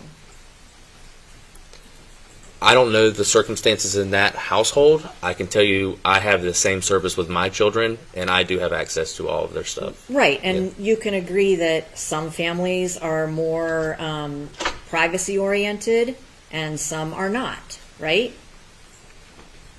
I don't know. Based on age, I would say no. Do you know of any families whose parents don't go through their kids' text messages? No. Really? Yes, ma'am. Well, I'm going to testify right now that I never went through my son's text messages. At any rate, you said that the photo of the... actually, never mind about that. The text message from Kathy saying, give me the phone and MacBook that I bought for your education back. You have no idea where the funds for those things came from, do you? No. You're aware that Collin had a trust as a result of the probate from Oklahoma, right? I am aware, yes. And that was the source of almost everything that Kathy provided for him of substance. I don't know that. Okay. You saw texts between Kathy and Susan regarding getting Shelley, the lawyer in Oklahoma, to Correct. send money to Correct. an account to pay for things, right? Yes. Right. Including for the computer that she was supposedly going to buy. They were talking about how much it costed and that they needed to get the money from Shelley. Yes, ma'am. So for all you know, that phone was bought with money from Collin's personal trust. I can't testify to that because I don't know how it was purchased. And you're aware that Kathy made things up all the time? Sure. Yeah, Yes, including ma'am. from the text messages around the same date and time that you were just discussing. Yes, ma'am. I don't have any other questions. Anything else, Yes, just so I can read the text messages which Your Honor has seen at the prior hearing into the record. It's very short. And for the record, it will be, if Your Honor rules that... Why do I need to hear those again? What's that? You're talking about the actual text from Collin and Mr. Rafkin? Allegedly. Yes, Your Honor. I just wanted I don't to need to hear those for purposes of the proffer. Okay. The proffer was to determine this preliminary issue. Okay. But Ms. Thornhill, it occurs to me in this hearing, we're focusing a lot on who pays for the phone or what are the source of the funds for the phone. The real question, the basic question, is whether your client knew or should have known under these circumstances that what was in his phone would stay in his phone and would not be accessible to anyone. And what I'm looking at here is what appears to be, the Griffith household looked like a surveillance state to me, and she was definitely surveilling everything he did, not just actually, but constantly on his back about what he's doing, what he's not doing. A parent has a right, even if the object is purchased by the child and owned by the child, stolen by the child, whatever it is by the child, to examine those items. A child doesn't have that kind of right to privacy. The child has a right to confidential communications with his lawyer. Right. But under these circumstances, could I actually say, even if she hacked into his phone, knowing what he knows about his mother, that he had no reason to think she might go snooping in his phone, especially given animosity is not the right word, but the tumultuous relationship that he had with her and the heavy hand that she had on his shoulder. Judge, I don't think there's been any proof one way or the other. And the burden is on the state to overcome the attorney-client privilege, which is presumed. And while I agree, ring cameras in every room, there's still nothing other than these text messages from months later that are not between lawyers and clients saying, I'm watching what you're doing. And then after she said that, and I don't remember if it was this time or another time, he blocked her to prevent her from looking. So that to me says I that... haven't heard that evidence.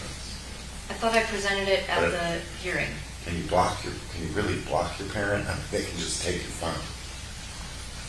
I mean, Except if he's with. what legal significance is a child blocking their parent when it comes to the parent's right to inspect the contents of their child's possessions?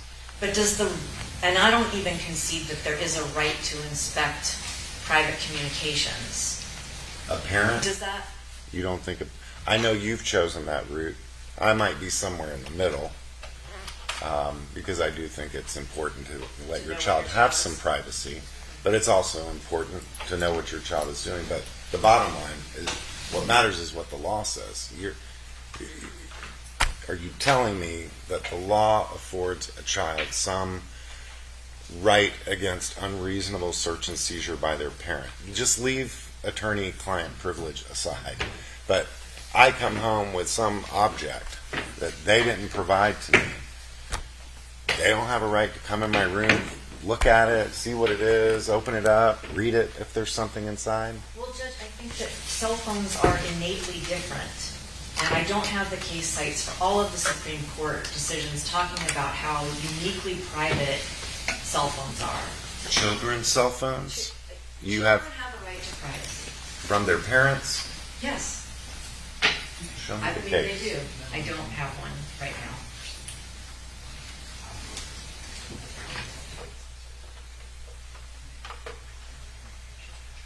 Oh, yeah, okay. Mr. Hendry is dead on, and because he's practiced family law and I haven't, but even in family law cases and custody cases, sometimes parents are actually explicitly banned from looking at communications between their own child and the other parent. But that, Mr. Hendry, I think, has to do more. I mean, at that point, a court has intervened because there's an issue that needs to be resolved regarding the best interests of a child, and those orders are typically not put in place unless you have parents who are interfering with the other parent's time sharing and rights to the child. So that's not so much to protect the child per se, it's to protect the relationship between that child and that parent, to prevent the other parent from interfering. That, I don't think that's the same. But Judge, isn't the relationship between a client and their attorney sacrosanct? That's the second question. The first question, I mean, it's analogous to talking at the restaurant to your lawyer at a volume where someone else can hear. You knew or should have known someone else would hear that. It's today's version of that. If you're texting under circumstances where you knew or should have known someone else is going to read that. And that's where I think we differ. I don't think that Collin knew or should have known his mom would be reading messages between him and his lawyer. Period. No. I think that has absolutely been shown in this case that is exactly the type of person that she is. But you're telling me there's a case that says a child just blanket has this right to privacy as against their parent. Not a blanket right, Judge. We're talking about very specific circumstances where she is the alleged victim in the case, and this lawyer was hired by his grandmother to represent him in a case against his mother. So even if she is someone who looks in his phone now and then, Collin had every right to expect that the communications that were privileged between him and the lawyer that is representing him against his mother, that those would be protected. And I don't know how much more simply I can say it. I think we're making a mockery of the attorney-client privilege if you allow this in, but I understand if that's your ruling. I don't think the state has established the ownership and control to the extent that she could invade, and he should expect that she could invade his. Well, I'm sort of receding from that because it's occurring to me during this hearing that I think parents have those rights as against their child, even if it's not their property. And even if she's the victim, so that's like saying. But that's a double-edged sword. I mean, you have to take this in the context in which it's arisen, which is he lived in a surveillance state with his mother. Therefore, he doesn't get to have. No, therefore he gets to walk down the block, take a jog, call his lawyer, where she can't hear it. That's what I'm saying. Okay, well, we obviously disagree. I don't think this is the same as speaking in a loud voice in a public restaurant. I think that there was an expectation of privacy and privilege that the state has not overcome, but I don't think there's much more argument to be made about it. Sorry. Under the circumstances where we're operating, where he has no right to make a phone call within his home, but his mother also controls all of his assets and all of his belongings, how is he... I mean, we can set the hypothetical where he goes on a jog and makes a call, but if we're also conceding that mother has the access to turn off his account, how does he ever get a confidential communication if he's a child? If he's stuck inside of his home with his mother controlling every aspect of that life, and then we're to say, well, anything he does inside of that home cannot be confidential because he's in the home and he knows that it can't be confidential, then we just become, it's a circle where we're never allowing Mr. Griffith any privacy. And he would have to rely on his mother to take him to the office of Mr. Ratkin. He couldn't make a call in his room under these circumstances. She had a Ring camera in his room, which would be an invasion of privacy. I agree. And I didn't realize that there was a Ring camera in his room because I haven't gotten any footage from that. I thought we just had the kitchen and the living room. And the doorbell, sorry. It was clear from one of the body camera footage things that it says something you can tell she has a Ring doorbell. So, Mr. Levine, what I'm hearing is I'm looking at this with too narrow of a view that what is a child to do in the circumstance where confidential communications with their lawyer either happen at the whim of the parent or not? They don't, Judge. Your decision, and obviously you make the decision, but where you were headed and what you were saying makes complete sense. I haven't said a word over here. The more the defense just keeps talking doesn't mean they're making more of a point. You shouldn't change where it appears you were going to, because you're supported by the law, you're supported by the facts, the proffer, the law, and what you've been saying, it justifies you allowing this to come in. But you said it yourself, the first thing. He wasn't held as a prisoner. This guy went out all the time. He could go wherever he wanted to. He had his phone all the time. His mom, despite all these threats, very seldom did she ever cut his phone off or turn off his service. So he could do whatever he wanted to, whenever he wanted to.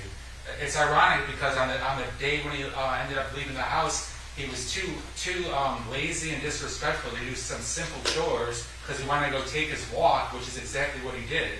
So he could have done that at any time.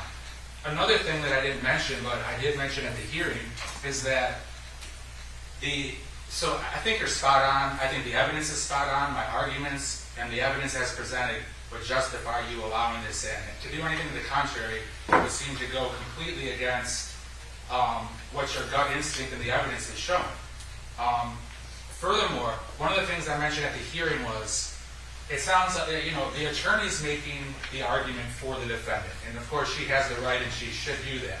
But what I said about, what I cited some of the case law and some of the propositions are, it's what was the defendant's intention and belief about, if this is one of many things. This is just another thing that would support you allowing this in. But one of the things is, what is the individual's belief or thought process when they're having a conversation with an attorney? And you have to look at that through the individual, not some educated attorney who's been practicing law for decades and legal arguments and things that they're making and how their mind works as a seasoned attorney.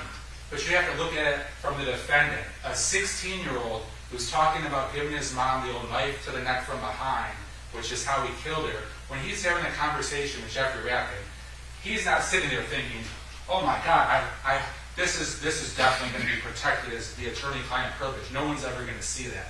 He could care less about that. What he was thinking was getting information from his attorney and what he might do in the future, which was he would be happy when he had the chance to kill his mom and set it up, just like he did the same thing with his dad. But when he sent that text, I guarantee you, when I would say the evidence supports this, and it's one of the considerations you should make, that Collin Griffith, the 16-year-old or 17-year-old, wasn't even considering the attorney-client privilege and wasn't thinking this will be protected, nobody will see this. So that just goes to support what Your Honor should do, which is allow that to come in. There's nothing more humanly possible I can do. Well, you're under these asking me. circumstances. You're asking me to let it in under crime fraud exception, No, and I we've don't- talked about that. No, I don't. No, I don't. You've already addressed that. That is much less clear in this case. That's not and that's not what I'm asking to let it in under, because you've already made that ruling. That should said a long time ago. I mean, it is. I cannot say to a level of that you've shown to the required level preliminarily that the crime fraud exception applies based on the context in which this lawyer was representing him and what appears to be, although eerie, and we've all recognized that, appears to be a discussion about what can I do to protect myself. No, and the way I'm thinking about it, you've already made that ruling last time, so I'm not arguing that today, but what I'm saying is you can and should consider it in terms of when he's making this text to his attorney, he's not thinking, Collin Griffith, the 16 or 17-year-old, is not thinking this will be protected by the attorney-client privilege. I feel safe in doing this. Whereas if Ms. Thornhill and Mr. Henry wrote the same text or a text like that, then their adult, intelligent, educated minds would be thinking about this would be protected. But you have to look at it through the defendant's point of view, and the last thing on his mind was the attorney-client privilege. Thornhill and Mr. Henry. I mean, under that logic, then we're providing less protection to a child for attorney-client privilege because they're less sophisticated and less smart than an adult.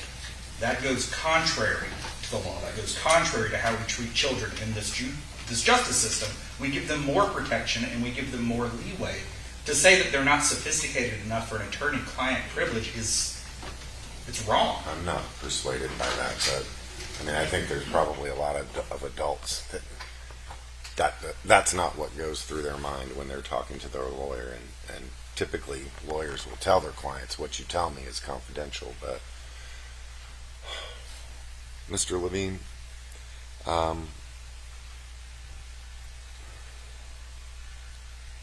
right, we're going to take 5 minutes. All right.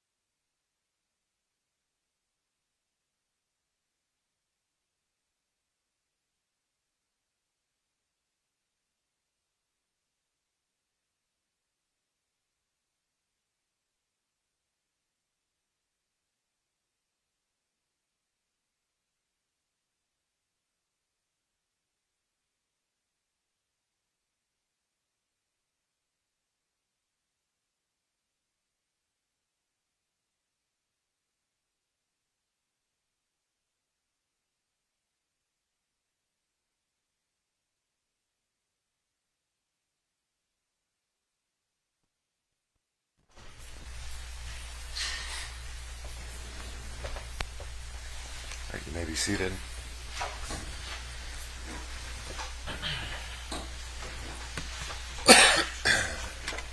Losing my voice, so just a moment.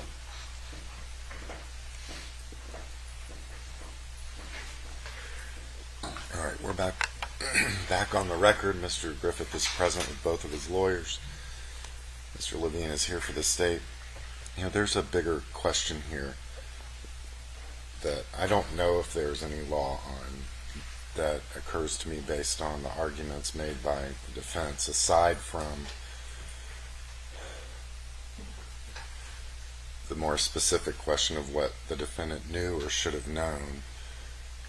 And the question in my mind is, does a parent, in the context of the attorney-client privilege, or just the attorney-client relationship of their child and the child's lawyer, have some obligation to facilitate attorney-client privileged communications? Meaning, yes, let's just assume that he had some expectation of privacy. Well, strike that. You have said, how is he supposed to communicate with his lawyer if mom can take the phone away? I guess my question to you is, does she have to facilitate it? Is that part of my analysis, that children should have a right to use property that their parents would otherwise have every right in the world? I mean, they could bring a locked chest home and the parent could cut the lock off if you ask me to see what's inside. If the lawyer's in there and they're trying to communicate. That's different. Once that relationship has commenced or is in action, the lawyer can prevent that.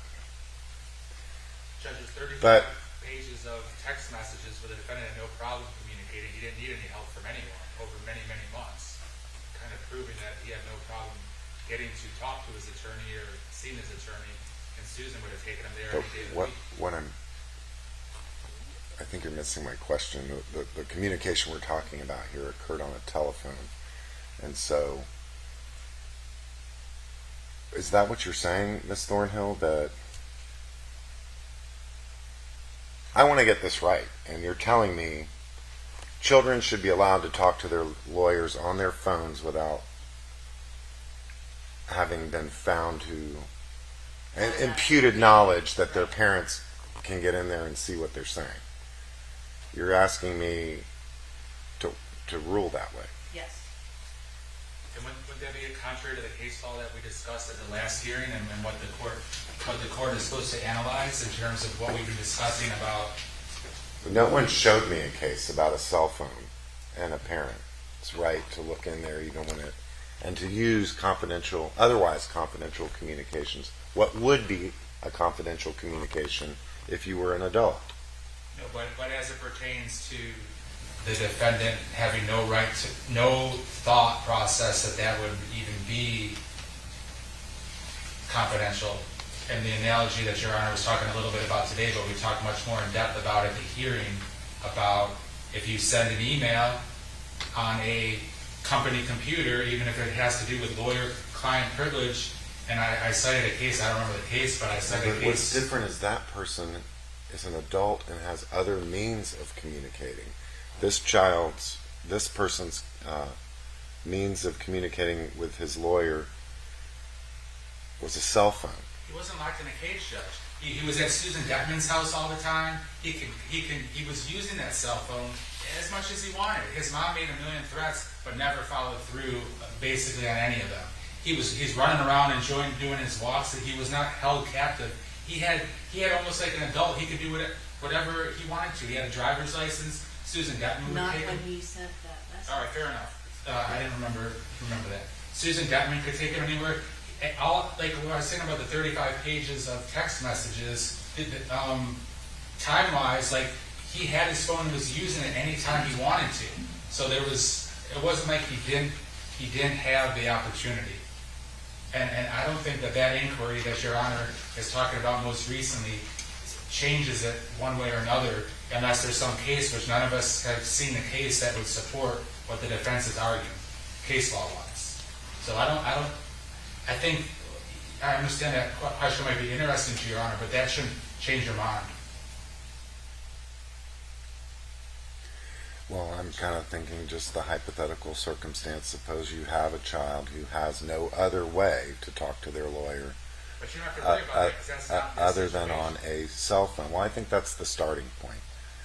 What do you do in that situation? Does the parent have an obligation to provide a means of confidential communications with their lawyer?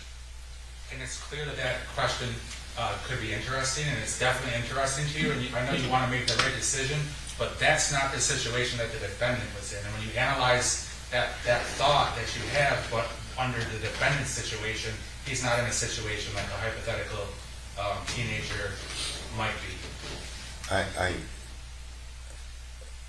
appreciate that you think I think certain things are interesting but irrelevant. It's more than interesting to me. It is, I think, the fundamental starting point, and then we break it down from there.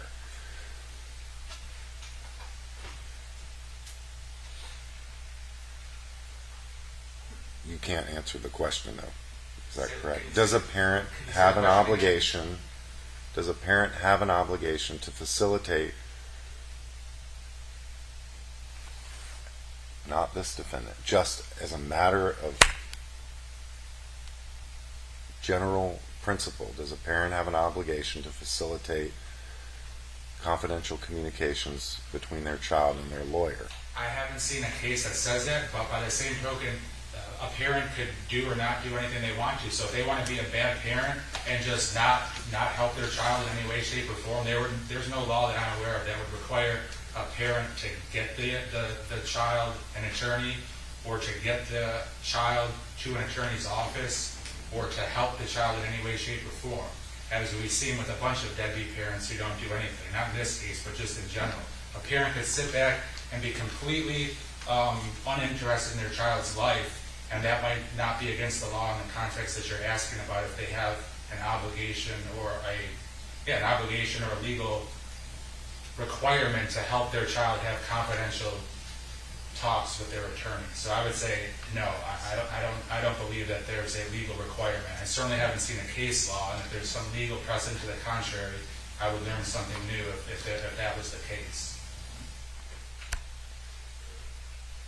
You've worked in juvenile. I've never sat in juvenile, but do you know? I mean, I know the parents are, I don't want to say parties down there in criminal cases, but they're always called up to the podium. They're always asked questions, and I think the judge has some jurisdiction over them. Well, it's the duty of the parents to make sure their child gets to court to deal with any criminal charges, with delinquency charges. I don't know that any of our judges have ever punished a parent for not bringing their child to court.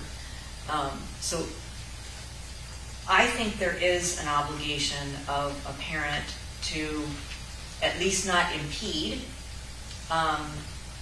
and concurrent with that, not impeding should also be respecting the attorney-client privilege. I think I mentioned this at the hearing. If I'm meeting a client in the lobby of the public defender's office, a child, and I do that all the time, and a parent says, he's a minor, I've got to come in there with them. I explain to them that, no, you don't. Anything that I say to your client, to your child, and the child says to me is confidential and protected. The minute I let a third party into that, it waives the privilege. 99 times out of 100, the parent stays in the lobby, and then that 100th time, I say that I can't talk to your client. To your child. Sorry, I'm getting client and child mixed up. So I don't see how you can recognize that a child does have the attorney-client privilege, the protections that exist. Well, that's interesting. In that 100th case, then, you are recognizing some superior right of the parent to say, no, you're not going to have confidential communications with my child, because you say, I'm not going to talk to your child. No, what I say, and it doesn't usually last longer than this one visit, I say, I can't talk with your child about the case in the way that I need to be effective with you present. I will be So happy. you're not ceding to them. You're just No. saying we're not going to do this here. Yeah. And I also explained to them that I will be happy to answer the questions that I can answer after I've talked with them privately. I don't know how else other to say it than a child had, well, the case law does. I provided that case that talks about children have the attorney-client privilege. It's not superseded by their parents or somebody saying, we need to know where this child is right now. Attorney, tell us where the child is. I'm not disputing the child doesn't have the right or the privilege. So can you respond to Mr. Levine's suggestion that we're talking about Collin Griffith, Right. who had other means, had a car, He didn't have a car at that point, had a grandmother, who lived in another county. who he had a relationship with, though, correct? A Absolutely. positive relationship. Absolutely. And- But if he's got a lawyer who says, I am your lawyer, I work for you, anytime we talk it's confidential, because the lawyer also doesn't know that Kathy maybe is intrusive and hacks accounts and things, and assures Collin. Well, I don't have that evidence of what the lawyer told him. You don't have a lot of the evidence that Mr. Levine is talking about either, the claims he makes, and yet the privilege exists, and it's their burden to overcome the presumption of that privilege. I don't know how else to answer the question. If Mr. Levine is trying to say that Collin Griffith knew that this was not a privileged conversation, like he specifically did it knowing his mom was going to look at it, I think that's absurd, and he hasn't established that. I don't know that I would agree under the circumstances I've heard about this relationship that it's he would have no reason to think his mom wouldn't be snooping around. I don't know that I necessarily agree with that, but Mr. Hendry, you've risen. Do you need to be heard? A thought occurs that if we're dealing in these hypotheticals, if there was not this screenshot, if they have Collin's phone, Collin is a child, mother has access to this phone, they've done a Cellbrite download of this phone, well, the message exists on the phone. He doesn't have confidential communications because somebody else has access to that device that may have just gotten it in without the mom. I mean, I think there are some cases that talk about that particular circumstance. But I think it's what's in the mind of your client that's important in terms of whether he knew or should have known that another person would have access to it. But if the access was the same, if mom hadn't actually taken that picture, but he knew that she had access to that phone, even if she hadn't taken that screenshot, would that still not be a confidential communication? Are we saying that anything that happens on those devices for children, they can never be confidential? Well, that's the question I'm asking. I just don't think that. I think that's an unreasonable position to take in 2025 when the bulk of communication happens not face to face. There's nothing that supports the state's position that I'm aware of that a phone cannot be confidential. The only thing that seems to be unique in this case is that somebody took a screenshot of a device and then sent it to a third party who, if we didn't have this warrant, I mean, it's not like these things, it's not like Ms. Detman's on the stand right now testifying to this. We are using a detective who accessed this through a Cellbrite download and a search warrant. It wasn't I think it's beside the point, but it wasn't a search warrant. It was a consent to search from Susan Detman herself. But be that here nor there. But this is still, we are not in a situation where somebody was told something and then that person is on the stand saying, hey, I know this information. This is law enforcement gaining something from a search device.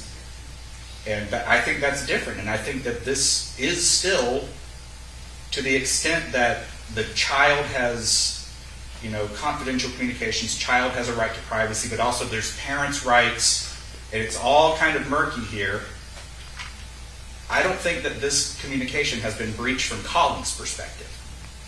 And I don't know that Susan or Kathy have the right to breach that on Collin's behalf without him doing it. And that's the ultimate issue here, is did Collin give up his right by putting this communication on his device? because he didn't give it to anybody else. Somebody went But through that. The question I have is whether he knew or should have known that it wasn't going to be whether he knew or should have known others would have access to it, aka his mother. That is one of the hugest, of course, inquiries, which we've been talking mostly about. The other thing I mentioned, which I know you said you weren't impressed by, but you still have to consider what was the person's intent when they sent the message from that person's mind. And I would ask yourself, I would ask you to ask yourself, when Collin Griffith sent that text message, was he thinking this is a confidential communication between me and my attorney? And I would submit to you the answer is no. I would submit to you that the other inquiry that we've been talking about, the evidence that I've presented is evidence to support you ruling this admissible, Your Honor. If your answer is no to the question about whether Collin thought that was a confidential text when he sent it, not now after his damning evidence, and he knows that, oh dang, it's going to be used against him, and his attorneys are obviously bright to know that they don't want this in. It's not how they feel now or how it might look, but when 16-year-old Collin sent that text message, there's no reason that he would be thinking about the attorney-client privilege and that this is protected. So I think those two inquiries are of paramount importance in your analysis. And it's interesting that Mr. Levine talks about how 16-year-old Collin couldn't have been smart enough to figure out that this is a privileged communication when they turn around and also argue that he's got this mock trial paperwork that's somehow informing him about how to make this whole grand plan to lure his mother to Auburndale. So I think that's ridiculous. I think you start with the presumption that it's a privileged communication. The state has not overcome its burden to establish that Collin did know or should have known that he was not making a confidential communication because his mother might be able to someday look at it. All right, Mr. Levine, you're recalling this detective. Yes. Do we have to do this today? No, Because I want to No, we don't.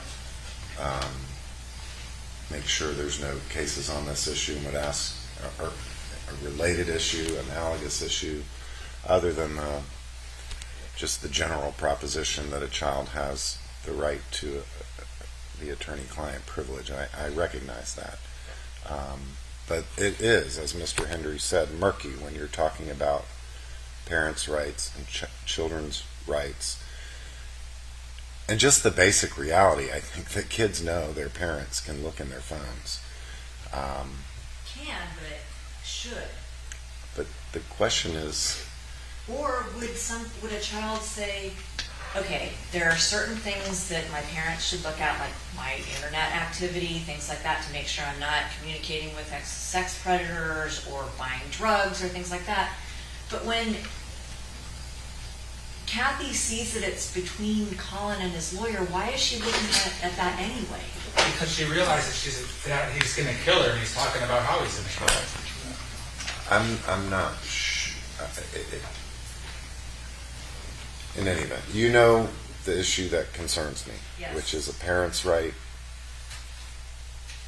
I think it's sort of almost an absolute right of a parent to inspect their children's belongings, but once again, and the right of a child to communicate confidentially with their lawyer, and those two are intersecting here.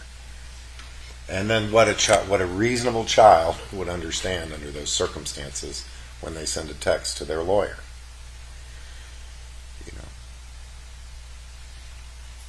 I can't believe that question hasn't been presented to a court before.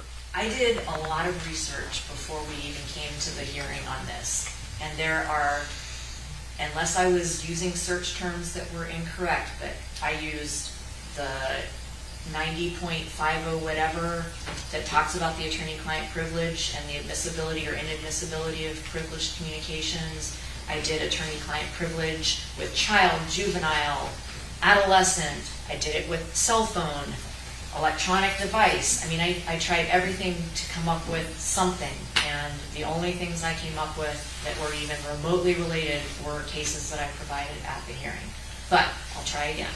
There must be some other areas where children's rights versus parents' rights intersect in some more general sense that at least can give us an appropriate framework to talk about.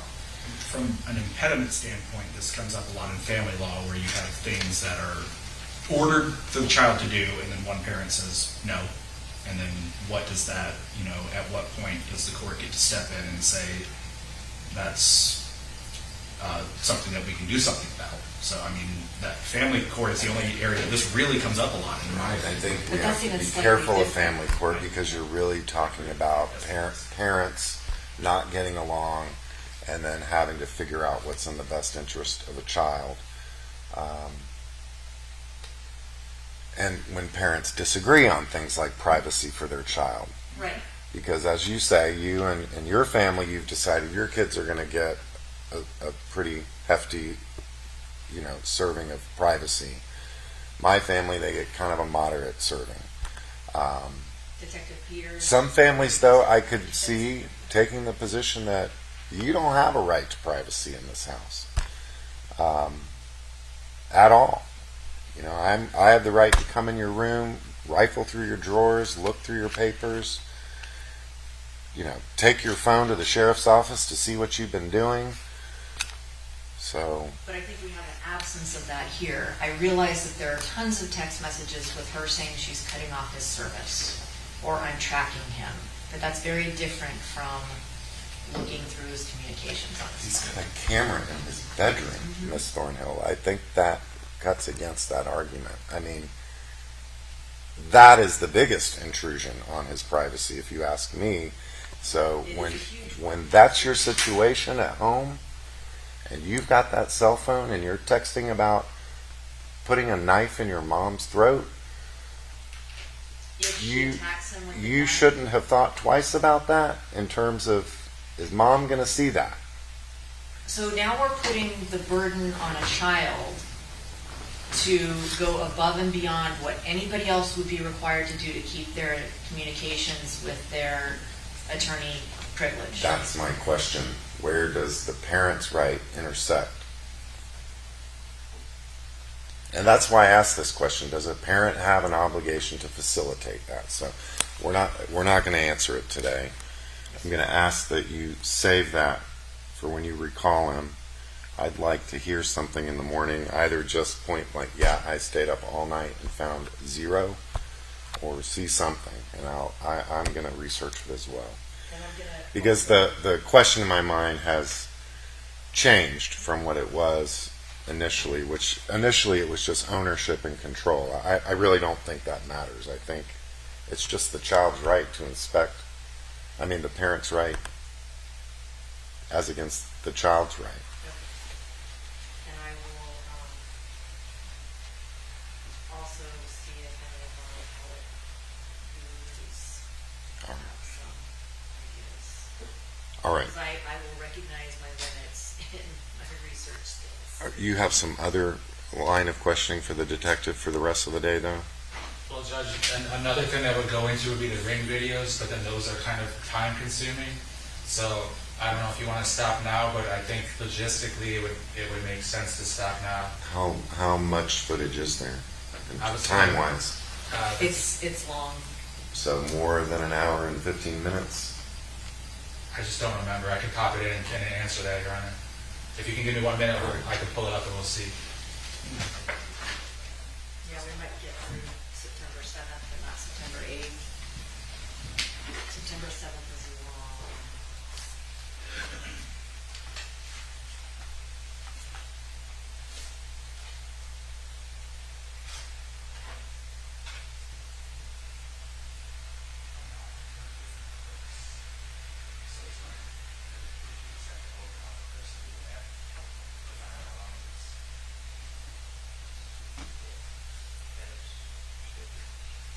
Judge, there's 50 clips, and then each clip It's between 30 seconds and 2 minutes. We've spent a lot of time doing this. I'd like to sort of catch up a little bit if it's not going to seriously interfere with how you're presenting your case. I'd like to fill up a little more time this afternoon. whatever Your Honor wants. All right. Does anyone need just a quick bathroom break, anything like that? Madam Court Reporter? I'm good, thank you, Your Honor. All right. Let's have the jury.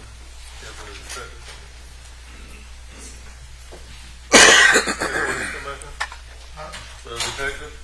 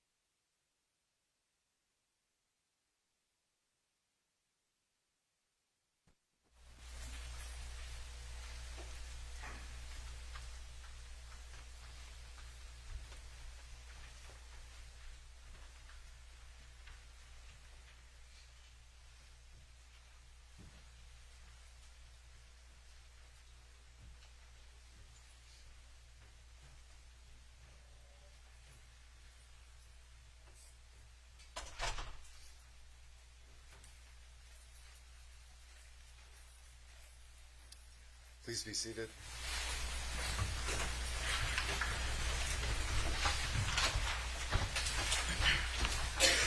Ladies and gentlemen, I'm sorry for that delay. Mr. Levine? Thank you, Your Honor. Detective Peters, we're going to next segue to September 7th. 2024. We were talking earlier about the Ring video footage. Has an exhibit been prepared that has dozens of clips from that September 7th date, the last day when the defendant was at home with his mom? Yes, sir. Your Honor, at this time the state would move State Exhibit 197 into evidence. Any objection? No. It is received. And we'll start playing the clips, Detective Peters. If there's any questions that I have as the clips play, I'll let you know.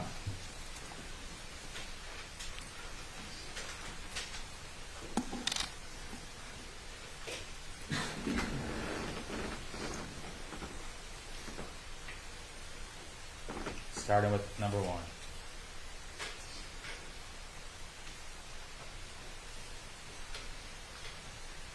Hold on.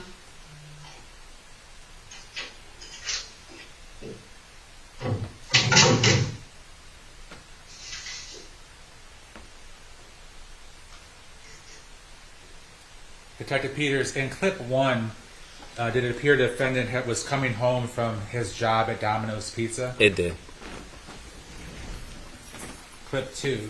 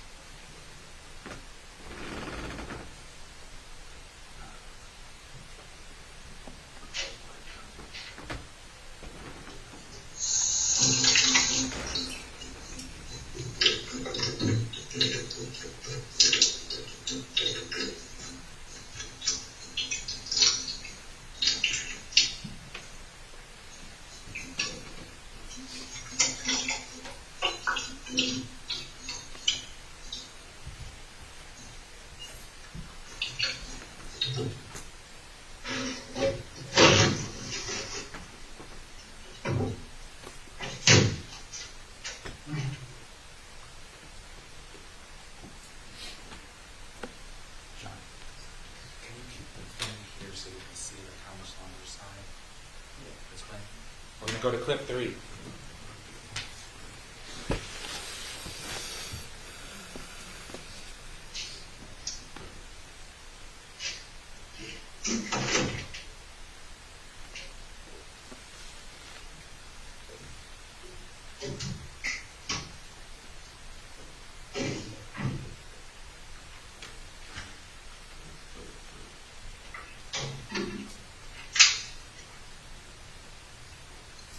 Detective Peters, in that clip, did it appear that the defendant was holding a cell phone in a black case?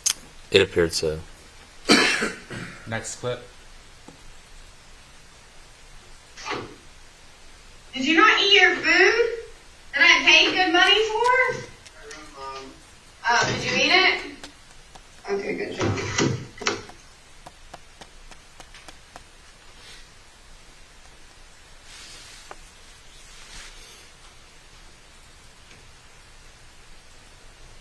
Oh, and by the way, I stole your candy. I ate the candy that was in your room, some of it. Not all of it, but those little weird things that are like little half-inch squares. There are a bunch of different colors. They're green and red and yellow and blue. Those ones are pretty good. They said they were sour. They weren't sour at all. Is that Kathy Griffith? Yes, it is.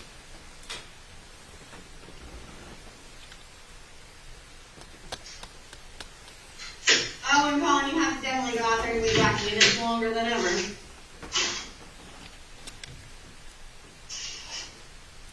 I don't think you know how to scout the yard. I think you're like weed whacking it instead of like mowing it. You need to use the weed whacker as a mower, dude. You get that? But I just never gonna happen, mother.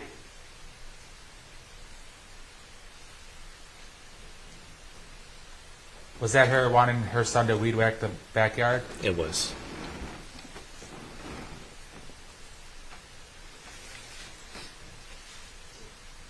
I'm putting your work shoes in the garage. I don't have time to clean them today, so I'm just gonna have to like dust them off or something. I really don't know, but I'll wash them. Did it appear that his mom would do his laundry and clean his work clothes and shoes? It appeared so, yes.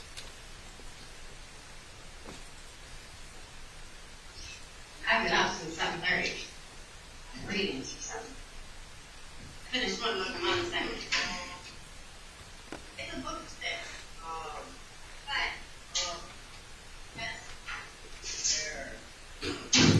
Hold on, I have to let the dog back in. I have to start the laundry sometime soon, but I can't start it until I have the clothes room ready. Yes? Are we canceling Saturday? Has Saturday not started yet? Yes? Do I need to start the clock back over? What? Hold on, I have to put this stuff away.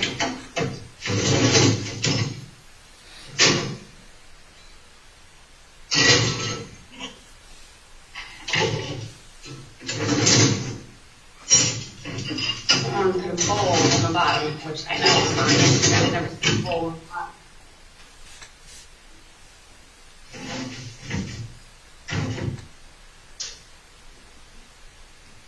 Yes, Collin Riley Griffith.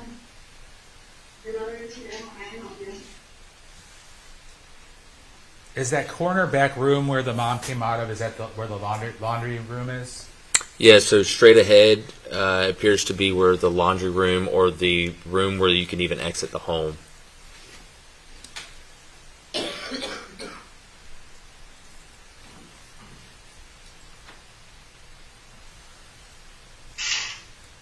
ahead and close these windows because I want it to get too hot in here. Turn this side off. Turn this fan on.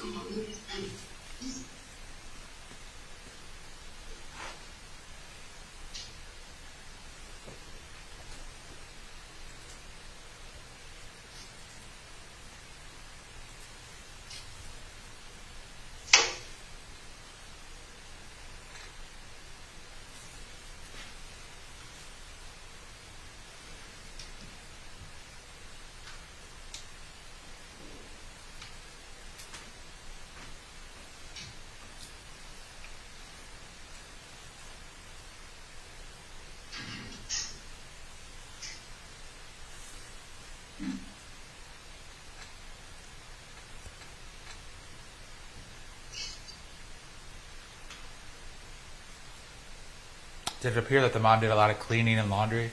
It did appear that, yeah.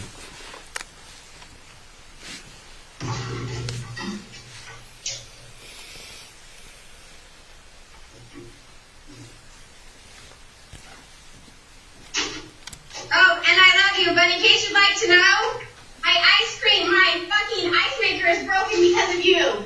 You put the goddamn ice cream tub up there. The ice cream tub broke that little gold piece off. There's a gold piece broken inside of my freezer that's supposed to stick into the fucking thing.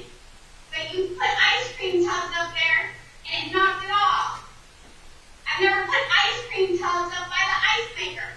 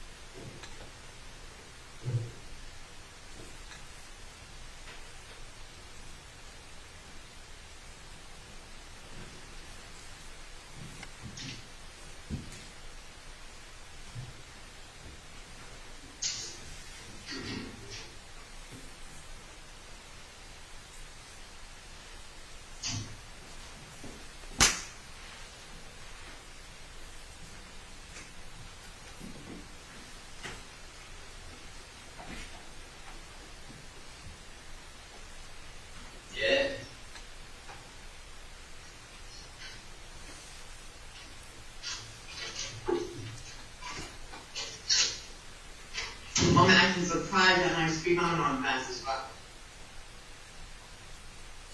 I was going to tell you I found out that so your coins. Yeah. Ones that I used that my father actually those are ones that were from $200. Four of them.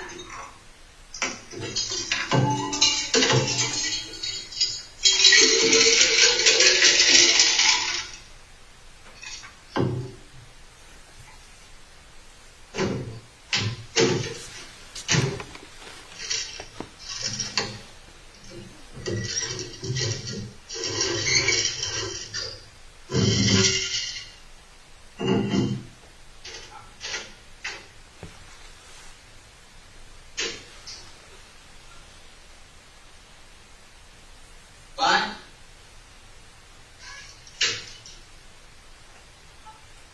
What do you need?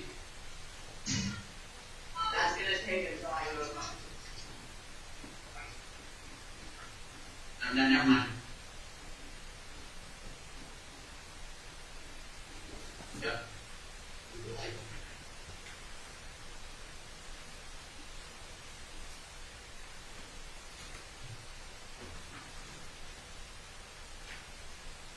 Do you think we got an hour right now? No, it's gonna take fucking 2 hours. It's not going to take that long. Stop.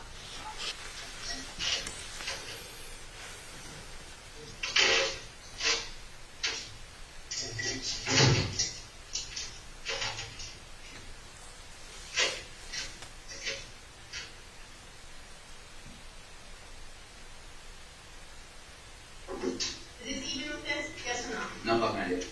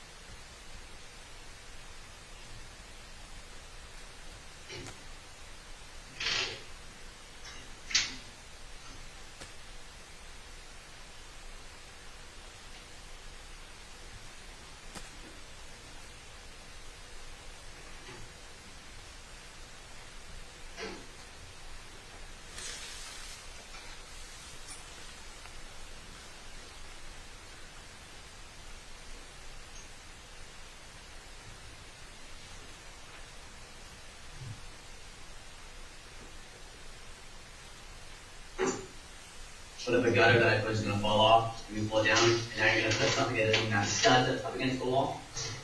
No stud. It's going to fall off and rip the wall with it. Oh, what are you doing? How are you doing that? It's going to fall off and break and rip the wall. Go ahead. I need the keys to the house. So, put that shit in your car. You need to change your clothes? Well, you're not coming home tonight unless you're like your dad and you have your knees fucking ball in your eyes. I'll tell you not fucking try you're talking to me like this and doing this shit. Well, if you want to kill someone by putting that thing up your It's not going to kill anybody. It's going to fall anybody. down. There's no studs. There's no, you even did it with me. There's no studs. There are studs. That's why they're You did mine. it with me. There's no studs. There's studs. That's why they're mine. Okay. Put the keys here.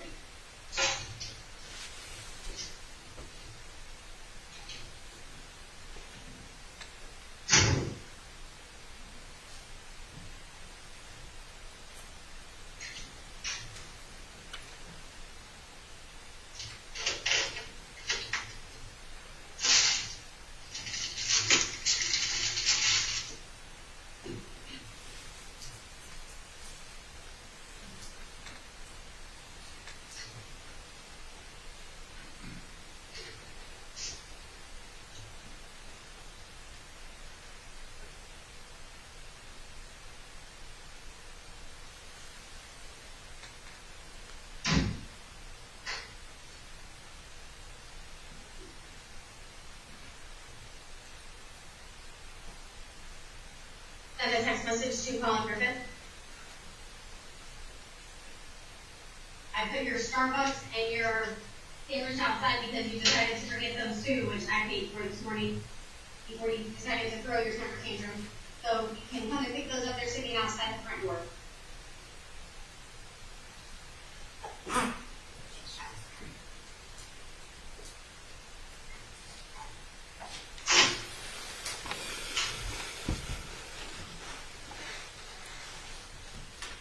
Detective Peters, what was the subject matter of the argument between Kathy and her son?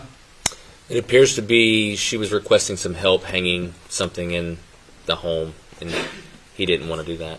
Did she later, after the defendant left the house, did she later put up the bookshelf herself? I believe so, yes. Now, it appeared that she was taking food and a drink outside. What can you tell the jury about that? So he entered the frame with what appeared to be Starbucks at the beginning, and then she just set his portion of the Starbucks outside. And is this the clip in which the defendant leaves and doesn't return to the house? Yes. She was holding a phone and she said send a text to Collin or something like that, and then she spoke the words that she spoke. Did that text message then show up in the text messages? It did in Collin Griffith's phone. It did. All right, continue.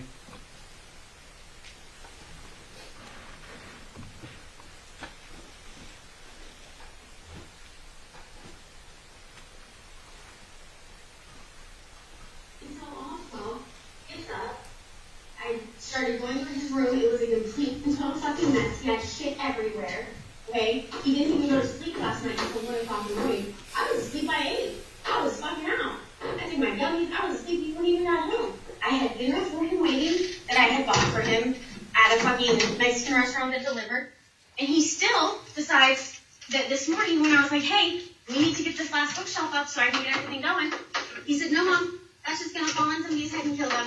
I'm not going to help you do that. And I was like, Collin, I told you for the past week that we were going to get this done. And he was like, no, I need to go on my walk. And now I'm not going to be able to go on my walk because this is going to take 2 hours to get done. And I'm thinking to myself, okay, well then maybe you shouldn't have slept in because I've been up since 7:30. Where have you been? I didn't say that to him. I looked at him and I said, Collin, you know what? You have a great life. The fact that you don't even do your own sheets, you don't even clean your own bathroom, all of the things that I've told him to do floor-wise, he doesn't fucking do. And he just looks at me, okay, and he wants to live on his own, and he thinks he's able to live on his own. Mom, I have cockroaches coming into my house because Collin leaves candy and food in his room. Just leaves it in his room. Out. No, and I told him that. I even said, because I showed you how I had everything in those little containers, those glass containers or the plastic ones that seal everything. I said, you can have candy in your room if it's with this, because they can't get into that. And then, like, last night, there was an ant on the doorknob. He hadn't going from the house to the garage on that doorknob. I could tell, and then I looked, he hadn't closed the back door all the way, the back sliding glass door. And there were ants. He was like, Mom, everybody has ants in their house. I said, Collin, nobody has ants in their house. Nobody has cockroaches in their house. And the first time you see them, you kill them, and then you start spraying your whole house with bug spray.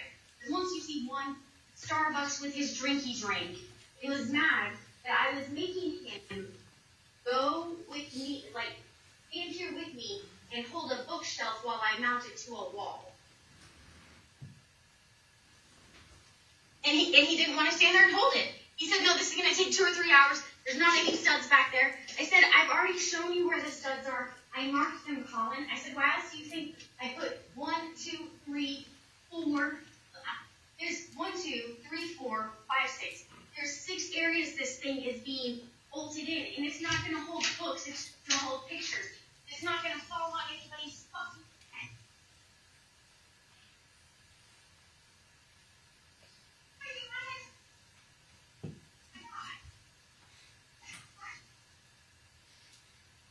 Even though he went to school, he didn't get his shit figured out with his math class, with his class I told him to.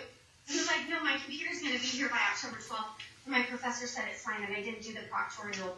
And I was like, you can hook up a webcam to that computer, The fact that you haven't figured out how to do that is not my fault. And I'm not going to sit here and do it for you because I'm not going to do your college work. And so he's mad at me that I'm not doing his college work, but he doesn't want to help with it.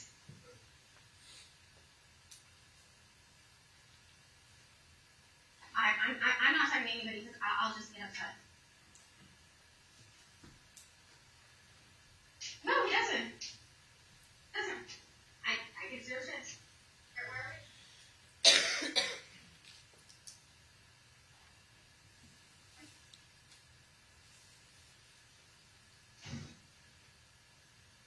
He has money. He can't. He's 17. They won't give him one. He can buy a prepaid one.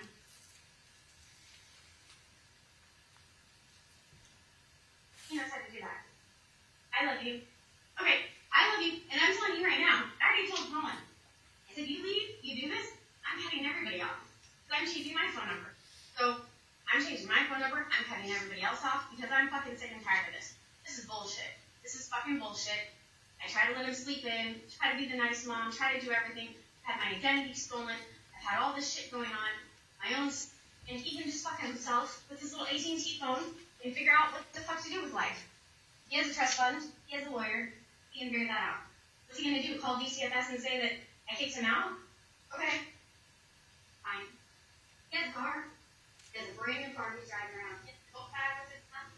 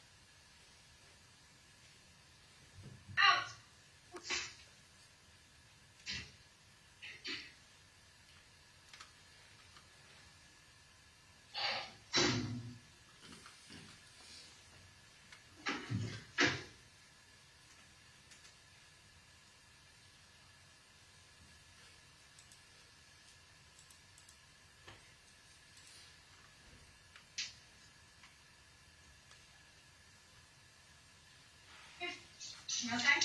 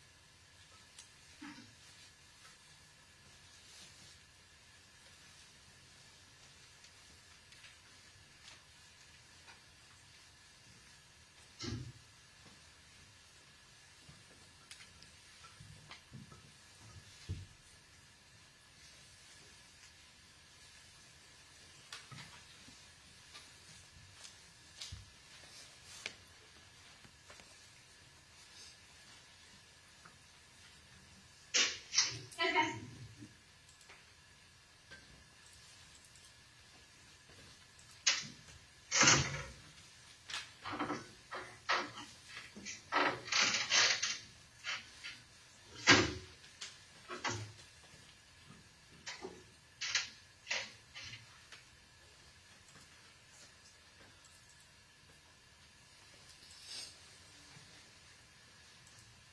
No. No. No.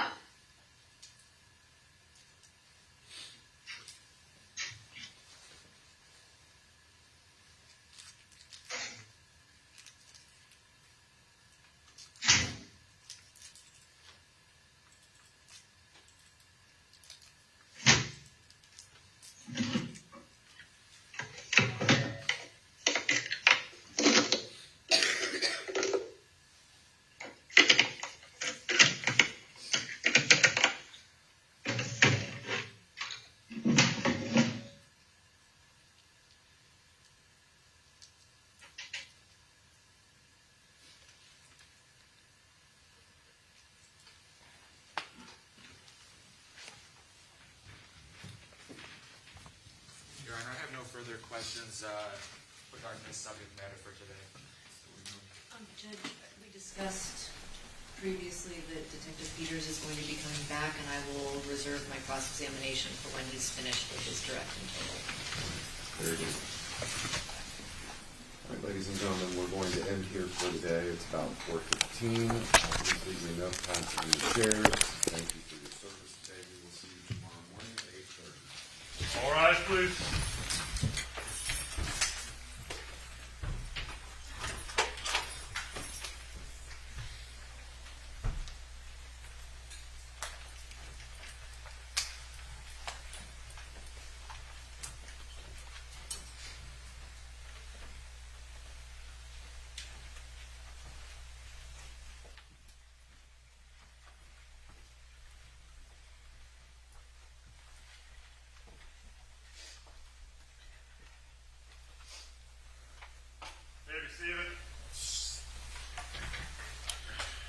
Anything before we break for the evening?